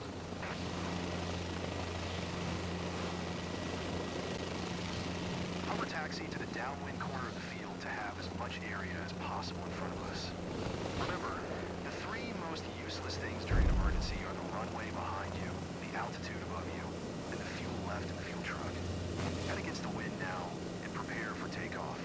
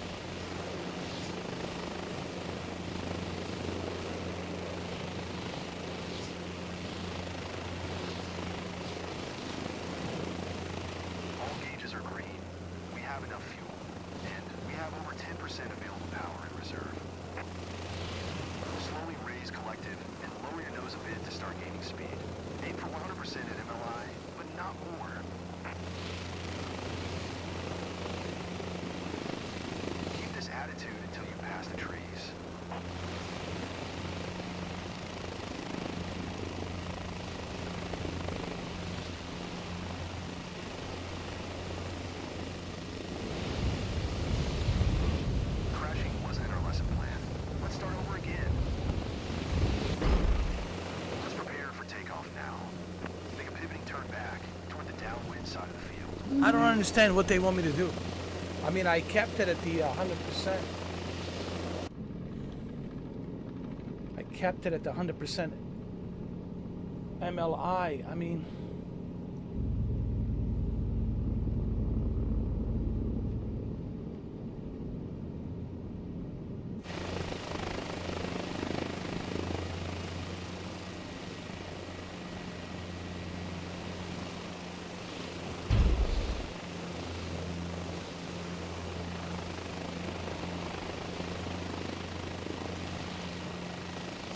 they're not being clear exactly what they want me to do here. I think I'm doing everything right. There's got to be a bug or something. I don't know.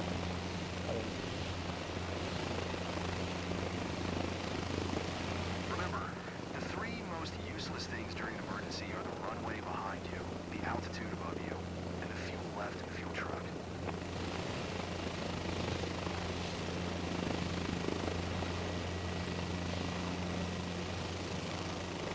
Head against the wind now and prepare for takeoff.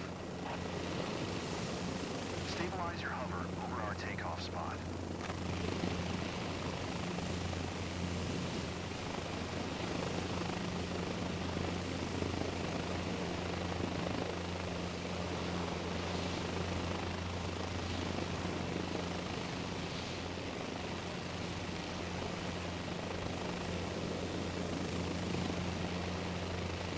All gauges are green.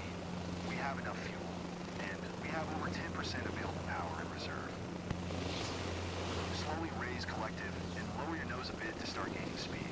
Aim for 100% at MLI, but not more.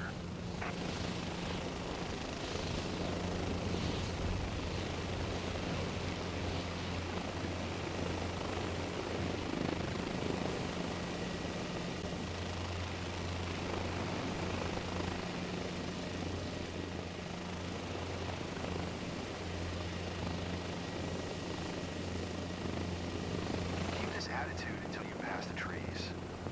I did. I passed the trees.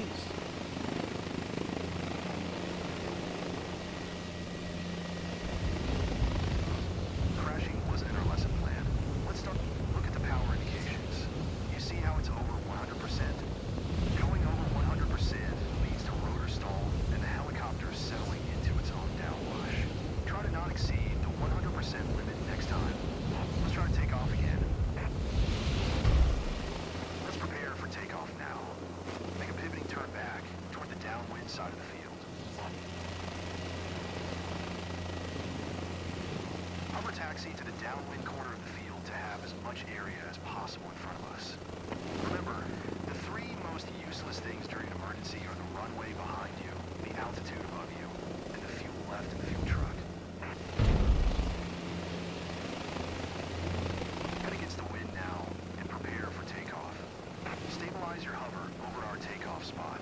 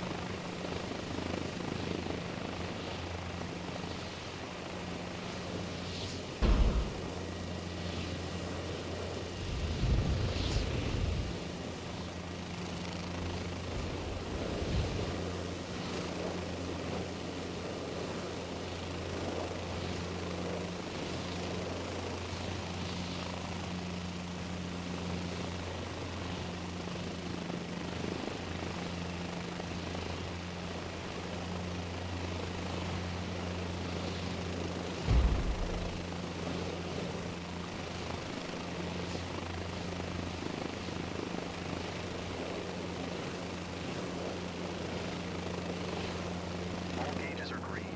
We have enough fuel, and we have over 10% available power in reserve.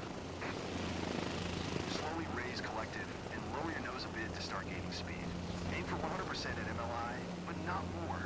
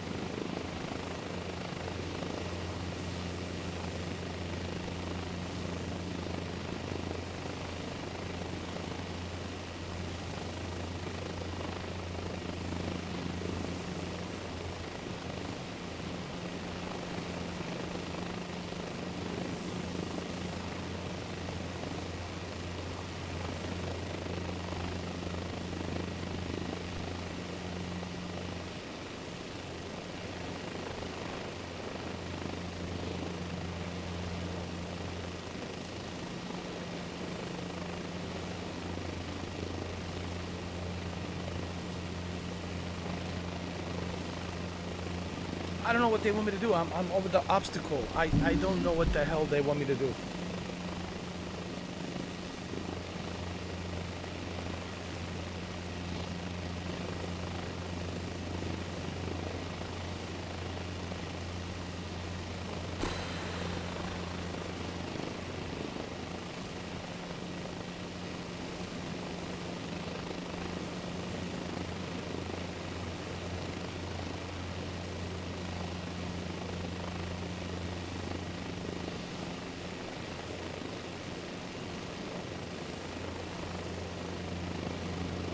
Am I not over the obstacle?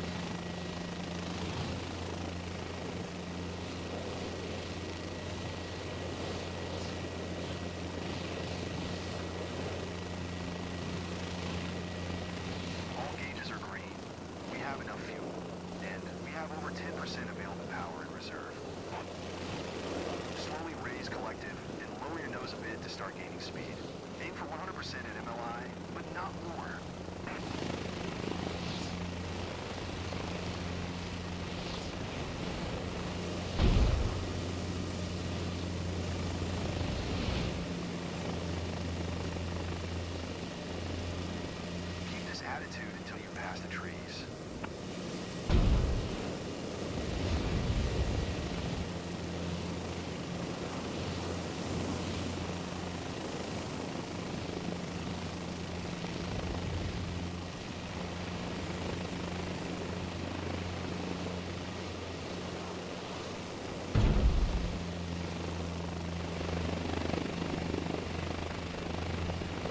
Look at the power indications. You see how it's over 100%? Going over 100% leads to rotor stall and the helicopter settling into its own downwash. Try to not exceed the 100% limit next time. Let's try to take off again. Let's prepare for takeoff now. Make a pivoting turn back toward the downwind side of the field. Hover taxi to the downwind corner of the field to have as much area as possible in front of us. Remember, the three most useless things during an emergency are the runway behind you, the altitude above you, and the fuel left in the fuel truck. Head against the wind now and prepare for takeoff.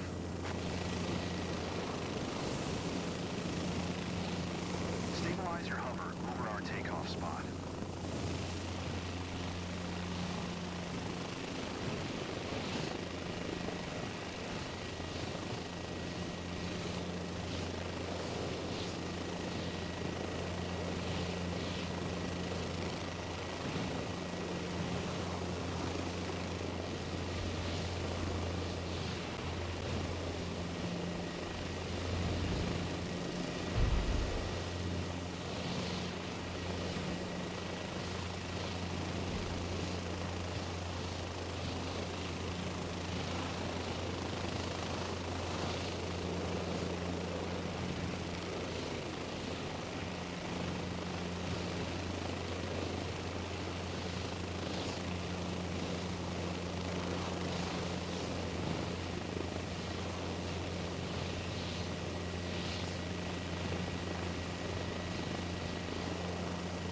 All gauges are green.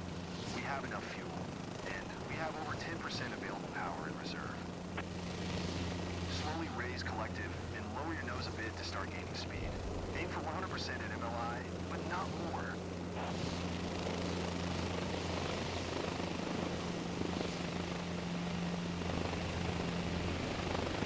Look at the power indications. You see how it's over 100%? Going over 100% leads to rotor stall and the helicopter settling into its own downwash. Try to not exceed the 100% limit next time. Let's try to take off again. Let's prepare for takeoff now. Make a pivoting turn back toward the downwind side of the field.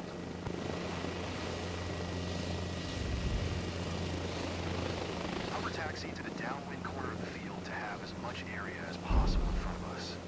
Remember, the three most useless things during an emergency are the runway behind you, the altitude above you, and the fuel left in the fuel truck.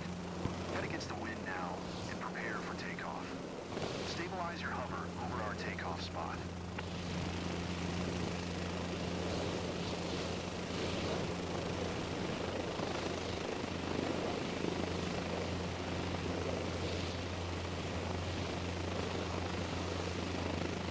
All gauges are green. We have enough fuel, and we have over 10% available power in reserve. Slowly raise collective and lower your nose a bit to start gaining speed. Aim for 100% at MLI, but not more.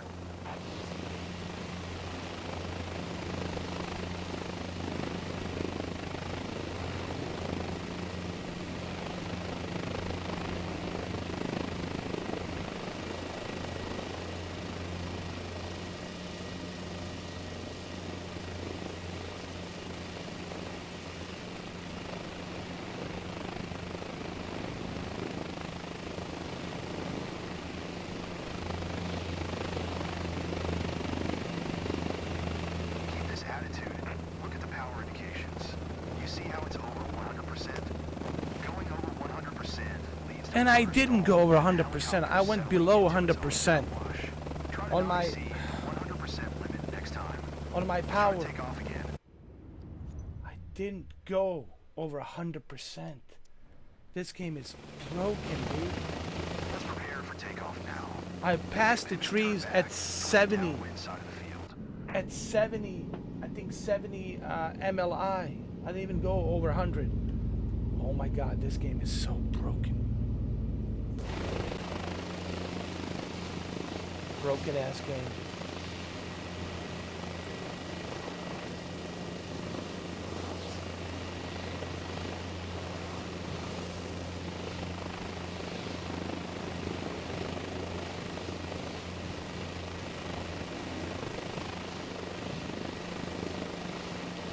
Hover taxi to the downwind corner of the field to have as much area as possible in front of us. Remember, the three most useless things during an emergency are the runway behind you, the altitude above you, and the fuel left in the fuel truck. Head against the wind now and prepare for takeoff. Stabilize your hover over our takeoff spot.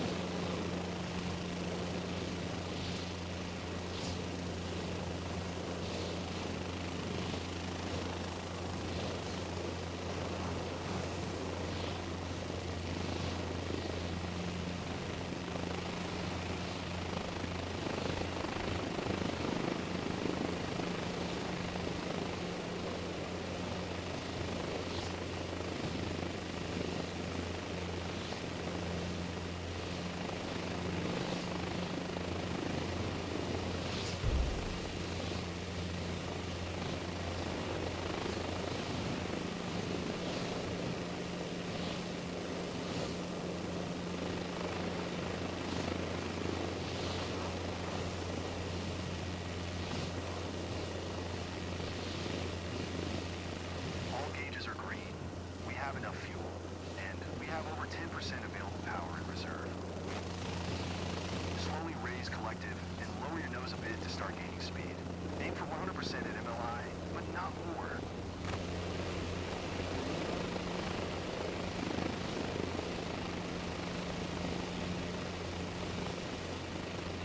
Am I going over 100? No, I'm not. I'm not. Look at the power indications. You see how it's over 100%? Going over 100% leads to rotor stall and the helicopter settling into its own downwash. Try to not exceed the 100% limit next time. Let's try to take off again. Let's prepare for takeoff now. Make a pivoting turn back toward the downwind side of the field.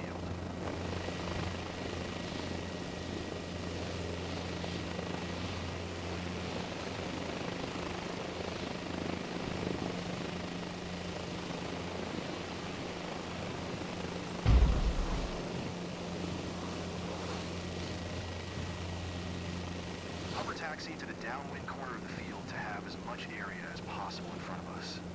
Remember, the three most useless things during an emergency are the runway behind you, the altitude above you, and the fuel left in the fuel truck. Head against the wind now and prepare for takeoff.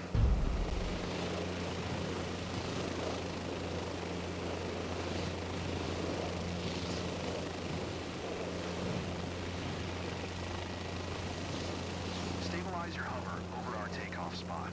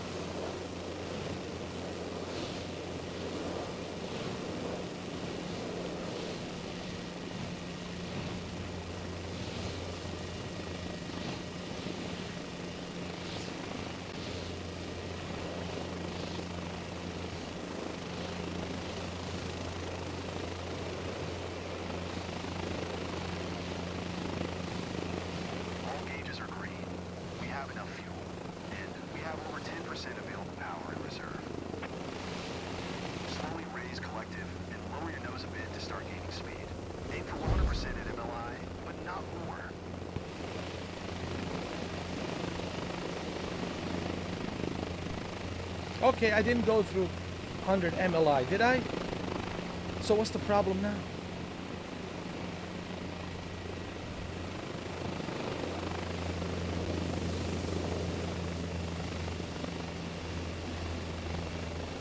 Look at the power indications. You see how it's over 100%? Going over 100% leads to rotor stall and the helicopter settling into its own downwash. Try to not exceed the 100%. And I limit didn't next time. exceed. I went over the Let's try to take trees off again. below 100. I was like 80. Let's prepare for takeoff now. Oh my God. Make a pivoting turn back Dang, toward the dude. downwind side of the field.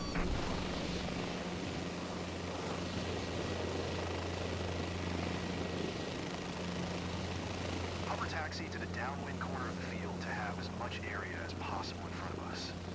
Remember, the three most I can't useless even things listen to during this guy, I emergency swear are to the God. runway behind you, the altitude above you, and the fuel left in the fuel truck.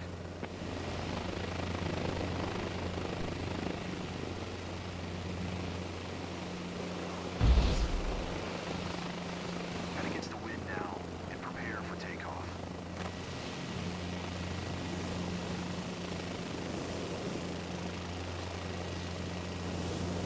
Stabilize your hover over our takeoff spot.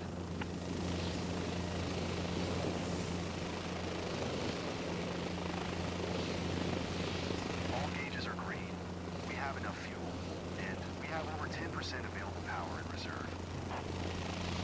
Slowly raise collective and lower your nose a bit to start gaining speed. Aim for 100% at MLI, but not more.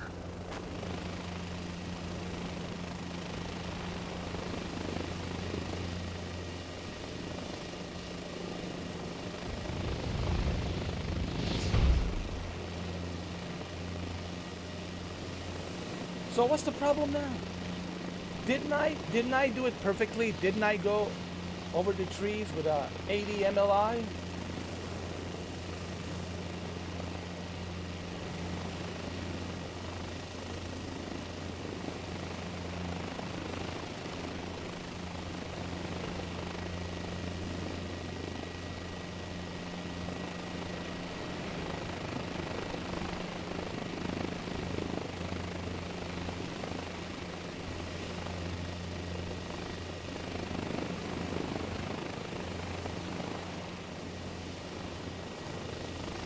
This game is pissing me off, dude. Really pissing me off.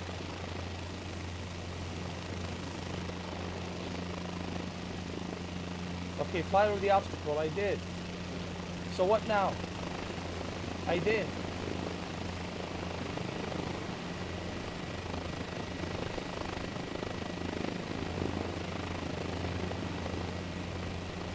Okay, so what now?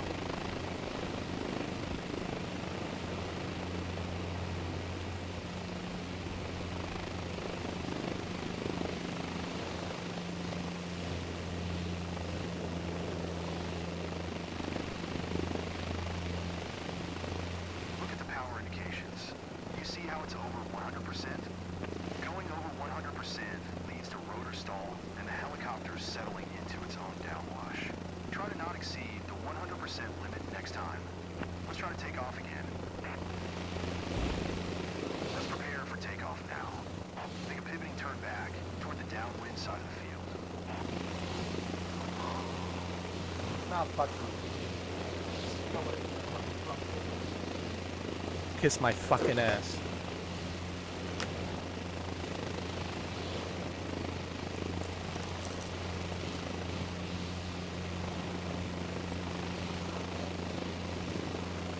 Broken ass game, dude.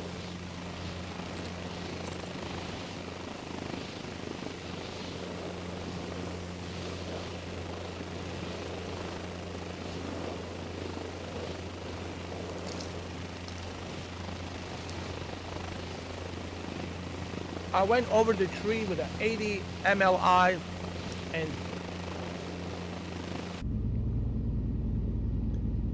I went over the tree with the 80 MLI and over the obstacle 80 MLI.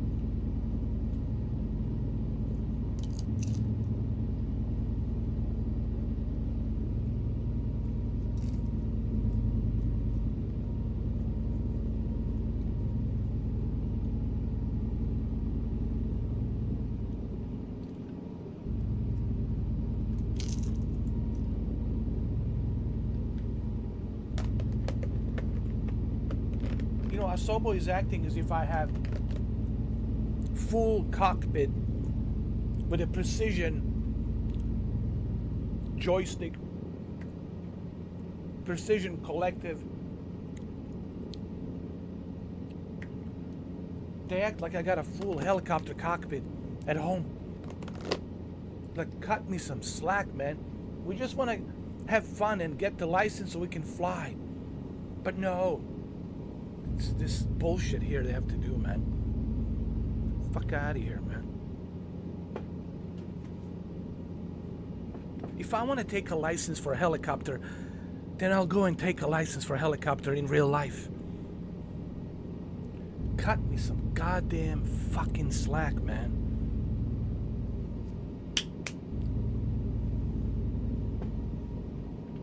Broken ass fucking game.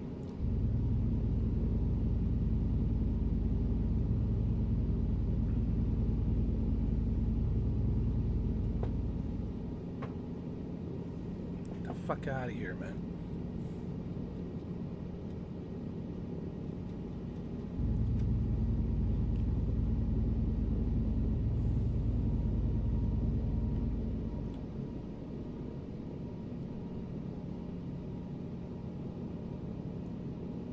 Even listen to this guy. To this. You know what I'm gonna do? I'm gonna take those fucking headphones and shove it up. You know, I'll take the microphone and shove it up your mouth. Take those glasses and shove it up your eyeballs. John Wick style. This goddamn fucking game, dude. Just want to get the fucking the license so I can fly the fucking helicopter. It's a video game. It's a video game, Microsoft. We're not going for a commercial pilot license, okay? It's not real life. It's a video game. Chill the fuck out.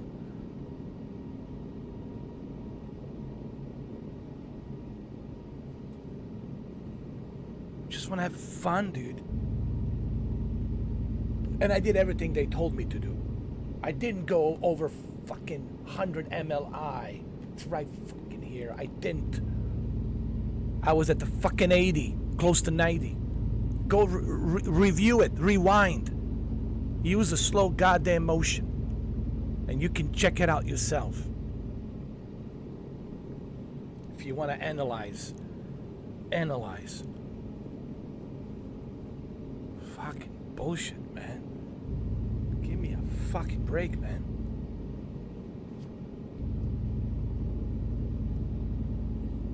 Shit. If I want to be a fucking pilot, I'll become fucking goddamn pilot. I'll fucking borrow the money. I'll go through the training and do it for fucking real. But this is a video game, goddammit. A fucking video game. Asobo, it's a fucking video game. And you're treating it as if it's some kind of real fucking test. I'm using a goddamn controller. You see this? I'm using a fucking controller. I don't have the fucking cockpit with a calibrated precision joystick and collective and all that shit. They act as if we all have a professional cockpit in our homes. I'm sorry, dude. But I'm not sorry. This is bullshit. Gotta call out the bullshit when you fucking see it, man.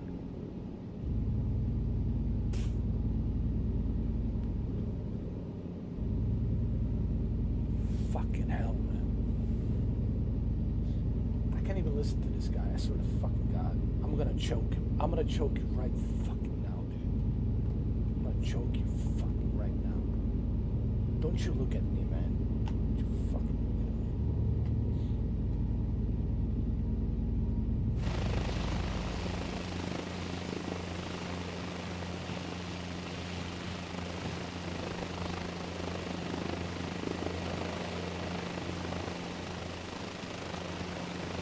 I'll taxi to the downwind corner of the field to have as much area as possible in front of us. Remember, the three most useless things during an emergency are the runway behind you,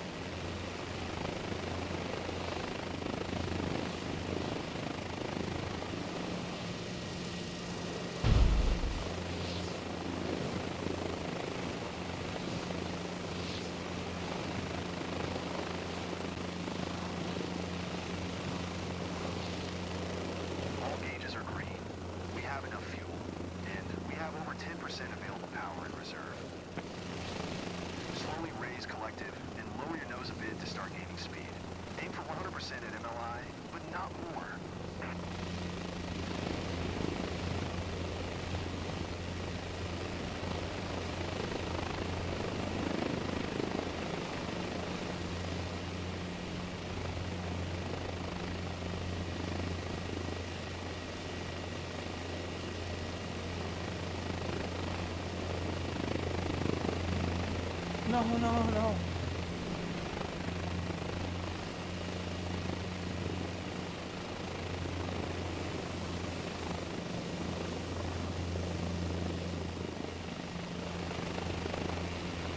Look at the power indications. You see how it's over 100%? Going over 100% leads to rotor stall and the helicopter settling into its own downwash. Try to not exceed the 100% limit next time. Let's try to take off again. I went over the tree, I went over the obstacle with a 80 to 90 MLI, and still nothing happened. Game is fucking broken, dude. Hover taxi to the downwind corner of the field to have as much area as possible in front of us. Remember, the three most useless things during an emergency are the runway behind you, the altitude above you, and the fuel left in the fuel truck.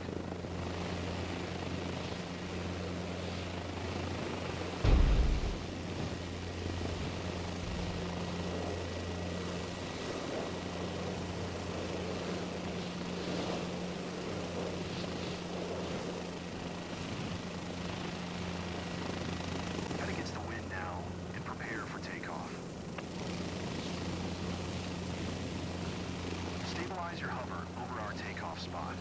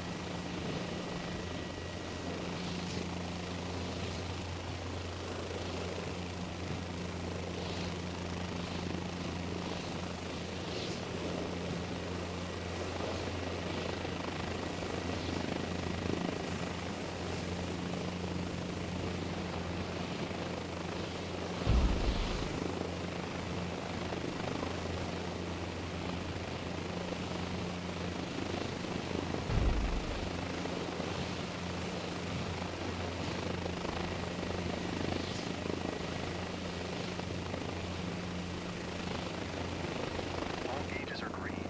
We have enough fuel, and we have over 10% available power in reserve.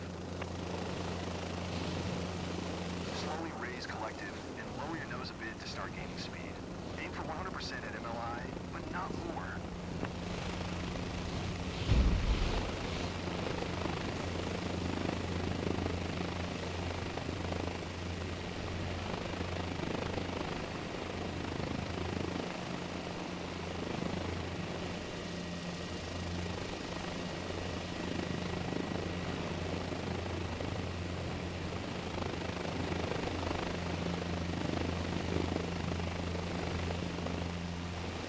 Look at the power indications. You see how it's over 100%? Going over 100% leads to rotor What the fuck is going on here, man?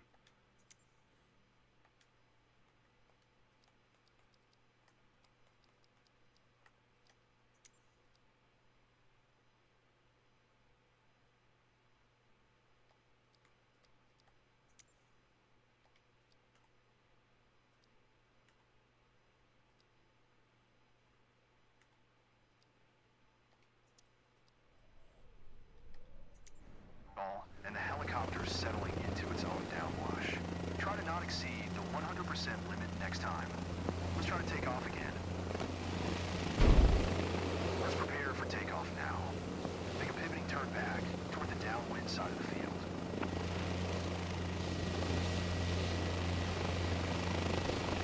Hover taxi to the downwind corner of the field to have as much area as possible in front of us. Remember, the three most useless things during an emergency are the runway behind you, the altitude above you, and the fuel left in the fuel truck.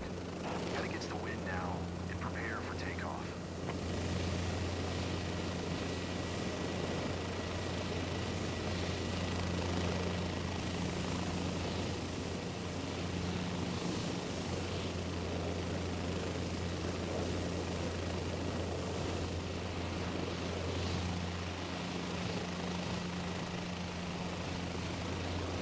Stabilize your hover over our takeoff spot.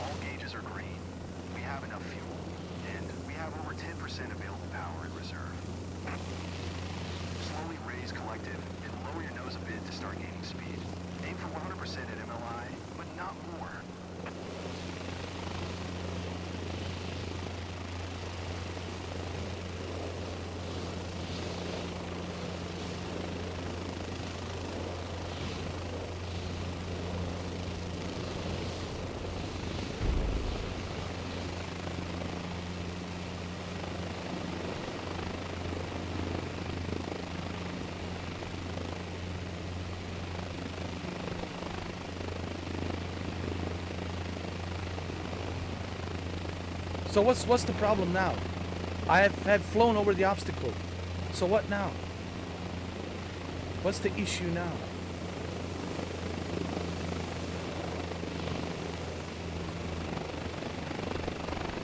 Look at the power indications. You see It how says it's green. over I went over 100%, the obstacle. going over 100%. I've flown over the leads to obstacle. rotor stall, and the helicopter's settling into its own downwash. This game is Try broken, to dude. not exceed the 100% limit next time. Let's try to take off again. Let's prepare for takeoff now.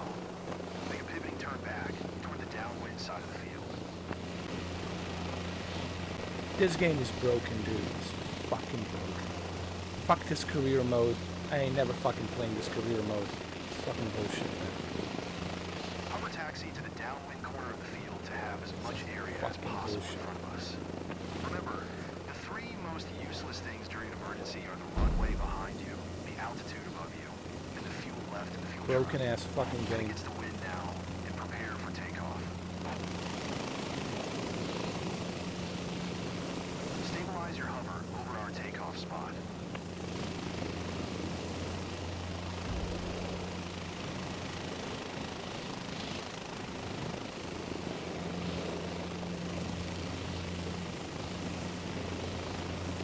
Broken ass game.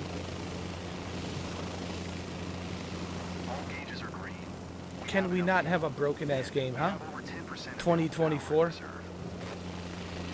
Slowly raise collective and lower your nose a bit to start gaining speed. Can't wait for this Aim for fucking year 100% to be in done MLI, with. but not Goddamn more. fucking year. Shitty fucking year. Shitty ass games, shitty ass movies. Everything's fucking shitty. One more month and be done with this fucking year.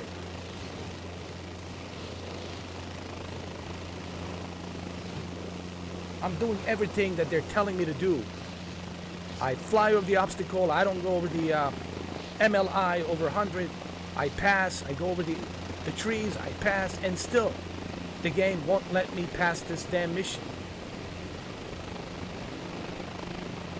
Fly over the obstacle, done. So what's the problem now? What's the issue now? What is the issue? What is the problem here? I did everything you asked me to do.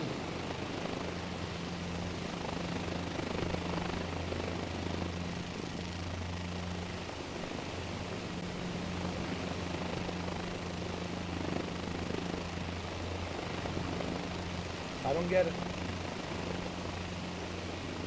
The game's broken. I do get it. The game's broken. Broken ass fucking game.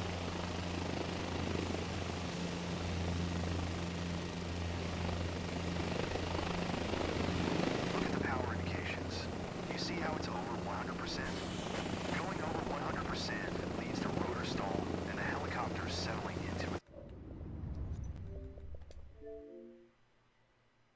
I can't listen to this asshole. I just can't. Broken ass fucking game, dude. Everything's broken. The lunch day on Tuesday was broken. People couldn't access for 24 hours. The career mode is buggy. It's been well documented. Everything's buggy. Jay-Z 2 cents was right on the money. He was right. It's Microsoft. What do you expect? What do you expect?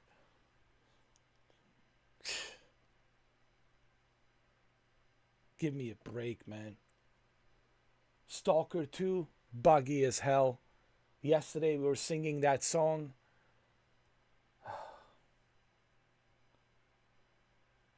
Watch it, dickhead. That was the song. Watch it, dickhead. I mean,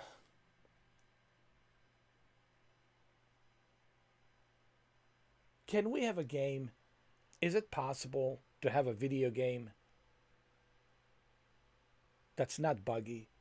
Is it possible to have a video game that it's not pain in the ass, that it's working properly? Can we have that? Is it too much to ask? Are we asking too much? Somehow I feel. It seems like too much of a fucking task these days to ask for something as simple as fucking give me a damn working game. No, we're not going to give you a working goddamn game. We're going to make a bunch of excuses. You're a guinea pig, and you will pay to be a guinea pig to test these fucking games. I'm so sick and tired, man. These fucking developers and their bullshit fucking excuses. Making these bullshit goddamn fucking games. Half-assed. Half-assed.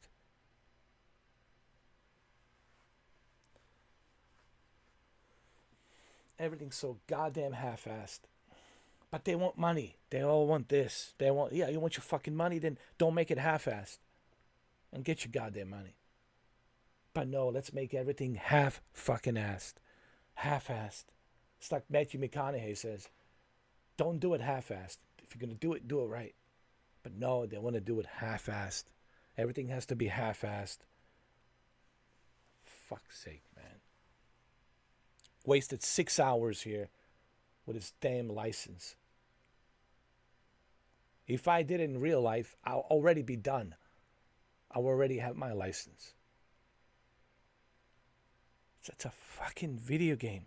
They're treating it if it's a holy grail. As if we're going to Mars. NASA training. It's a damn fucking helicopter. And a small one. Man, God fucking damn, dude. It's fucking bullshit.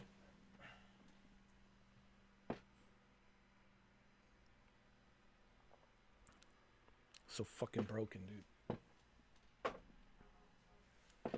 What I'm supposed to play? Chess?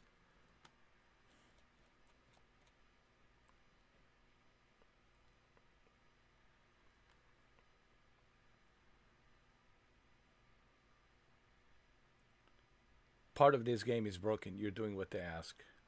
Hey, what's up, Malik? Well, as you can see, clearly I'm not in a good mood, bro. This piece of shit fucking game's pissing me off. Good luck on your interview, man. You caught me in a bad timing, dude. And again, nothing personal to you, bro. Don't get like, no, I don't want anybody to get butthurt. Just, I'm fucking pissed off with this fucking game. All right? And it's fucking irritating, dude. All right? I'm a human being. If I walk into your room and you're getting irritated, you ain't gonna be in a good fucking mood either, man. So please understand that. I mean, wish you the luck. Good luck with your interview and everything. But I'm fucking irritated, guys, with this fucking game. And if you can't understand that, guys, well then get the fuck out. Close the fucking door. I don't know what else to fucking tell you. All right? So, sorry, Malik, but you got me in the wrong fucking time, dude. I'll tell you advice, guys. If I'm in a bad mood, don't fucking say nothing to me, man. Because right now I'm fucking fuming, all right? Right now I'm not in the mood to talk about anything. I just want to take a shit on this fucking game. Please try to fucking understand that. All right? If you can read the room, it fucking sucks. Please, guys, try to read the fucking room. This might be entertaining to you, but it ain't fucking entertaining to me.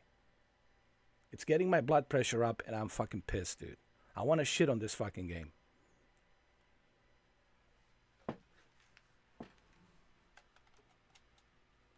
All right. Thank you, Malik, for understanding.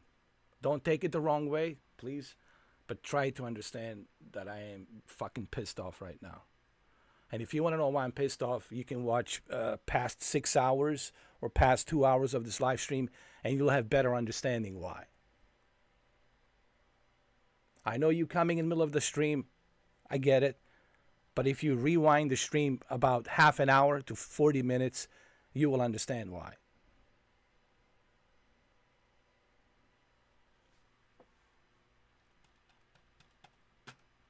I don't feel like repeating myself to what I already have fucking showcased. Yeah. Piece of shit fucking game, dude. The fuck out of here. Fucking game.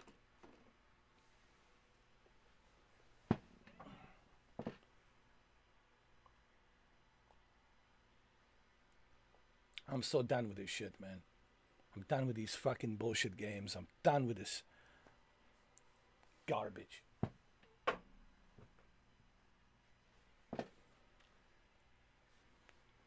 Broken ass fucking game.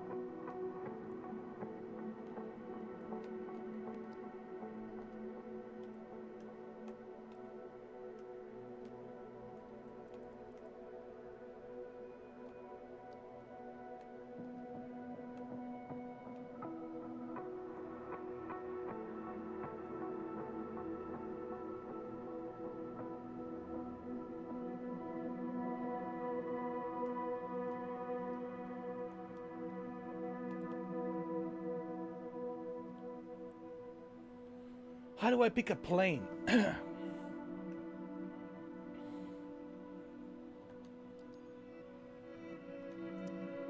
How do I pick a plane?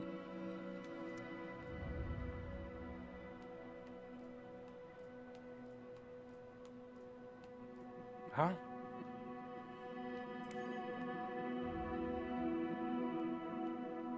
How do I pick a plane?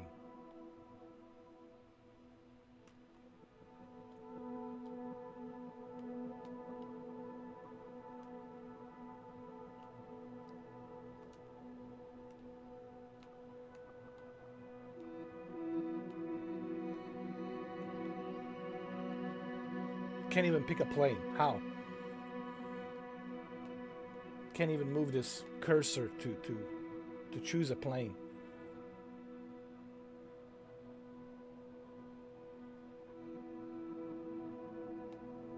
Broken ass game, dude.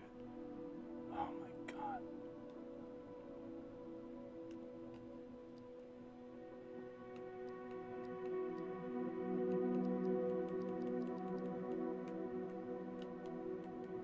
Huh? Can I pick a plane, huh? No.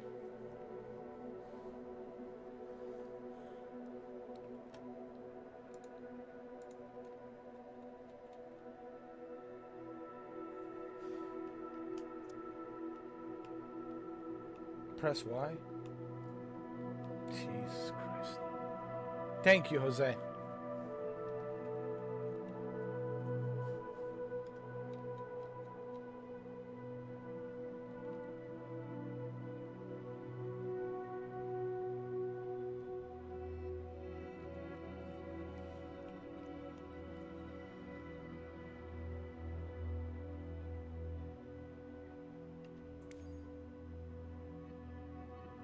No, man, it's gonna be difficult for me to relax, because I already, dude, I wasted 6 hours for that license, dude, and I did everything that they asked me to do. I've flown over that tree, I've flown over the obstacle at the 80 to 90 MLI, and now I have to do that shit all over again because of a fucking bug, dude. 6 hours of my fucking life wasted. And I can get that fucking license now.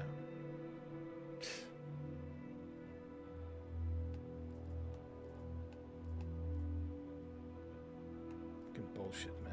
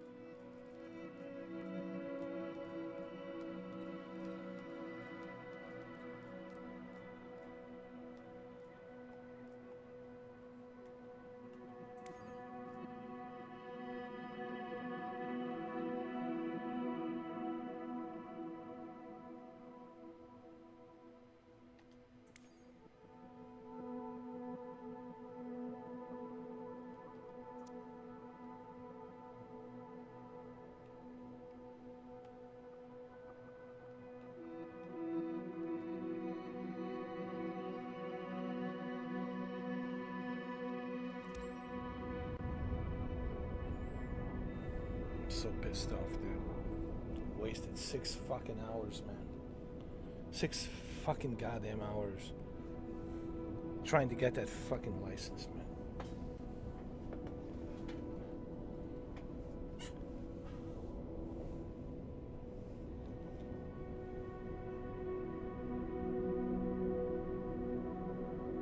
Brokenness. What's going on now? What's happening now?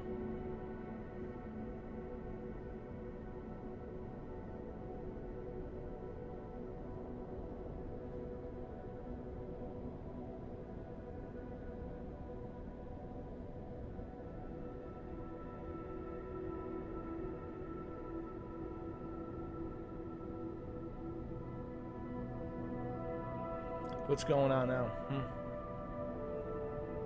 What the fuck is going on now?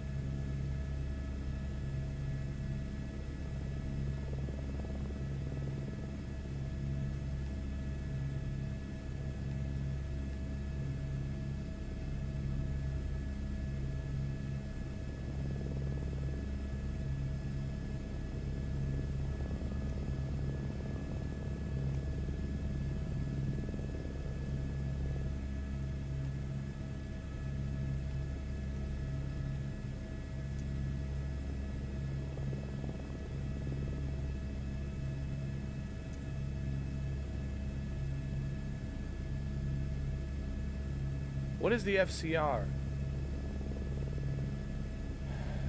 I don't know.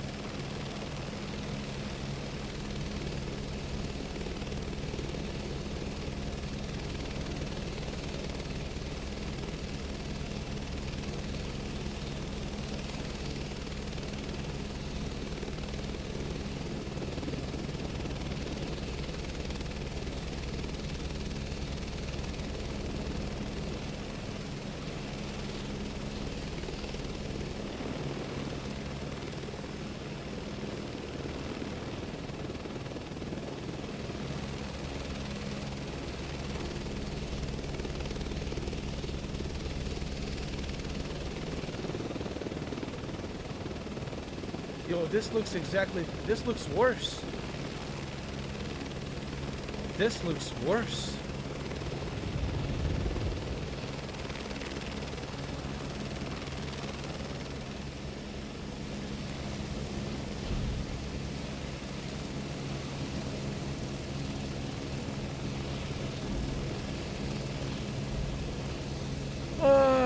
Maybe Austin Mayer was right. Maybe he was right. You know, the guy from X-Plane 12. Laminar Research. Maybe Austin Mayer from Laminar Research was right. Maybe he was right. Everybody's, you know, laughing at him, but I wouldn't laugh at him. I think he was right. I think he was right.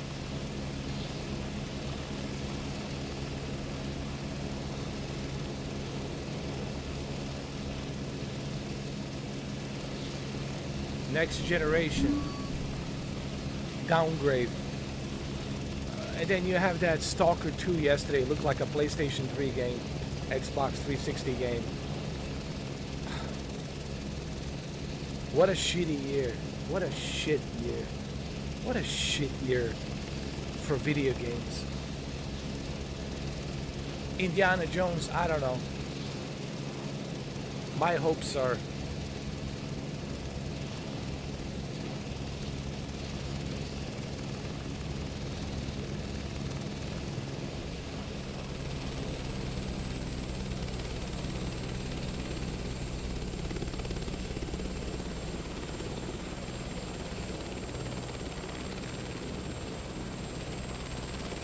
what is this? Roblox looks better than this.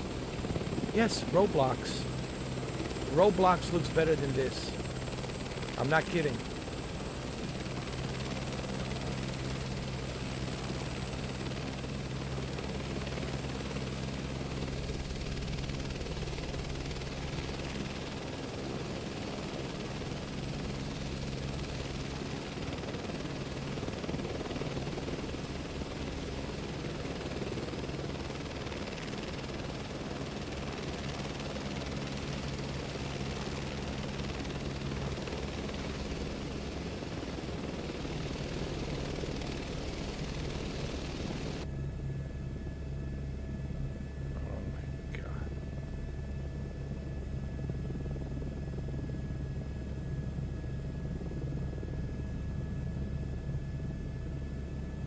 This is horrible.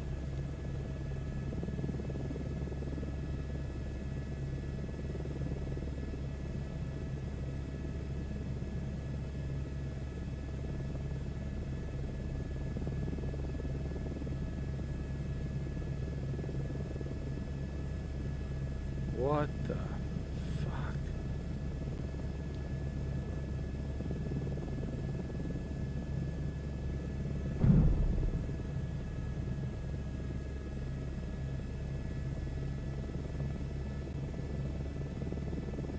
What the fuck is this?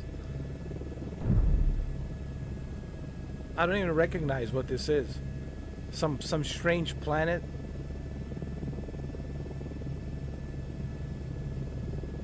What the fuck?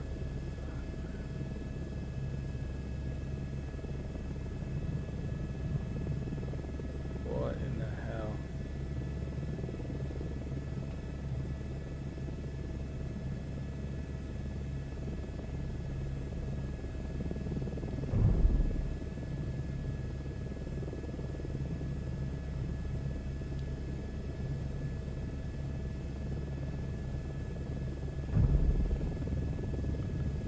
What the fuck?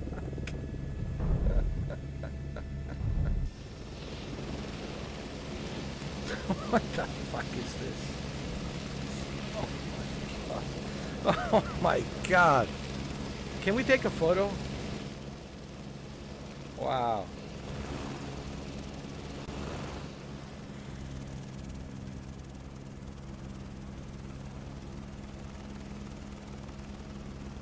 What the fuck is... What the fuck is this? Oh Lord. Oh Lord.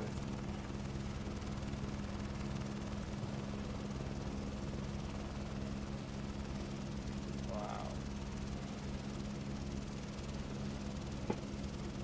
Let me grab my popcorn, so I wanna enjoy this.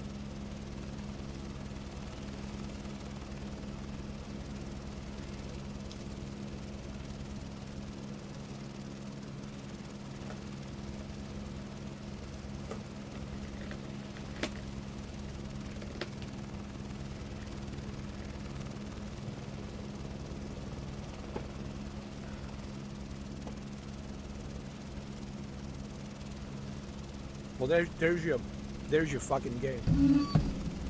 There's your fucking review. There's your fucking goddamn review. Straight up here from Mr. 4K.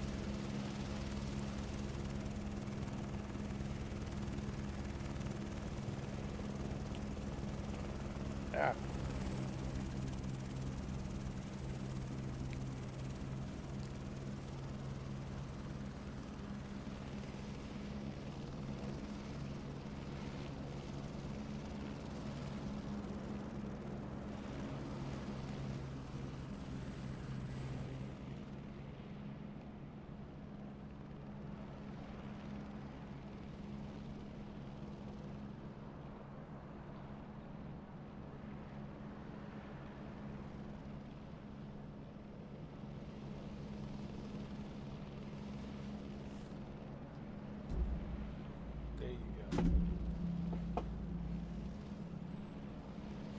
Got your goddamn review right there.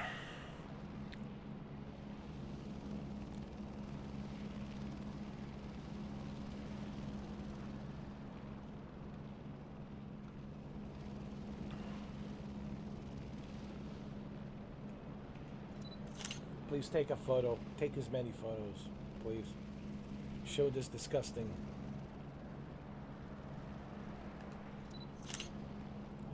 game.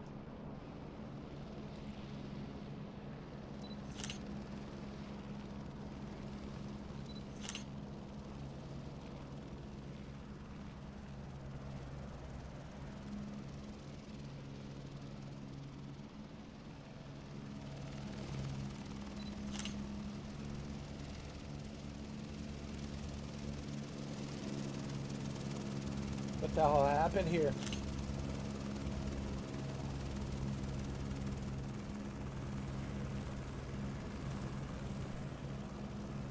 What the fuck is this? Is this Angry Birds? What? Looks like Angry Birds. Oh my god. Lazy developers. All of that money, all billions of dollars, all of these, resources they have. They're bragging about their billions of dollars. They're bragging about their Azure, their data centers, all this bragging rights, bragging this, bragging that, and they got nothing to show for it. All the bragging bullshit. It's a fantasy la la land. Fantasy. We're living in a fantasy la la land. Everybody's just lying. Everyone's full of shit, man. Everyone's full of shit. George Carlin was right. Southwest 2250, exit runway, when able. Negative. I'm not able. I'm stuck here. Southwest 2250, contact ground on 121.7. Negative. Negative. I said negative. I'm not able to. I'm stuck here with the Angry Birds. Yes, with the Angry Birds. 121.7 Southwest 2250. Jay-Z, 2 cents. You called it. He called it out last night. I couldn't believe it. He called it out.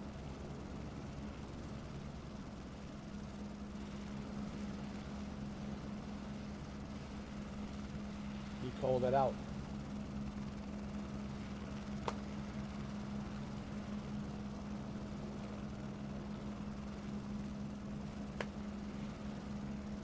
Jay-Z, 2 cents, called it out. Early this morning, he uploaded a video, didn't he? It was around like 5 in the morning. He called it out. He was right.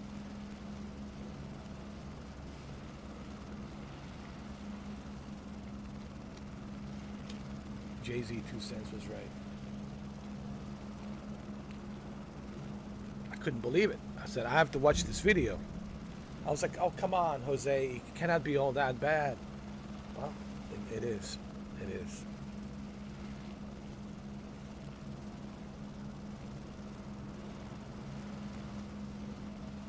What I thought this was supposed to be a big week for Microsoft, but this turned out to be a shit show.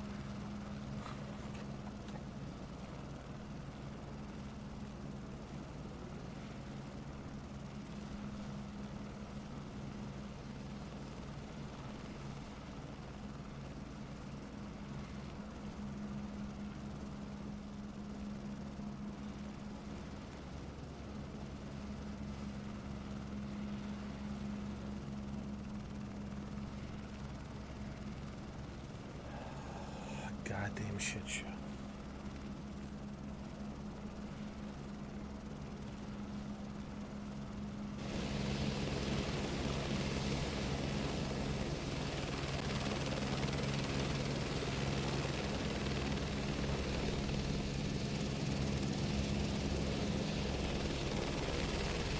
Did a tornado go through here? Are we supposed to rescue some people? Hey, was there a tornado here? Are we supposed to like rescue some people here? Huh?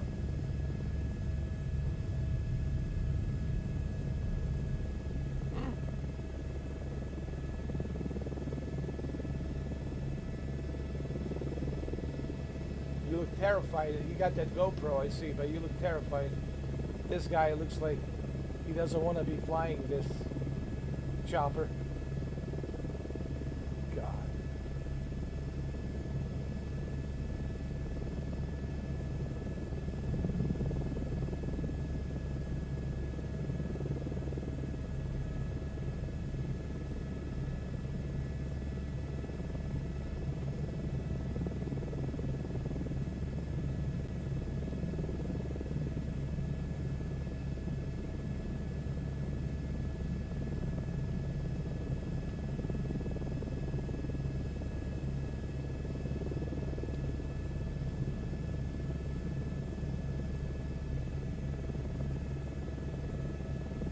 I think this is the apocalypse.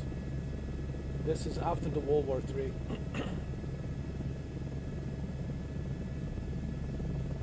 This is what it looks like after World War III.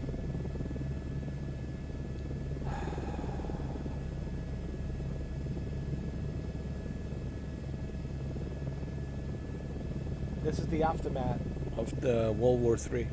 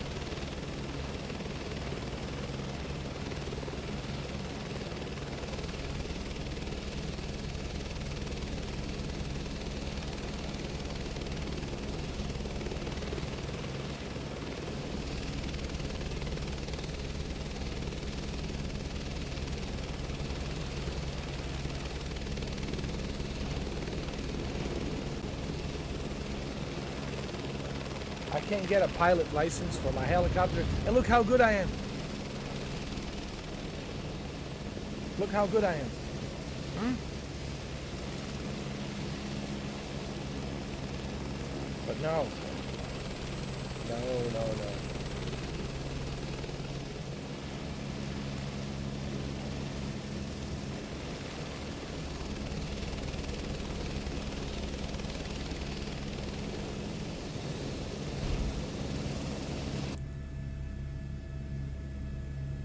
Hey, Jose, do you know what the FCR is? Do you know what the FCR is? What it's supposed to mean?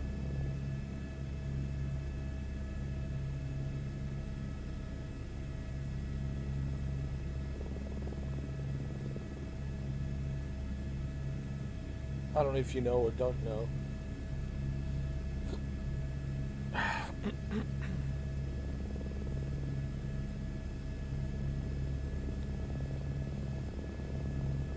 Let's go somewhere else. Let's end the flight. I want to go somewhere else.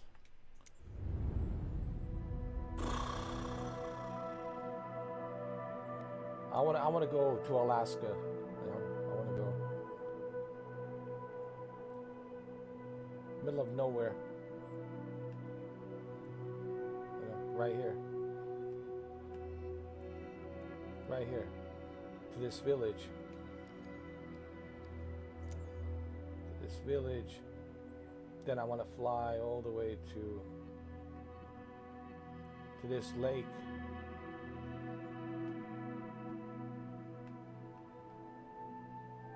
All the way up here. I want to land here. I want to exit. And I want to exit.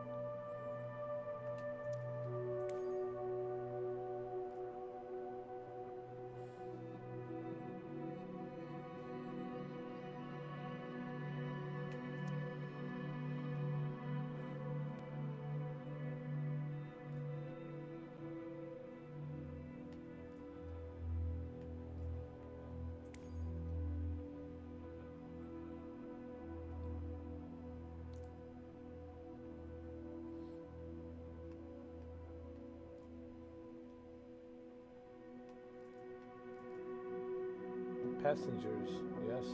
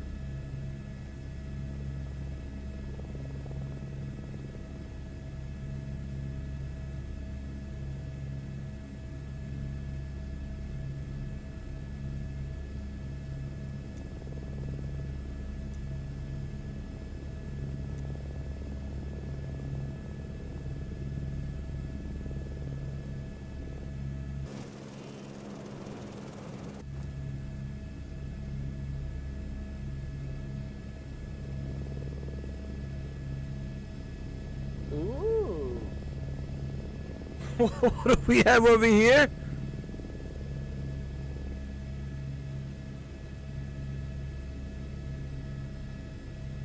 Twin sisters. Okay. Okay.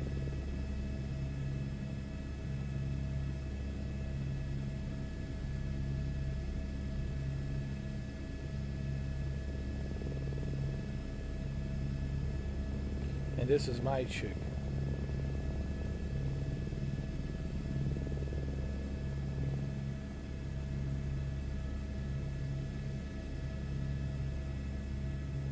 All right, you guys ready? Huh?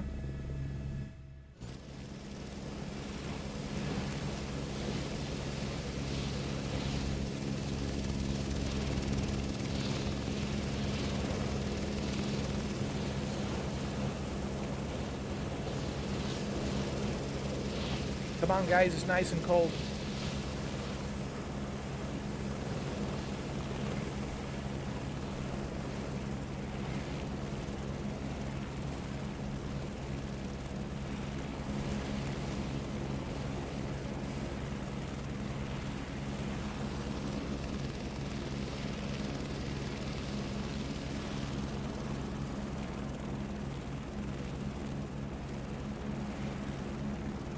Maybe I'll find the Bigfoot.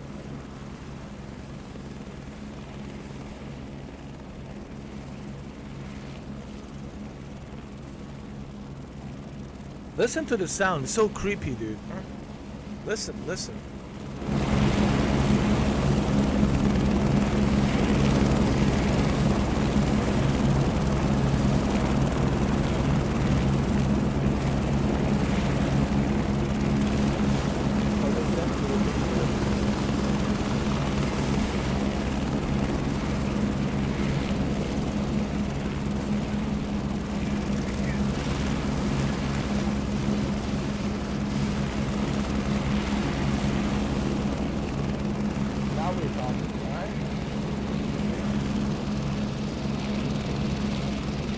set up a head. This is Sasquatch. This is Sasquatch. They're in here somewhere. Probably right now.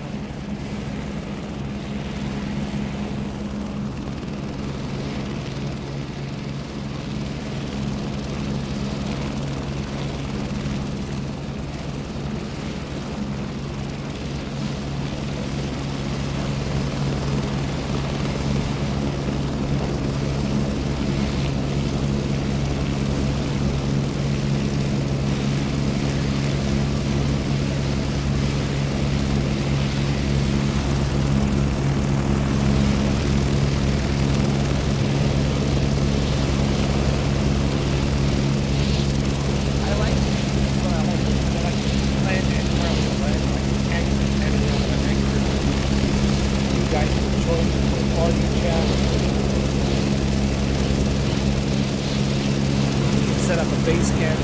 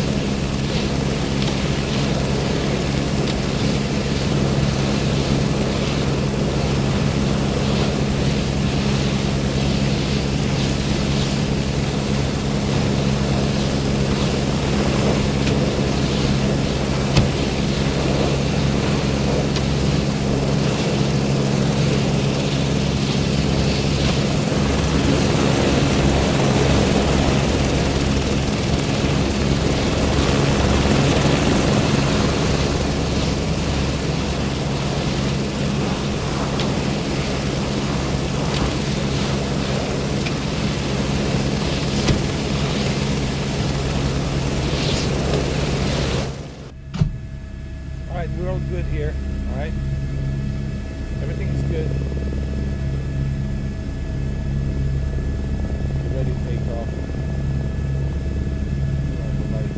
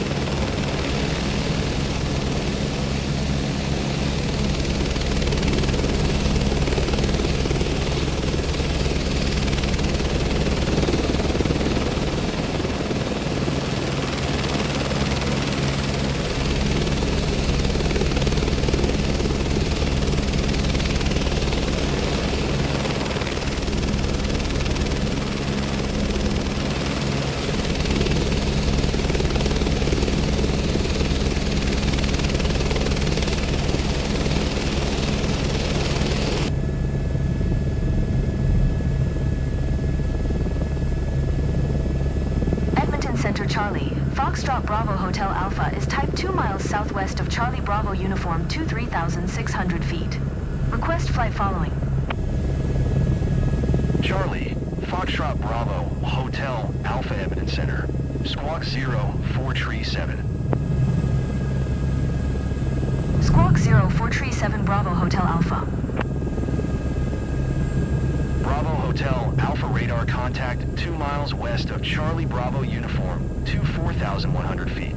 Altimeter 29.2. Roger Bravo Hotel Alpha.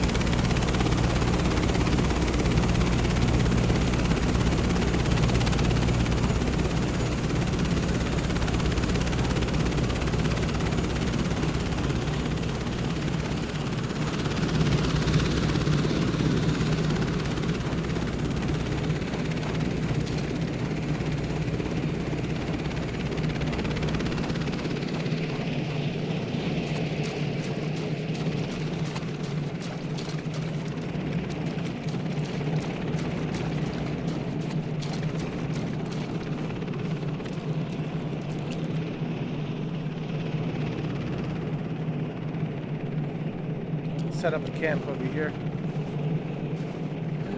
Okay. Call it Misty 4K Lake. Set up a camp here. Right here. Those two trees. Right here.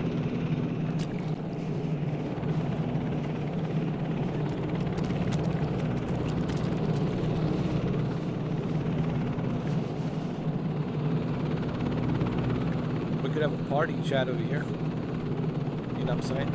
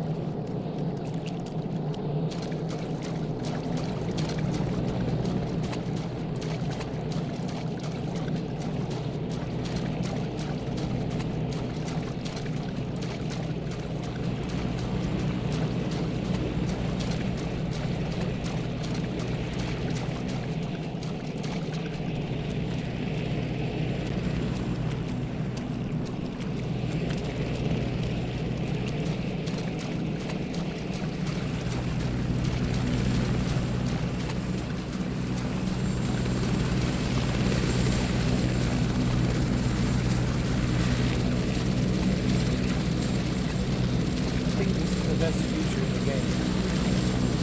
Go anywhere, park anywhere, walk out. Your friends can join you, walk out. Talk to each other, have a little party together.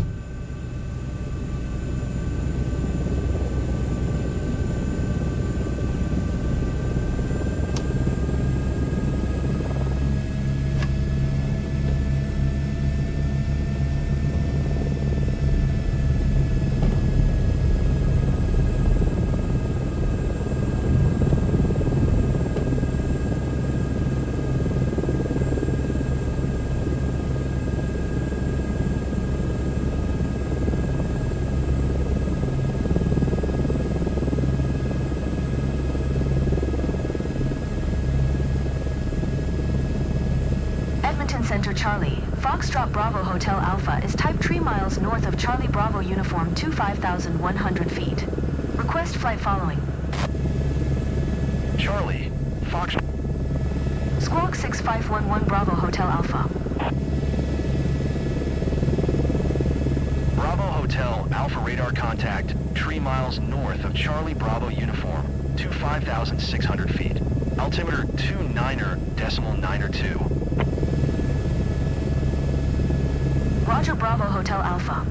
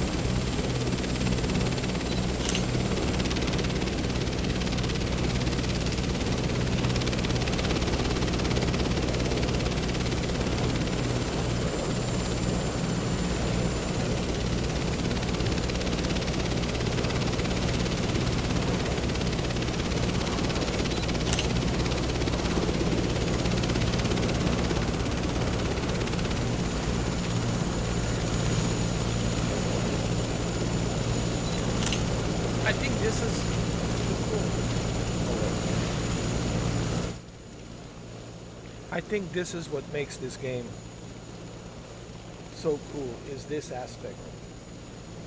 This aspect of being able to land wherever you want to land, explore what you want to explore. That's the aspect of this game that I think it's all about. It's this exploration. Now, when you join a multiplayer, let's say there's two of you with a helicopter, and two of you can, let's say there's four of you land on the same spot on the helicopter. We can set up a base camp over here. We can chill out and explore, have a little conversation. So that's the aspect of this game that I like. I think that's the cool feature. The career mode, it's just broken. You know, can't get that license. You know, pisses me off. But this is the aspect of this game that I like. You guys know what I mean by the word aspect of this game. Like what makes it great. I think this is the aspect of this game that makes it great.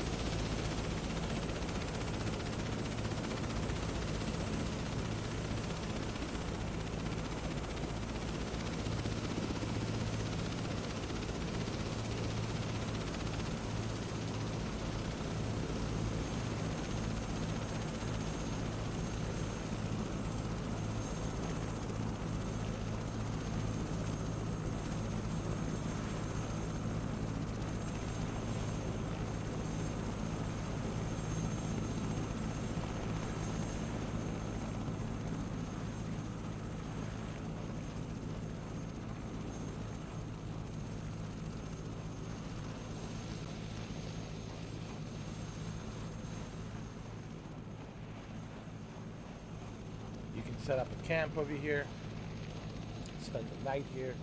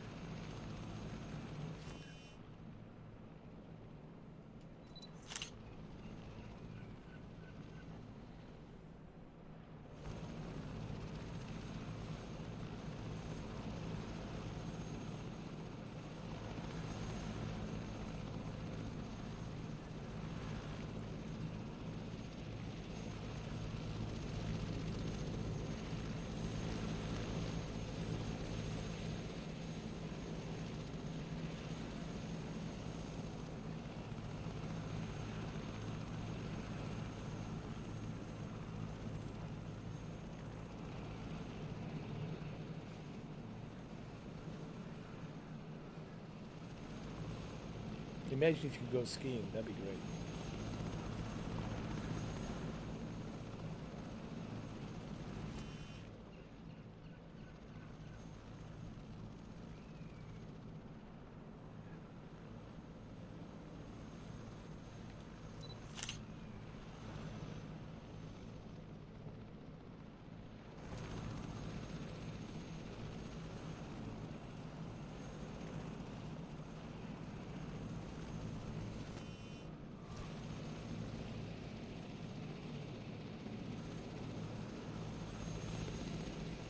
go back to my helicopter.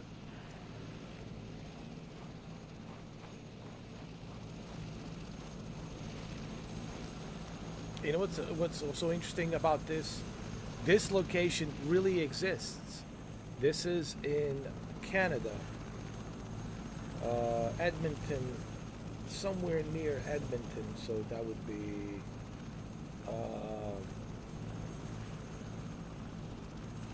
which province would that be? It's not British Columbia. It's right next to British Columbia. What's next to British Columbia? Alberta. Yeah, Alberta. So this is Alberta, British Columbia.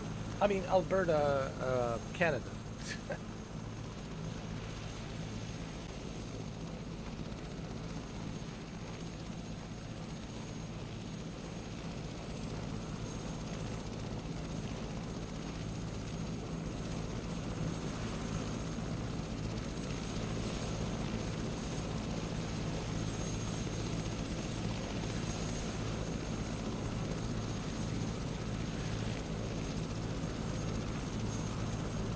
Where the hell's my helicopter?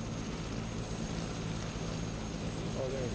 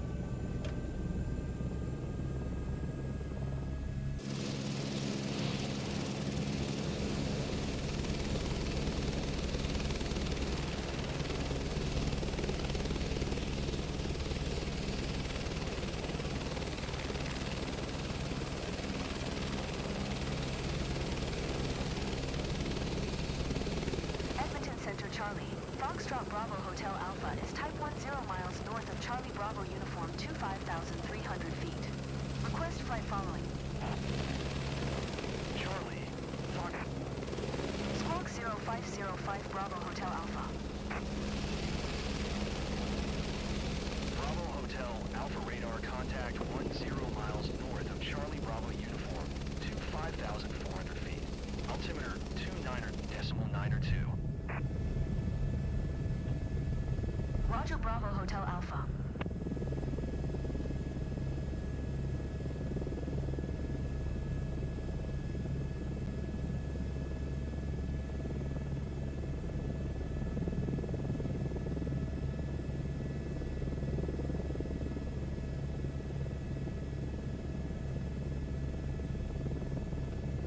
You know what I want to do?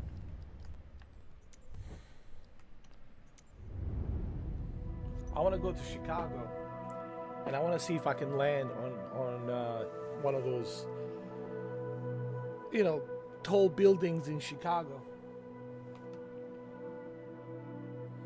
Where's Chicago? But we'll do it during the day, like during the day.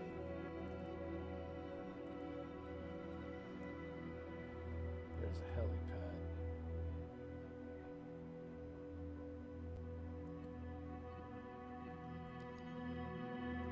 Departure.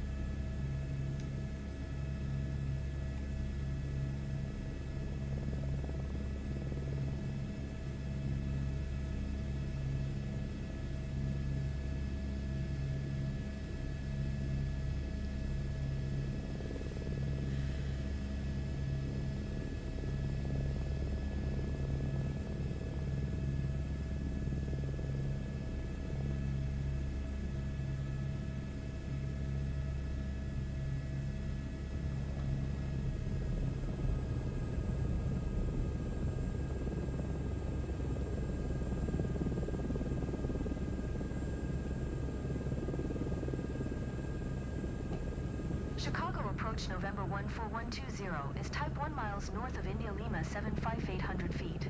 Request flight following. November 14120 Chicago approach. Squawk 6521. Squawk 65211120. 120 radar contact 1 miles west of India, Lima 751,000 feet. QNH 101 tree. Roger 120. Chicago approach November 14120 1 miles west of India Lima 75 request IFR to Kilo 48 Tango Romeo ready to copy. November 14120 is cleared to Kilo 48 Tango Romeo Airport is filed. Squawk 6521. November 14120 cleared to Kilo 48 Tango Romeo Airport is filed. Radar contact Squawk 6521. 200 feet. QNH 101 tree turn right heading tree 60. PBEG RAAX. S2ZUM PSEP. Resume. P-end. Own navigation descend and maintain 400 feet. Turn right heading tree 60 proceed on course descend and maintain 400 feet 120. Chicago approach November 14120 requests destination change to Kilo 48 Tango Romeo. November 14120 cleared to Kilo 48 Tango Romeo Airport is filed. Squawk 6521. 120 read back correct. Radar contact 1,400 feet. QNH 101 tree turn right heading tree 50 proceed on course. Turn right heading tree 50 proceed on course 120. 120 contact Chicago Center on 120 decimal tree 5. Good day. 120 decimal tree 5120. Chicago Center November 14120 is passing 2,100 feet descending 400 feet. November 14120 Chicago Center altimeter 29er decimal 9er2 continue as planned. 120 you can cancel IFR. Continue VFR to your destination.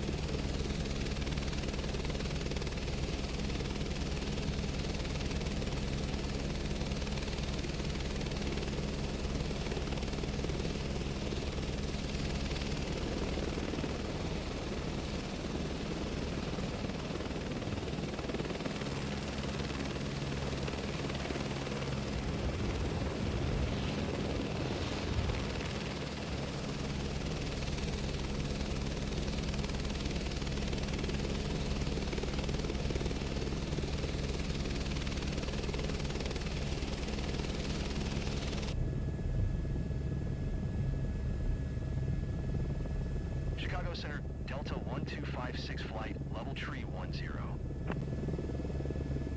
Delta 1256 Chicago Center, continue as planned.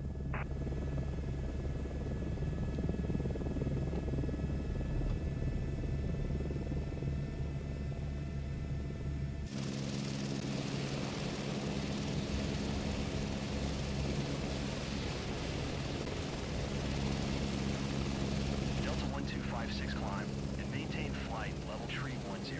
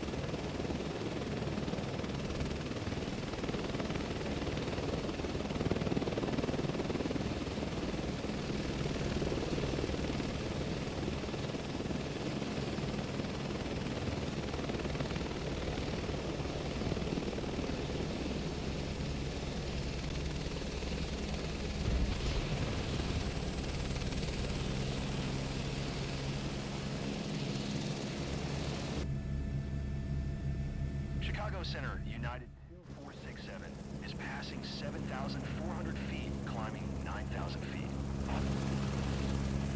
United 2467 Chicago Center altimeter 29.902 continue as planned. United 2467 contact Chicago Well, that's pretty approach cool. on 124.7. You can land Good day. on top of the building and you can get out. That's pretty cool. Look, Flight Simulator 24 has some potential. There's a potential for this game. Like I said, one cool aspect, as I had mentioned this previously, one of the coolest aspects of this game is the ability to land where you want to land and exit and walk around where you want to walk around. It's just there's bugs currently. The career mode is great, but it's having bugs issues, and you know, it pisses me off that I can't get that license, that CPL license.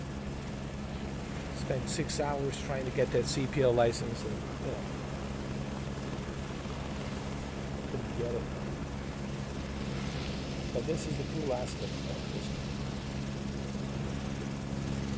Can you turn off the? Yeah, you can turn it off. I think it'll let's put on the brake.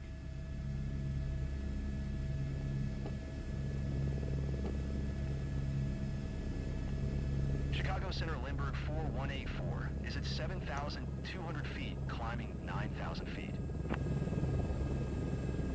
Lindbergh 4184 Chicago Center altimeter 29.902 continue as planned.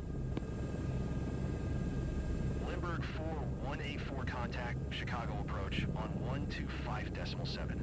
Good day.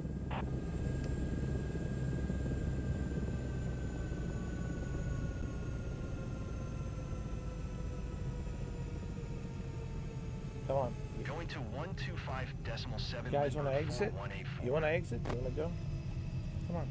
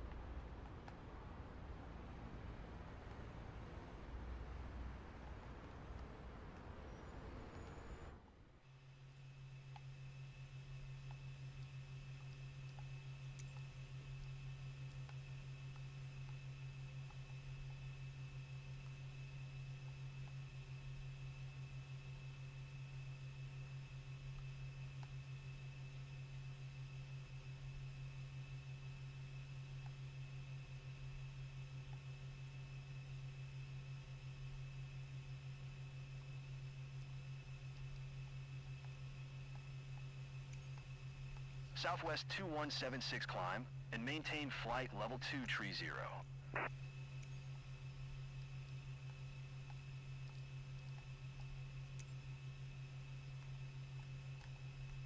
Climb and maintain flight level 2 tree 0 Southwest 2176.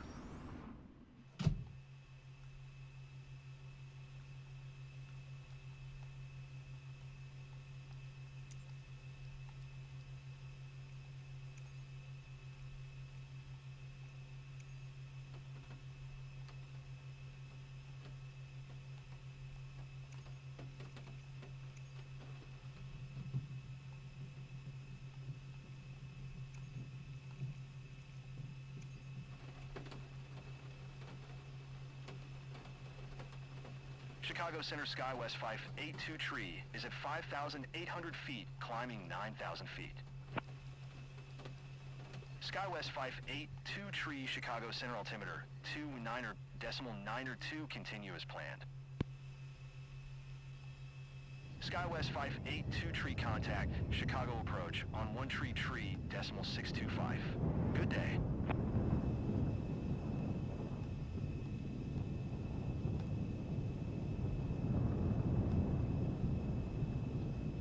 Going to 1 tree decimal 625, SkyWest 582 tree.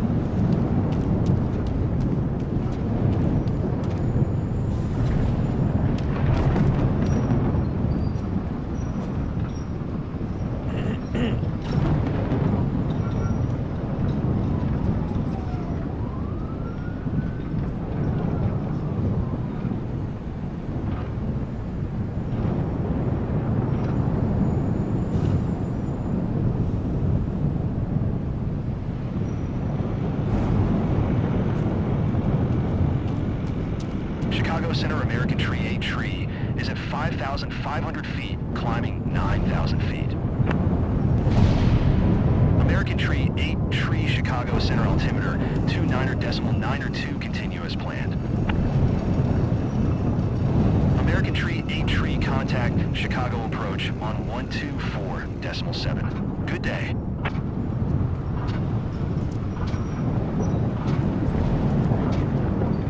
Chicago Center American 2279er is at 8,000. 124.7 American Tree 8 tree.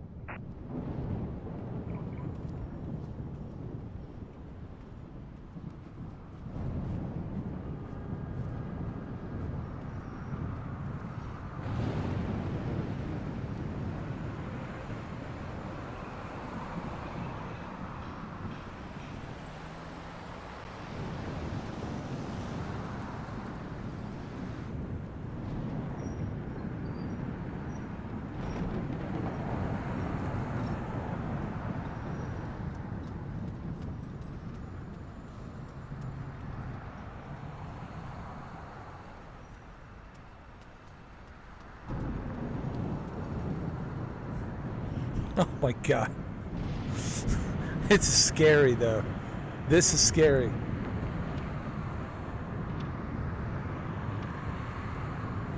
This is like The Last of Us, but in Chicago.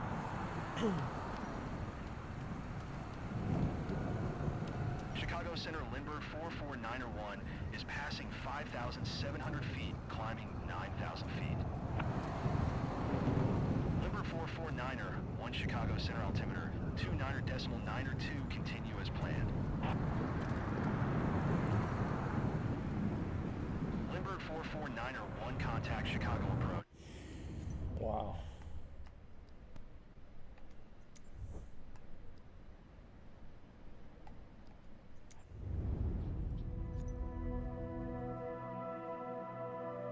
pretty cool.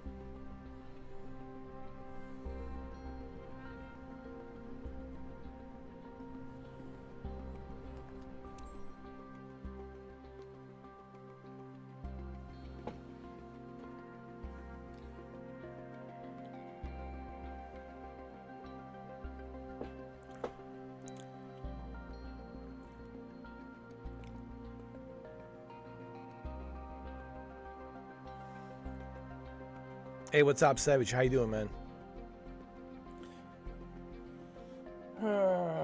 I'm gonna try this one more time, and that's it. If I can't pass it, I'm just gonna call it a day, man. It's already been 7 hours, 30 minutes.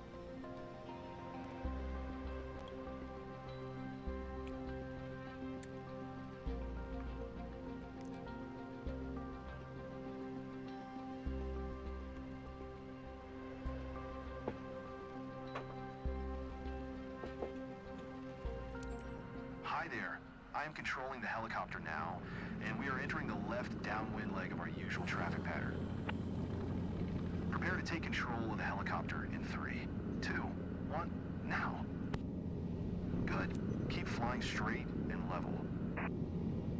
Maintain altitude between 1,000 and 1,200 feet. This is a good height for the high reconnaissance we are about to do. Our goal today is to operate in the confined area. See that small field surrounded by trees and hangars? That is our target. Fly closer to have a better overview of the field.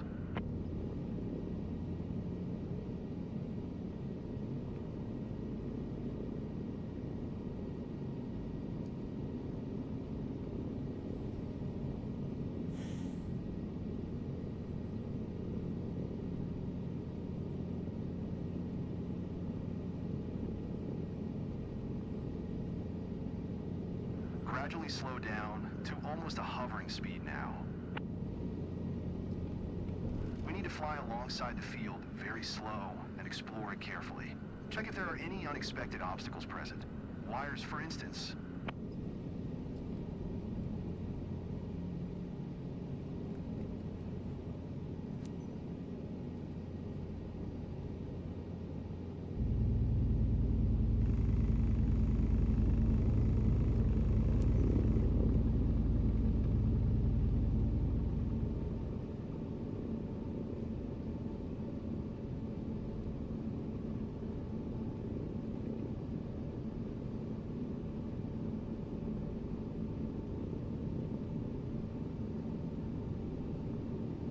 Looks good to me.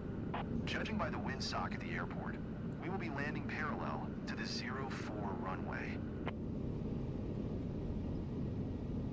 Let's fly downwind and prepare for the approach now. Speed up again. Deviate to the left to allow enough space for turning back on final.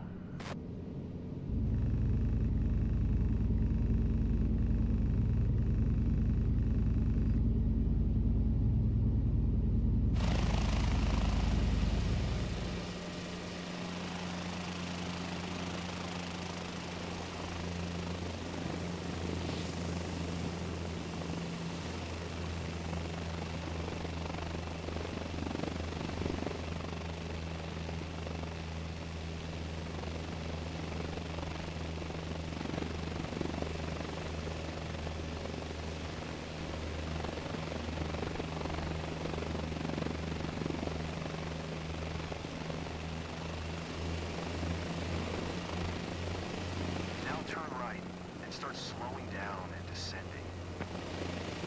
Try to be at 1,000 feet and 50 knots airspeed when you enter the final descent.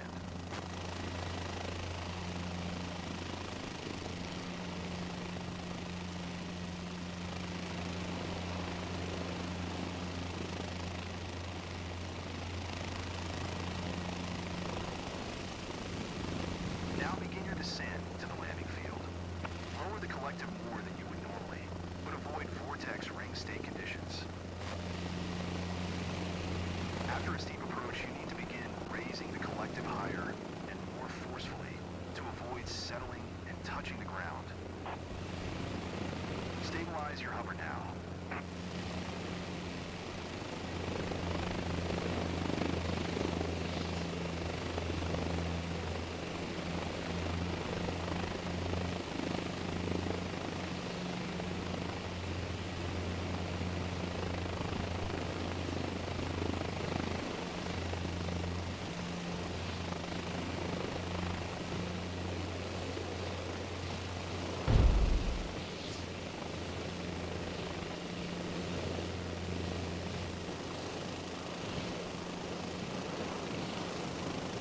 Let's prepare for takeoff now.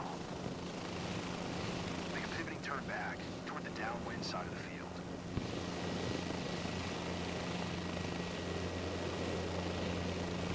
Hover taxi to the downwind corner of the field to have as much area as possible in front of us.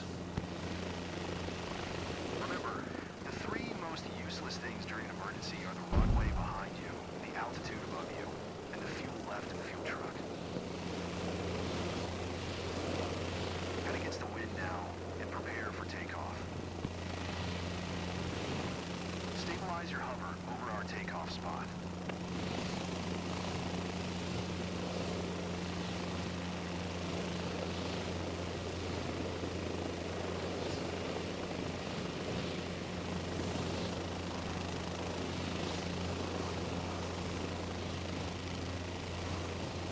All gauges are green. We have enough fuel, and we have over 10% available power in reserve. Slowly raise collective and lower your nose a bit to start gaining speed.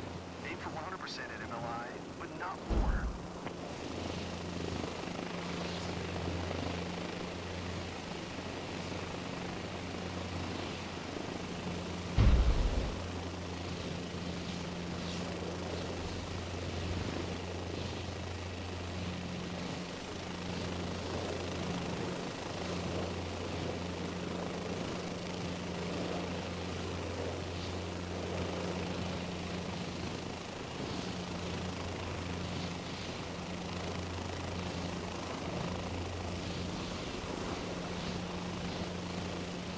Now transition to your usual climb with 50 knots airspeed.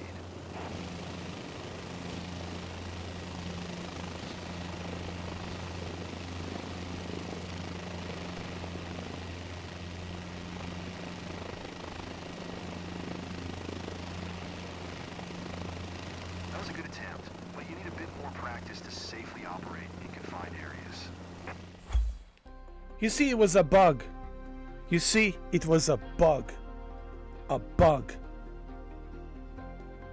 That's why I was so upset. That's why I was so pissed off, you know? Because I know I was doing everything right. I know I was doing everything correctly. And this was the reason I was pissed off. When I know I'm right, I know I'm right.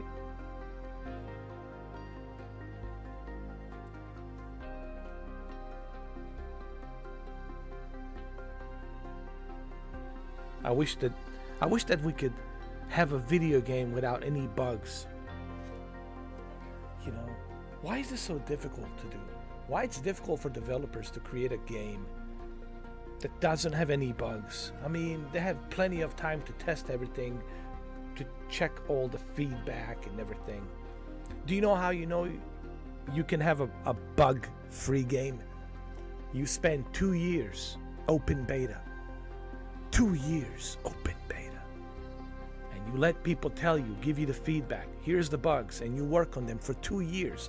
And then when finally comes the day for you to release the damn game, It's bug-free. I don't understand which part of this is so difficult for them to understand. For each and every one of these developers, why is it such a difficult thing to understand? This is common sense. You know, Cliffy B talked about this. Cliffy Blazinski for Gears of War 3. He says, you know, what I did with Gears of War 3, I had an open beta for how many months? And I knew with this open beta, I don't have to worry about the multiplayer when the Gears of War 3 is finally ready to land. And guess what? Once the Gears of War 3 landed, everything was hunky-dory, super perfect. I wish that more developers would do that. You can avoid these bugs, but the only way you avoid these, same thing with Test Drive Unlimited. Should I even mention Test Drive Unlimited? It can happen, but it only happens if you do an open beta. Not some slimy crap where you have to pre-order the game, buy Ultimate Edition for $100 to get the access to the closed beta. Yeah. Pay $90 or $100, or God forbid, you know, Shuki paid $175 so he can participate in a closed beta. It doesn't work. All of these things can be avoided. But I don't know what it is about these developers. They're so stuck in their own world that they don't want to do an open beta. Open beta, it's going to help you. Open beta is not going to hurt you. There's nothing about the open beta that's going to hurt you. It's only going to help you. And for the life of me, I don't understand why these developers are so afraid. Oh, closed beta, only selected few. No, don't do selected few. Do an open beta for everybody. That's how you fix the game. But no, they want you to pay $90. They want you to pay $100. They want you to pay $175. They want you to pay $200. Yes, $200 they want you to pay. So that way you can have a early closed beta access. You know, I've been preaching this for how many years now? 10 years. And after 10 years, nothing has changed. It's gotten worse. It's gotten worse. Nothing has changed. It only has gotten worse and worse and worse and worse, because developers are so stuck in their own bubble, and they just want to do everything within their own bubble. And that's why you fail.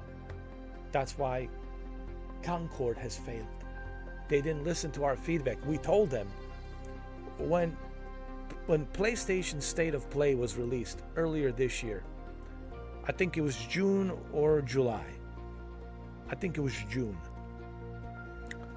In June, what is the first thing that I said? I said, well, this is going to fail. Nobody's going to pay $40 or $50 or $60, and then PlayStation Plus Premium, subscription for something that you have to pay for, and it's only online. When you can get that for free, you can get Concord type style game for free. It's called Overwatch 1 and Overwatch 2, and it's free. It was so obvious that it was going to fail, and all the goofy characters and no one really cared about in the game, and it failed. And why did it fail? It failed because developers were living in their own little bubble, and they didn't listen. And they didn't listen to the feedback. And I don't know, in this day and age of everything being connected, right? We're living day and age where everything's connected, social media, everything's connected. And you're not going to listen to majority, and majority is telling you no, no, no, no, no. And you say, we're going to stick with our decision. This is what we want. Okay. And then you fail.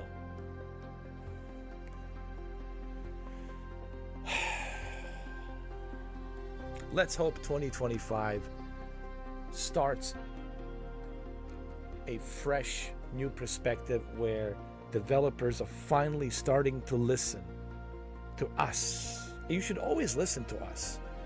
We are the one buying your video games. We are the one playing your video games. Let me repeat that one more time. We are the one buying your video games. We are the one playing your video games. You should always listen to us. If I was a creative developer, the first thing I would do is listen to what people want. Listen to the feedback. And then have a meeting with my team and tell my team, this is what people want, we got to work on this. We're going to have an open beta for a couple of years. The people will work with us, they'll tell us, they'll give us the feedback so we can work on the bugs and we can improve it. And then after 2 years of all the data collection of feedback, we'll have pretty good idea how to have this game ready for launch. And on the launch day, everything will go smooth because we learn our lesson. We spent 2 years working with the community and the community helped us. And now everything's ready to go. That's how you make a video game. That's how you know you're going to be successful. And if a guy like me, a Mr. Nobody like me, has figured this out, and the big corporation companies and these big studio developers, they didn't figure that out, I don't know.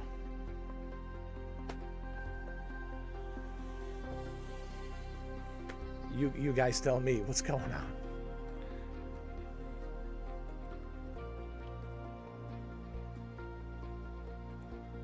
Savage says he learned his lesson back in 2017 with Andromeda, Mass Effect Andromeda. That's good. I learned my lesson with Callisto Protocol. With Callisto Protocol, I was like so hyped about the game. I remember telling everybody, oh, this will be the game of the year. This will be the greatest game this holiday season. Forget about God of War Ragnarok. Blah, blah, blah. Dude, I was hyping the game so badly. And then I learned my lesson the hard way. And I said, never again. Never again. And it's true. Since 2022, I haven't pre-ordered nada, zero, zilts, nishta. Do you know why? Because I have learned my lesson. I was like, that's it. I'm never going to pre-order another game ever again.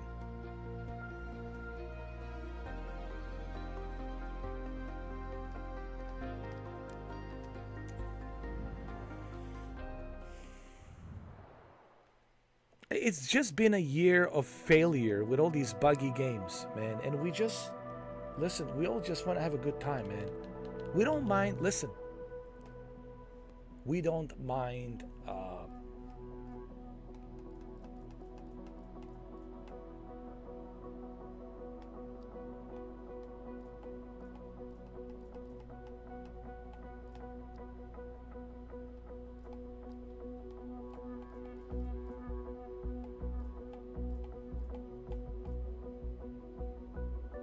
I need more credits.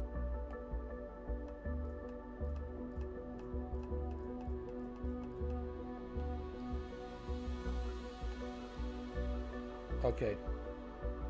So I need 500 more credits before I can go ahead and get my commercial pilot license.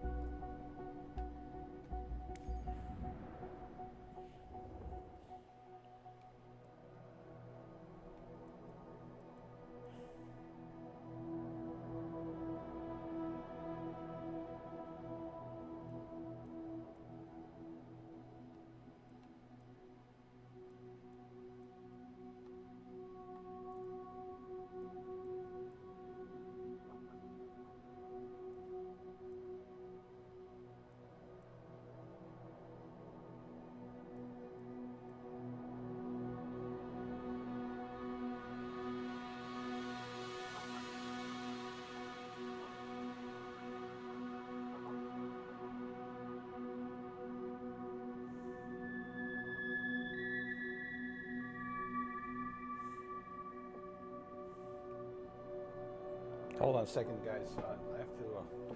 I have to go to the bathroom. I have to take a leak really quick.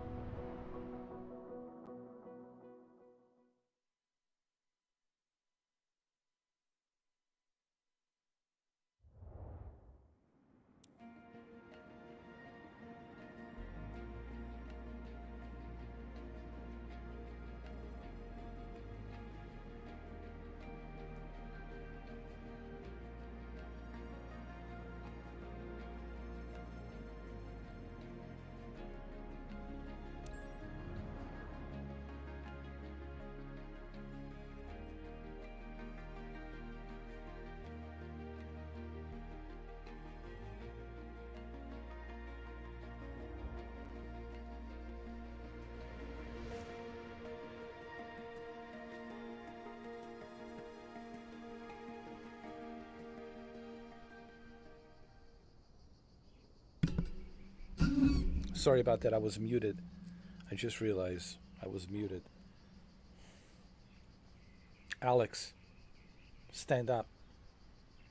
Stand up, motherfucker.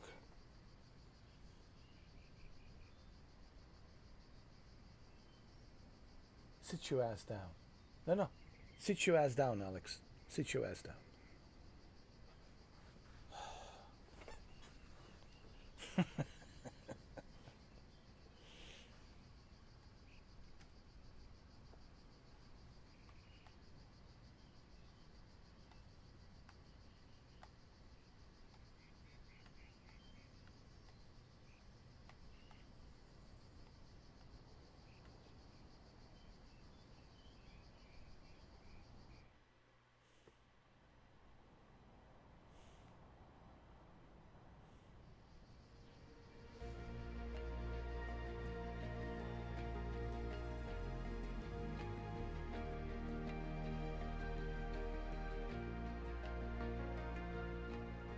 Good day for flying, right, Captain?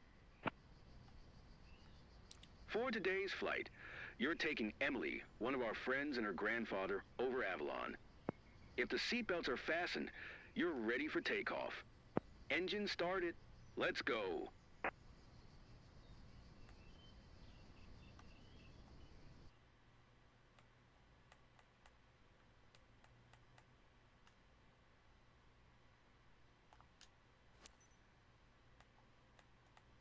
I can't announce the taxi. Look, the game's broken. I can't even announce the taxi. Broken game. I can't do this. This is just broken.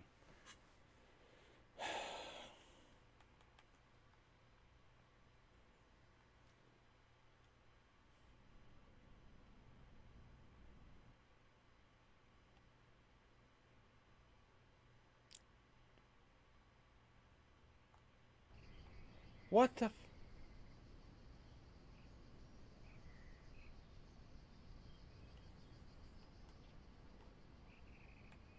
It's a bit scary. Kilo Alpha Victor But still X-ray traffic exciting. Cessna November Mostly exciting. 85809er, taking off runway 22 departure to the east. We're not on a runway. We're flying, and we're stuck in the air.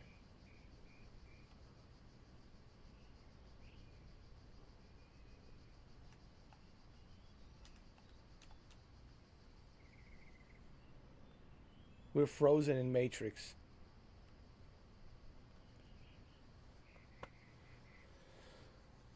And then people say, why are you upset, Mr. 4K? Why are you so upset? Can't you see why? Can't you see why? Does this ring a bell? Does this ring a bell to majority of you why I'm so upset?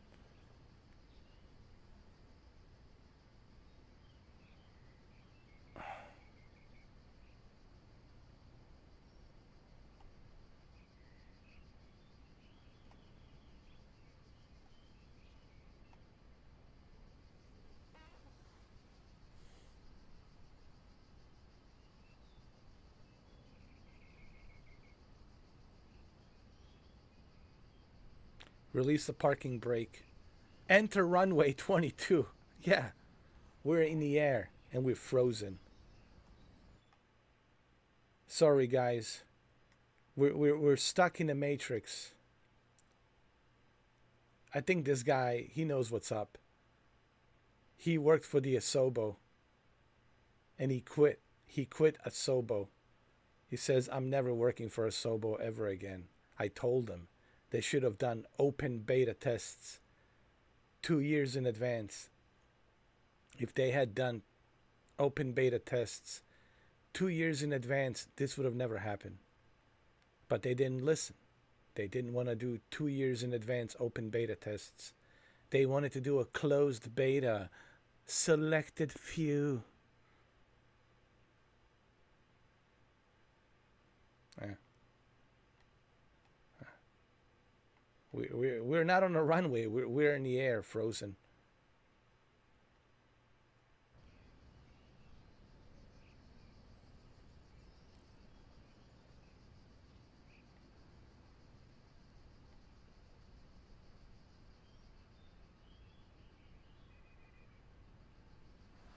Frozen. Frozen in time.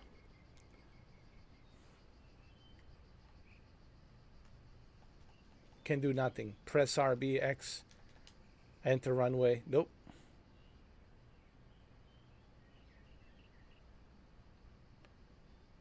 Let's listen to the birds.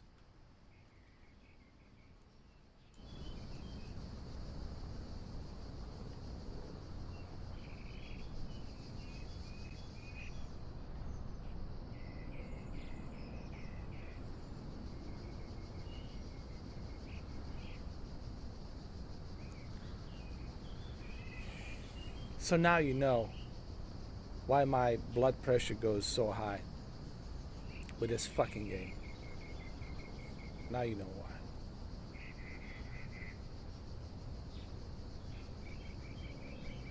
And if it wasn't for my blood pressure pills, my blood pressure would be fucking 150 right now.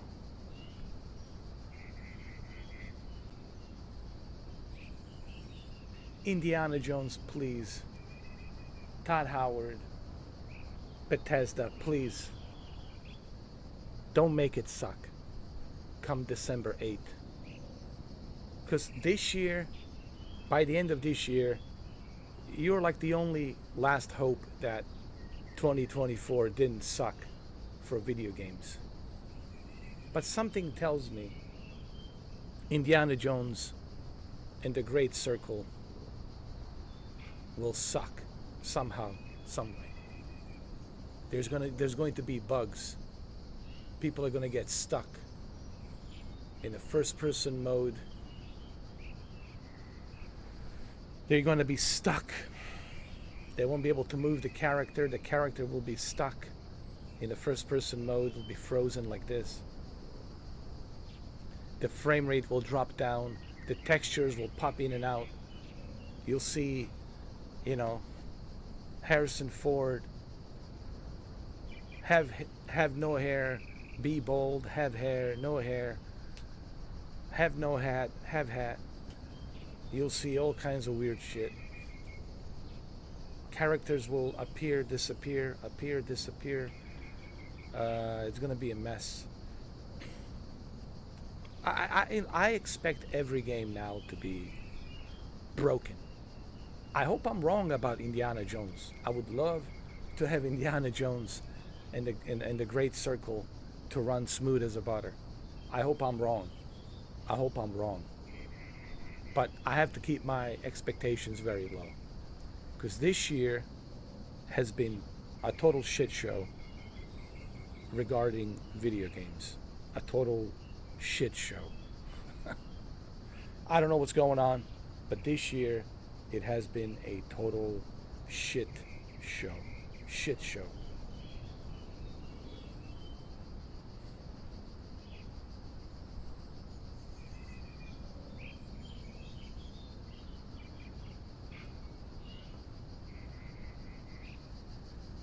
There you have it.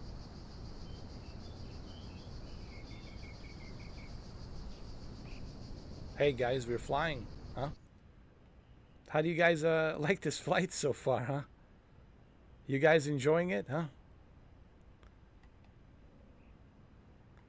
You enjoying it? Look at these eyes. These eyes are depressing eyes. Very depressing. Yeah, I definitely feel you. It's very depressing. Yes.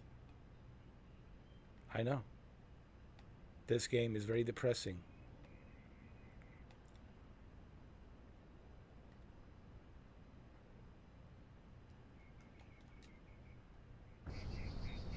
And then yesterday,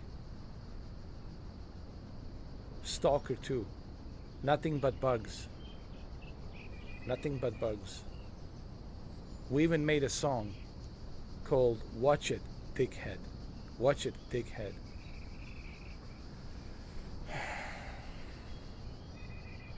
It's a great song. You should listen to it.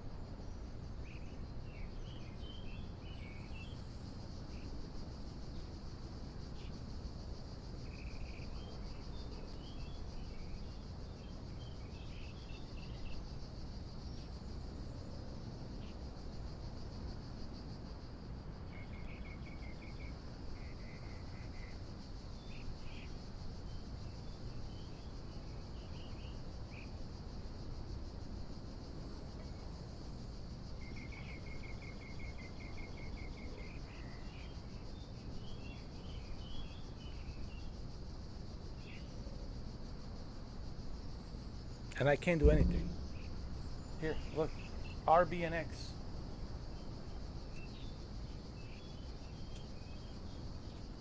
Nothing.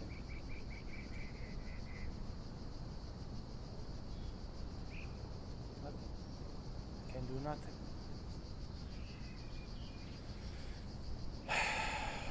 Jay-Z 2 cents was right. I couldn't believe it. Jose told me last night in the morning, hey, Jay-Z 2 cents just uploaded a video. And it's all negative. It's all negative news regarding Microsoft Flight Simulator 2024. I couldn't believe it. And then I finally went to watch the video at 5 a.m. after I finished my 12 hours of Stalker 2. And, well, Jay-Z 2 cents was right.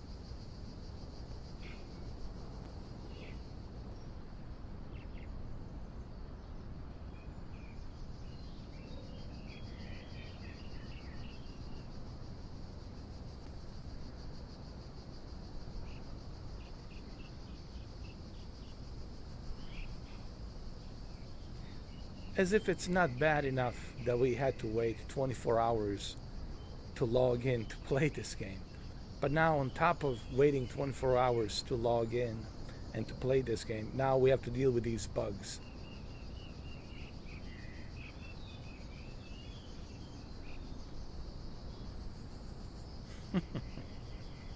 Oh man.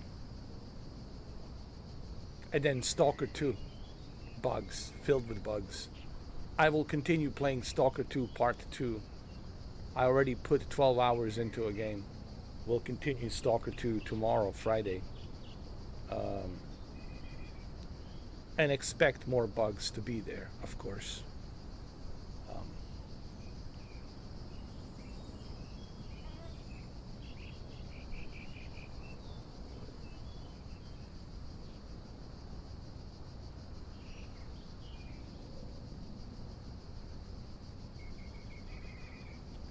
Well, there you have it, ladies and gentlemen.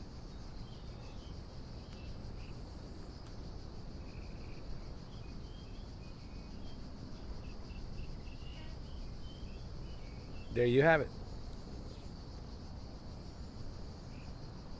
There's your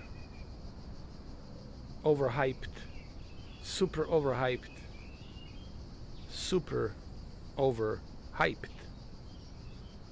Microsoft Flight Simulator 2024.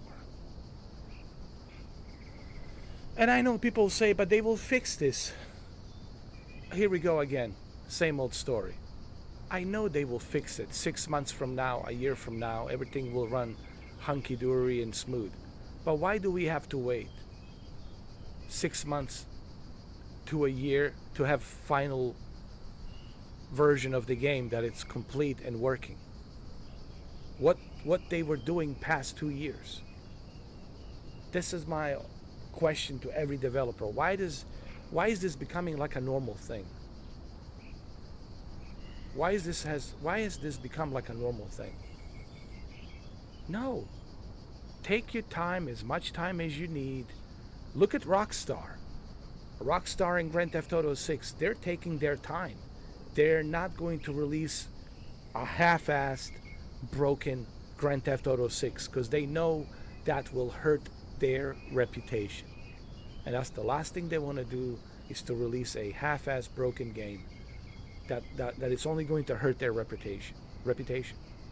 So Rockstar is not going to do that. Rockstar will delay the game as long as necessary till they feel that everything has been tested and it's ready to go.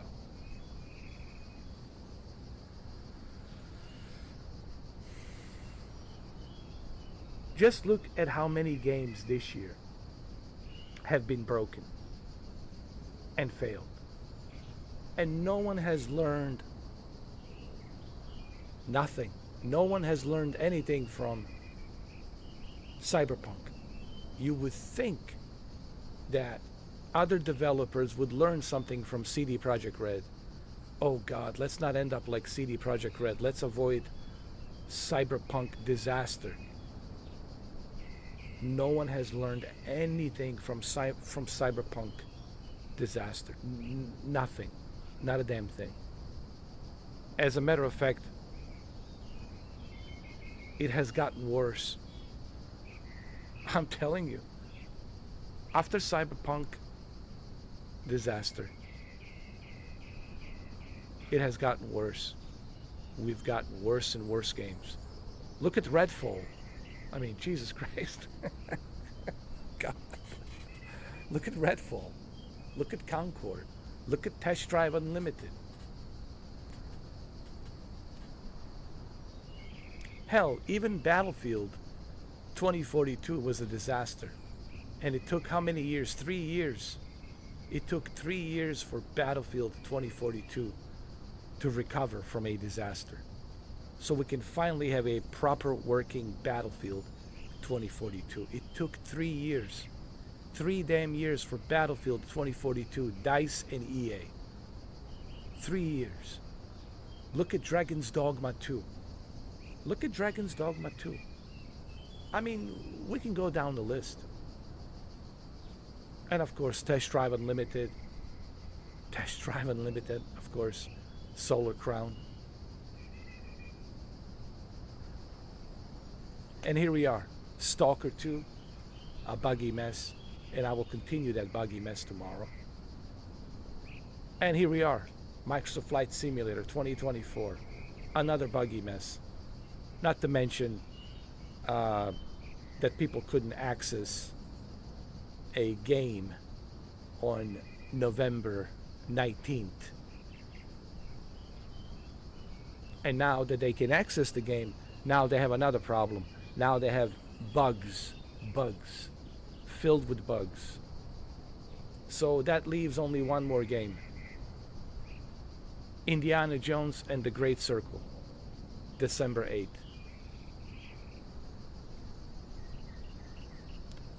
My hopes for Indiana Jones are very low. My expectations, very low. I expect Indiana Jones and the Great Circle to be filled with bugs. I just accept. I accept that fact. It will happen. I don't even have to think about it right now. Now, if by some miracle, Indiana Jones and the Great Circle, it's working smoothly without any issues. Whoa, dude. Maybe the aliens will finally land and say hello. Because, man, so far, this entire year has been a shit show with video games. Has been a total shit show as far as video games. It's just been terrible. A terrible year for video games. It will go down in history. 2024 will go down in history as one of the worst years for video gaming. I mean, total failure. People say, what about Hellblade 2? Hellblade 2 Senua's Sacrifice was just a tech demo. The game was short. It was short and boring. Most of the time, you're going through the caves and, trying to figure out some puzzles. And in between, you fight some enemies here and there. And then at the end, there's some kind of epic conclusion. And other than that, there's nothing else. Pretty mediocre. It was just a tech demo for Unreal Engine 5. There's maybe one game I would say out of all of the games that came out this year, there's one game that I would say was one of my favorites. And it was an indie game, independent game with Unreal Engine 5. It was called Still Wakes the Deep, a psychological thriller horror with a really good message at the end. If you know what the message is, that is. and I kind of figure out what the message is. So Still Wakes the Deep was a good example. Here's like a low budget indie developer, independent developer studio, and the game is working perfectly, no bugs, no issues, no problems, greatly optimized on the Xbox Series X and on the PC and even on the PlayStation 5. Running smooth, no issues, everything's great, right? Great story, great characters. I highly recommend everyone to play Still Wakes the Deep. I would put Still Wakes the Deep as one of the best games of 2024. The best game of the year, 2024. Still Wakes the Deep. And it's an independent studio. Runs smooth, no problems, no issues. So there's 2 games, and this includes Batman Arkham Shadow. Batman Arkham Shadow. You look at Batman Arkham Shadow, it's one of the best games released this year. And it's ironic because Rocksteady had a terrible beginning of this year with Suicide Squad Kill the Justice League. And then they made a comeback with a Facebook meta quest with Batman Arkham Shadow. So there's maybe 2 games that I would pick out of the bunch. Still Wakes the Deep and Batman Arkham Shadow. I haven't played Batman Arkham Shadow, but everyone's telling me it's the best. And I don't think everyone is lying. I think everyone's telling the truth. And it happened to be on a MetaQuest 3 only, which is kind of ironic, isn't it? The best game this year, it's on MetaQuest 3. It's not on PlayStation. It's not on Xbox. It's not on PC. It's on MetaQuest 3. MetaQuest 3 Original and MetaQuest 3 S, which stands for Slim. MetaQuest 3 Slim. And you get a copy of Batman Arkham Shadow. So there's 2 games I would pick from this year, from 2024. People ask me about Silent Hill 2. Look, Silent Hill 2, it's a remake.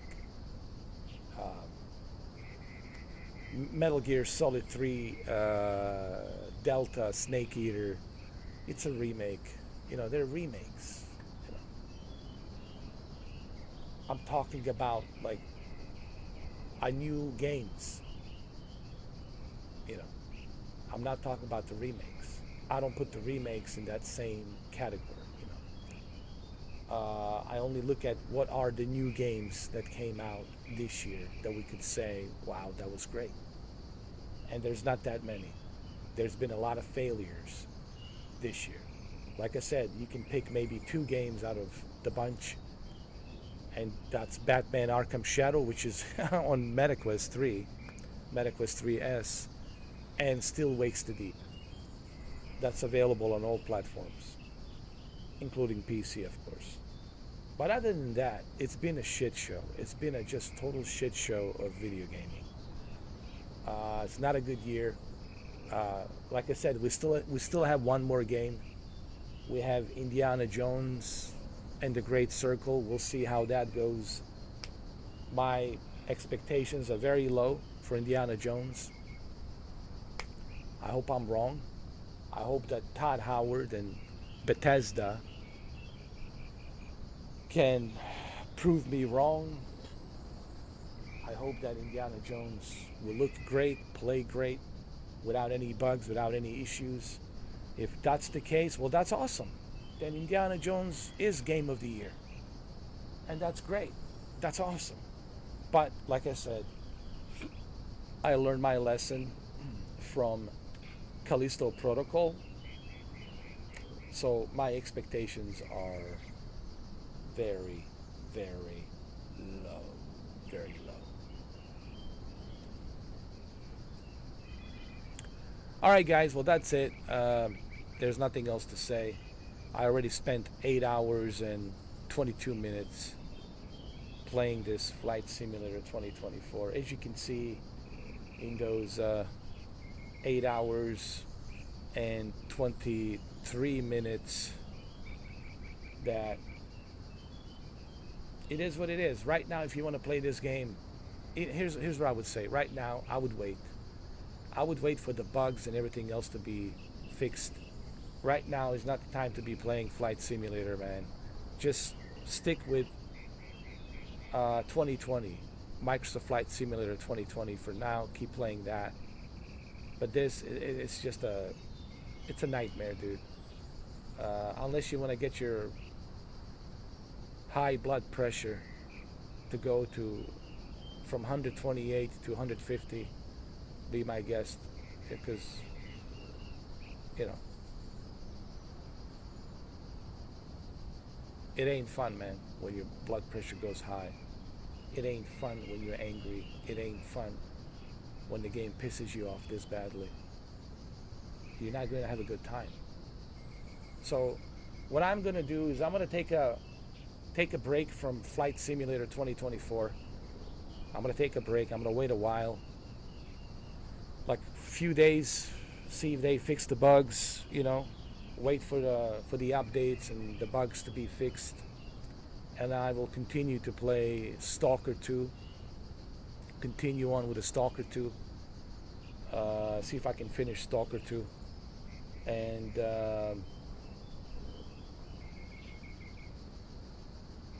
wait for updates on Microsoft Flight Simulator 2024. Maybe on Monday. Monday is what, 25th? Maybe on Monday, November 25th, maybe we'll see some updates prior to Thanksgiving week. Because here in America, next week it's Thanksgiving. It's a big holiday. So maybe prior to the Thanksgiving holiday, maybe they will patch some more updates to fix these bugs. And then we'll see, maybe on Monday we can go back to Flight Simulator and see if it's fixed, if they have fixed all these bugs, so we can have a smooth experience. Because I want us to have a smooth experience. I don't want us to have a shitty experience, And if you have bugs, it'll be a shitty experience. So I'm hoping that prior to the Thanksgiving, which is on the 28th, Thursday, prior to Thanksgiving, maybe on Monday, we'll see a bunch of updates, and maybe those updates will address all these bugs and all these issues. I hope that you guys will share this live stream. I hope that you will share it, because when you share this live stream, developers will look at it and they'll see, oh my God, yeah, this is not good. And maybe they'll look at this and they'll say, well, we're so sorry, Mr. 4K. Our inconvenience, caused you the high blood pressure. And to get mad and angry.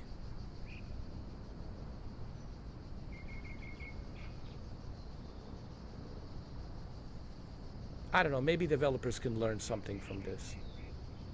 Maybe they can learn a valuable lesson from a gamer like me. Okay. And the lesson they can learn is, let's not release a game till it's tested properly and polished properly. Let's check everything. Next time, let's do an open beta. Let's double check everything. Let's get all the feedback that we need. Let's make sure that we have a best running, completed game. Because if this is how it's going to be, then this is a new standard. Then you should expect every game to be like this. As Assassin's Creed Shadow will be full of bugs, I'm sure, when they release it. Every game will be full of bugs, poorly optimized. I guess this will become like a new standard.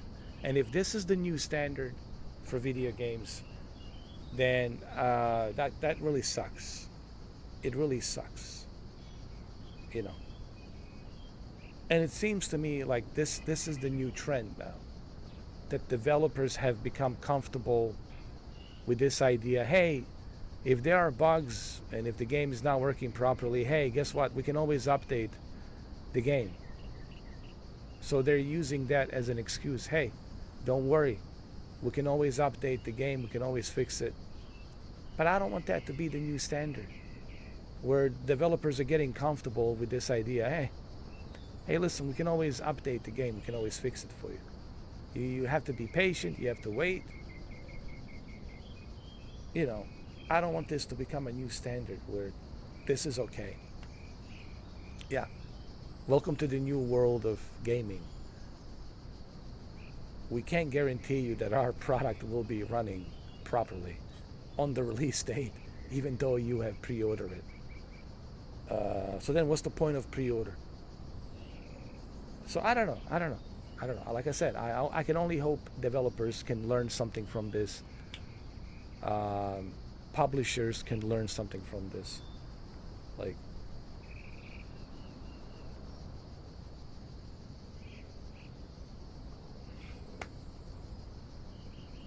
why can't we have a finished product? That's not asking too much. Why can't we have a finished product that it's working? We're not asking too much. We're just asking simple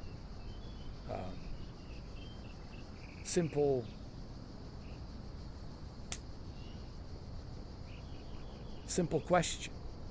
And that simple question is common sense. Why can't we have a finished product that it's working? That's a simple question that everyone is asking. We paid for your product. Why can't you have it working? What have you been doing in the past 2 years, 3 years?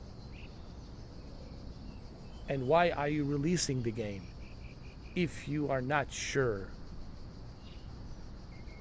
that it's going to be a finished product? Why you want to gamble? Why you want to roll the dice? You know, and I feel a lot of developers are gambling and they're rolling the dice because they know if the game has bugs, if the game it's not optimized, they know they can always patch it up. We'll patch it up. Sorry. Here's another game, a taxi simulator. I mean, I can go down the list. Taxi simulator, same thing. A total mess, broken game when it was released. Alaskan road truckers. Alaskan road truckers. What else? Come on. It's a huge list of games that has been just total failure, broken.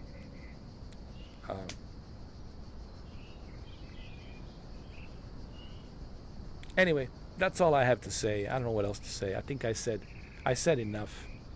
I said enough in 8 hours and 31 minutes. Like I said, I will take a break from this. I think you can see everything you need to see in this 8 hours and 31 minutes regarding Flight Simulator 2024. It's not looking good right now. Right now, I wouldn't touch this. I wouldn't play this. I would just wait.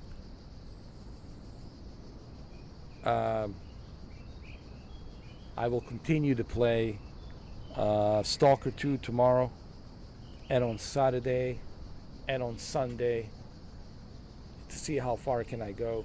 And then on Monday, I will go back to Flight Simulator 2024 on Monday, November 25th, to see if prior to Thanksgiving, if there are some updates that will fix these bugs so I can have an enjoyable Thanksgiving with this game.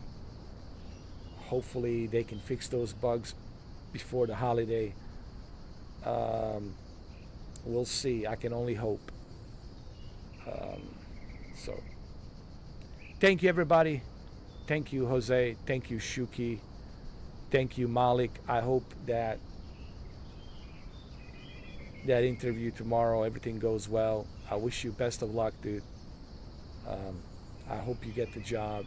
I know how hard it is to get a job, dude. I've been through so many interviews, and you go to an interview, they tell you, hey, you checked all the boxes, you're great, you're great, you're great. We'll give you a call, we'll let you know. We'll get in touch. And then they get in touch with you a few days later, and then they tell you, sorry, we picked someone else. It's tough out there. I know how hard it is, man, to find a job. It's so difficult. So I wish you best of luck on that interview tomorrow. Thank you for stopping by. I appreciate it. It's just you caught me in a bad time, man. You caught me in a very bad timing, because this game pissed me off. As you can see clearly why it pissed me off.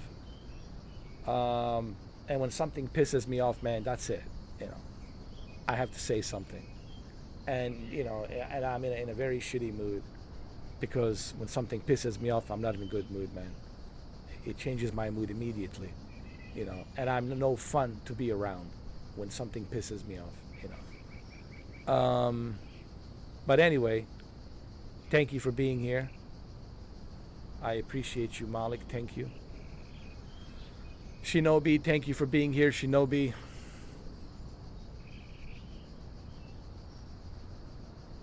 I appreciate your feedback. Jose, thank you for being here. And you were right, Jay-Z. Jay-Z, I think Jay-Z was letting me know, don't play Flight Simulator. I think that's what Jay-Z was trying to tell me yesterday. He was trying to save me from a high blood pressure. Hey, Mr. 4K, I made this video just for you. Don't play this game. It's not ready, man. This game, it's not ready. I should have listened to him. I should have listened. But I felt like I had to play it because thanks to MGD Omega, he really wanted me to check this game to see how the game is. Well, as you can see, MGD Omega, it's not looking good. As you can see, it's not looking good. But I appreciate MGD Omega because of him and the fact that he paid for 3 months of Game Pass membership. That's $60. He paid for it with his own money. And specifically, he wanted me to check this game to see how this game runs. So thank you, MGD Omega. Because of you, man, MGD Omega, this is possible. If it wasn't for MGD Omega, you wouldn't be seeing this. You wouldn't be seeing Stalker 2. You wouldn't be seeing Call of Duty Black Ops 6, campaign, which I have really enjoyed. Call of Duty Black Ops 6 campaign was amazing. It was like watching the Avengers. Can't wait for Black Ops 7 to see how campaign continues. The story of the campaign, how it continues. But thanks to MGD Omega. Same thing with the Indiana Jones, The Great Circle. Thanks to MGD Omega, I will be able to play Indiana Jones and The Great Circle. I'm only hoping, fingers crossed, that Indiana Jones and The Great Circle is working fine. I can only hope and pray.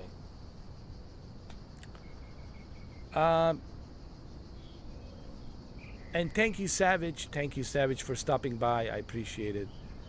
And the dude, thank you, the dude, for $6 donation. I really appreciate it, man. Thank you for the $6 donation.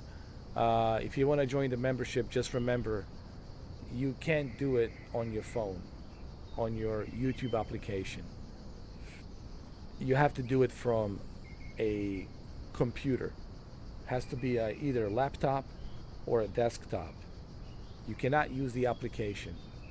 You cannot do it from a phone. It's just the application does not allow it from the phone. So you have to go to a browser on your desktop or your gaming laptop or whatever you have, but it has to be a PC. You have to do it from a PC. Microsoft Edge, Google Chrome, whatever you have, Microsoft Edge, Google Chrome, do it from the browser on your PC, your computer, and do it from there, and you can become a member. I think being a member, it's definitely worth it because you get to engage with me, spend time here with me.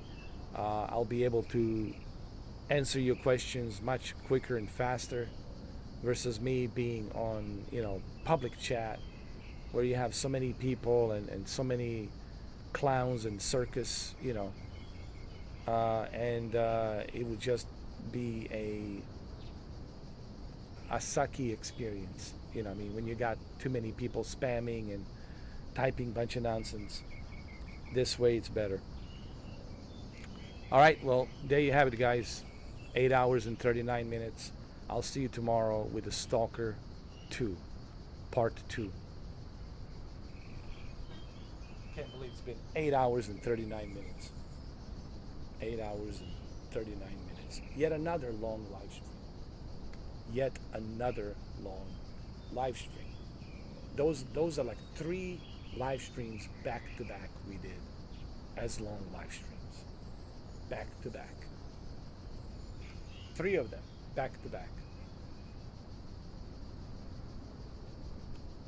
All right, guys, I'll see you tomorrow.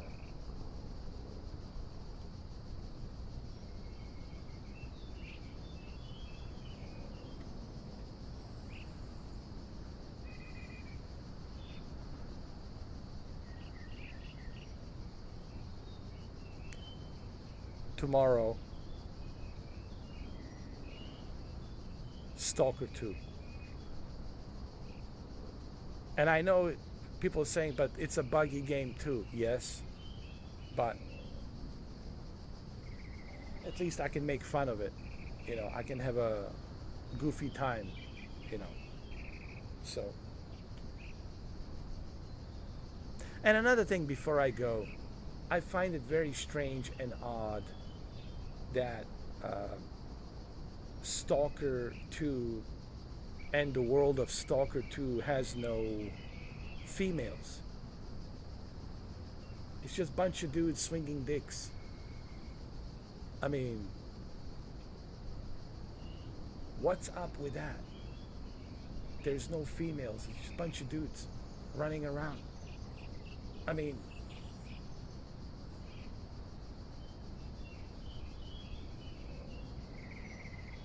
don't get me wrong. I don't mind hanging out with a bunch of dudes.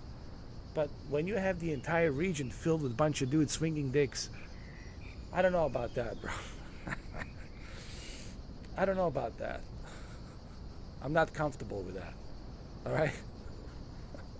I'm not comfortable with that. So I don't know what's up with that. But anyway, we'll talk about that tomorrow. I mean, Metro Exodus had females and strippers, but for some reason, Stalker 2, bunch of dudes swinging dicks. I mean, what's up with that, bro? What's up with that? No one seems to answer that question. If I had an opportunity to talk to developers and have an interview with the developers, the very first question I would ask developers is, how come there's no females? No females in this game. What is up with that? I mean, Metro Exodus has females. The Last of Us has females. Why not this one? What is up with that? I mean,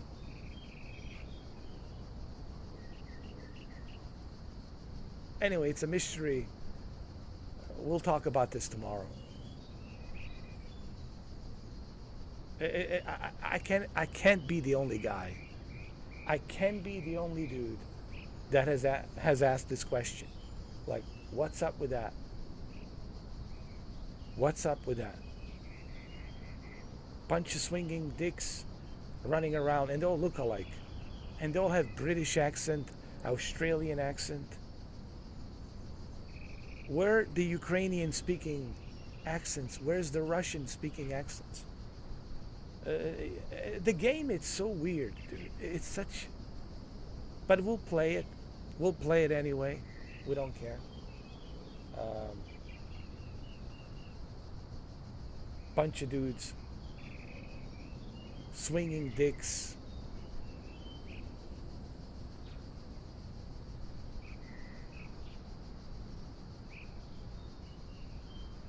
Anyway.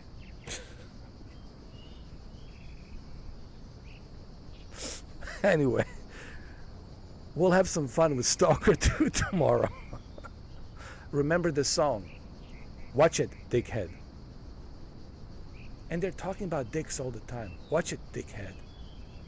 Remember that bug yesterday? Watch it, dickhead. I made a song about it. Watch it, dickhead. They talk a lot about dicks, and there's a bunch of dicks in the game. It's the entire population of dicks.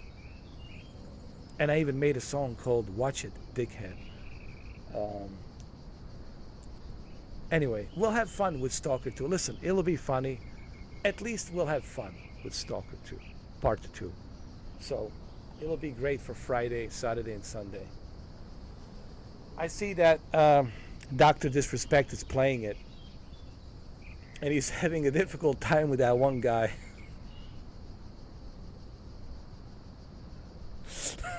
That one guy. That one monster. Oh, God. Anyway. Did you watch it, Savage? Dr. Disrespect? He had a difficult time with that one monster. You know, the one that appears and disappears. He appears and he disappears. Appears, disappears. Appears, disappears. And he's swinging his dick. And he whispers in your ear. And he smacks you with a dick. And then he appears. And then disappears and appears again and smacks you with his dick. Swinging dicks, man. They should call this Stalker 2, the swinging dicks. Anyway. Oh, man. Anyway, tomorrow, okay? Stalker 2, swinging dicks. Stalker 2, swinging dicks. Part 2. See you tomorrow, guys. It's Friday, okay? Cheer up. Cheer up. Alright? Lighten up and cheer up. Smile. Because tomorrow we got a bunch of swinging dicks. Alright? Stalker 2. It's going to be a swinging dicks party, alright? So everybody lighten up a little bit, alright? Cheer up. Okay?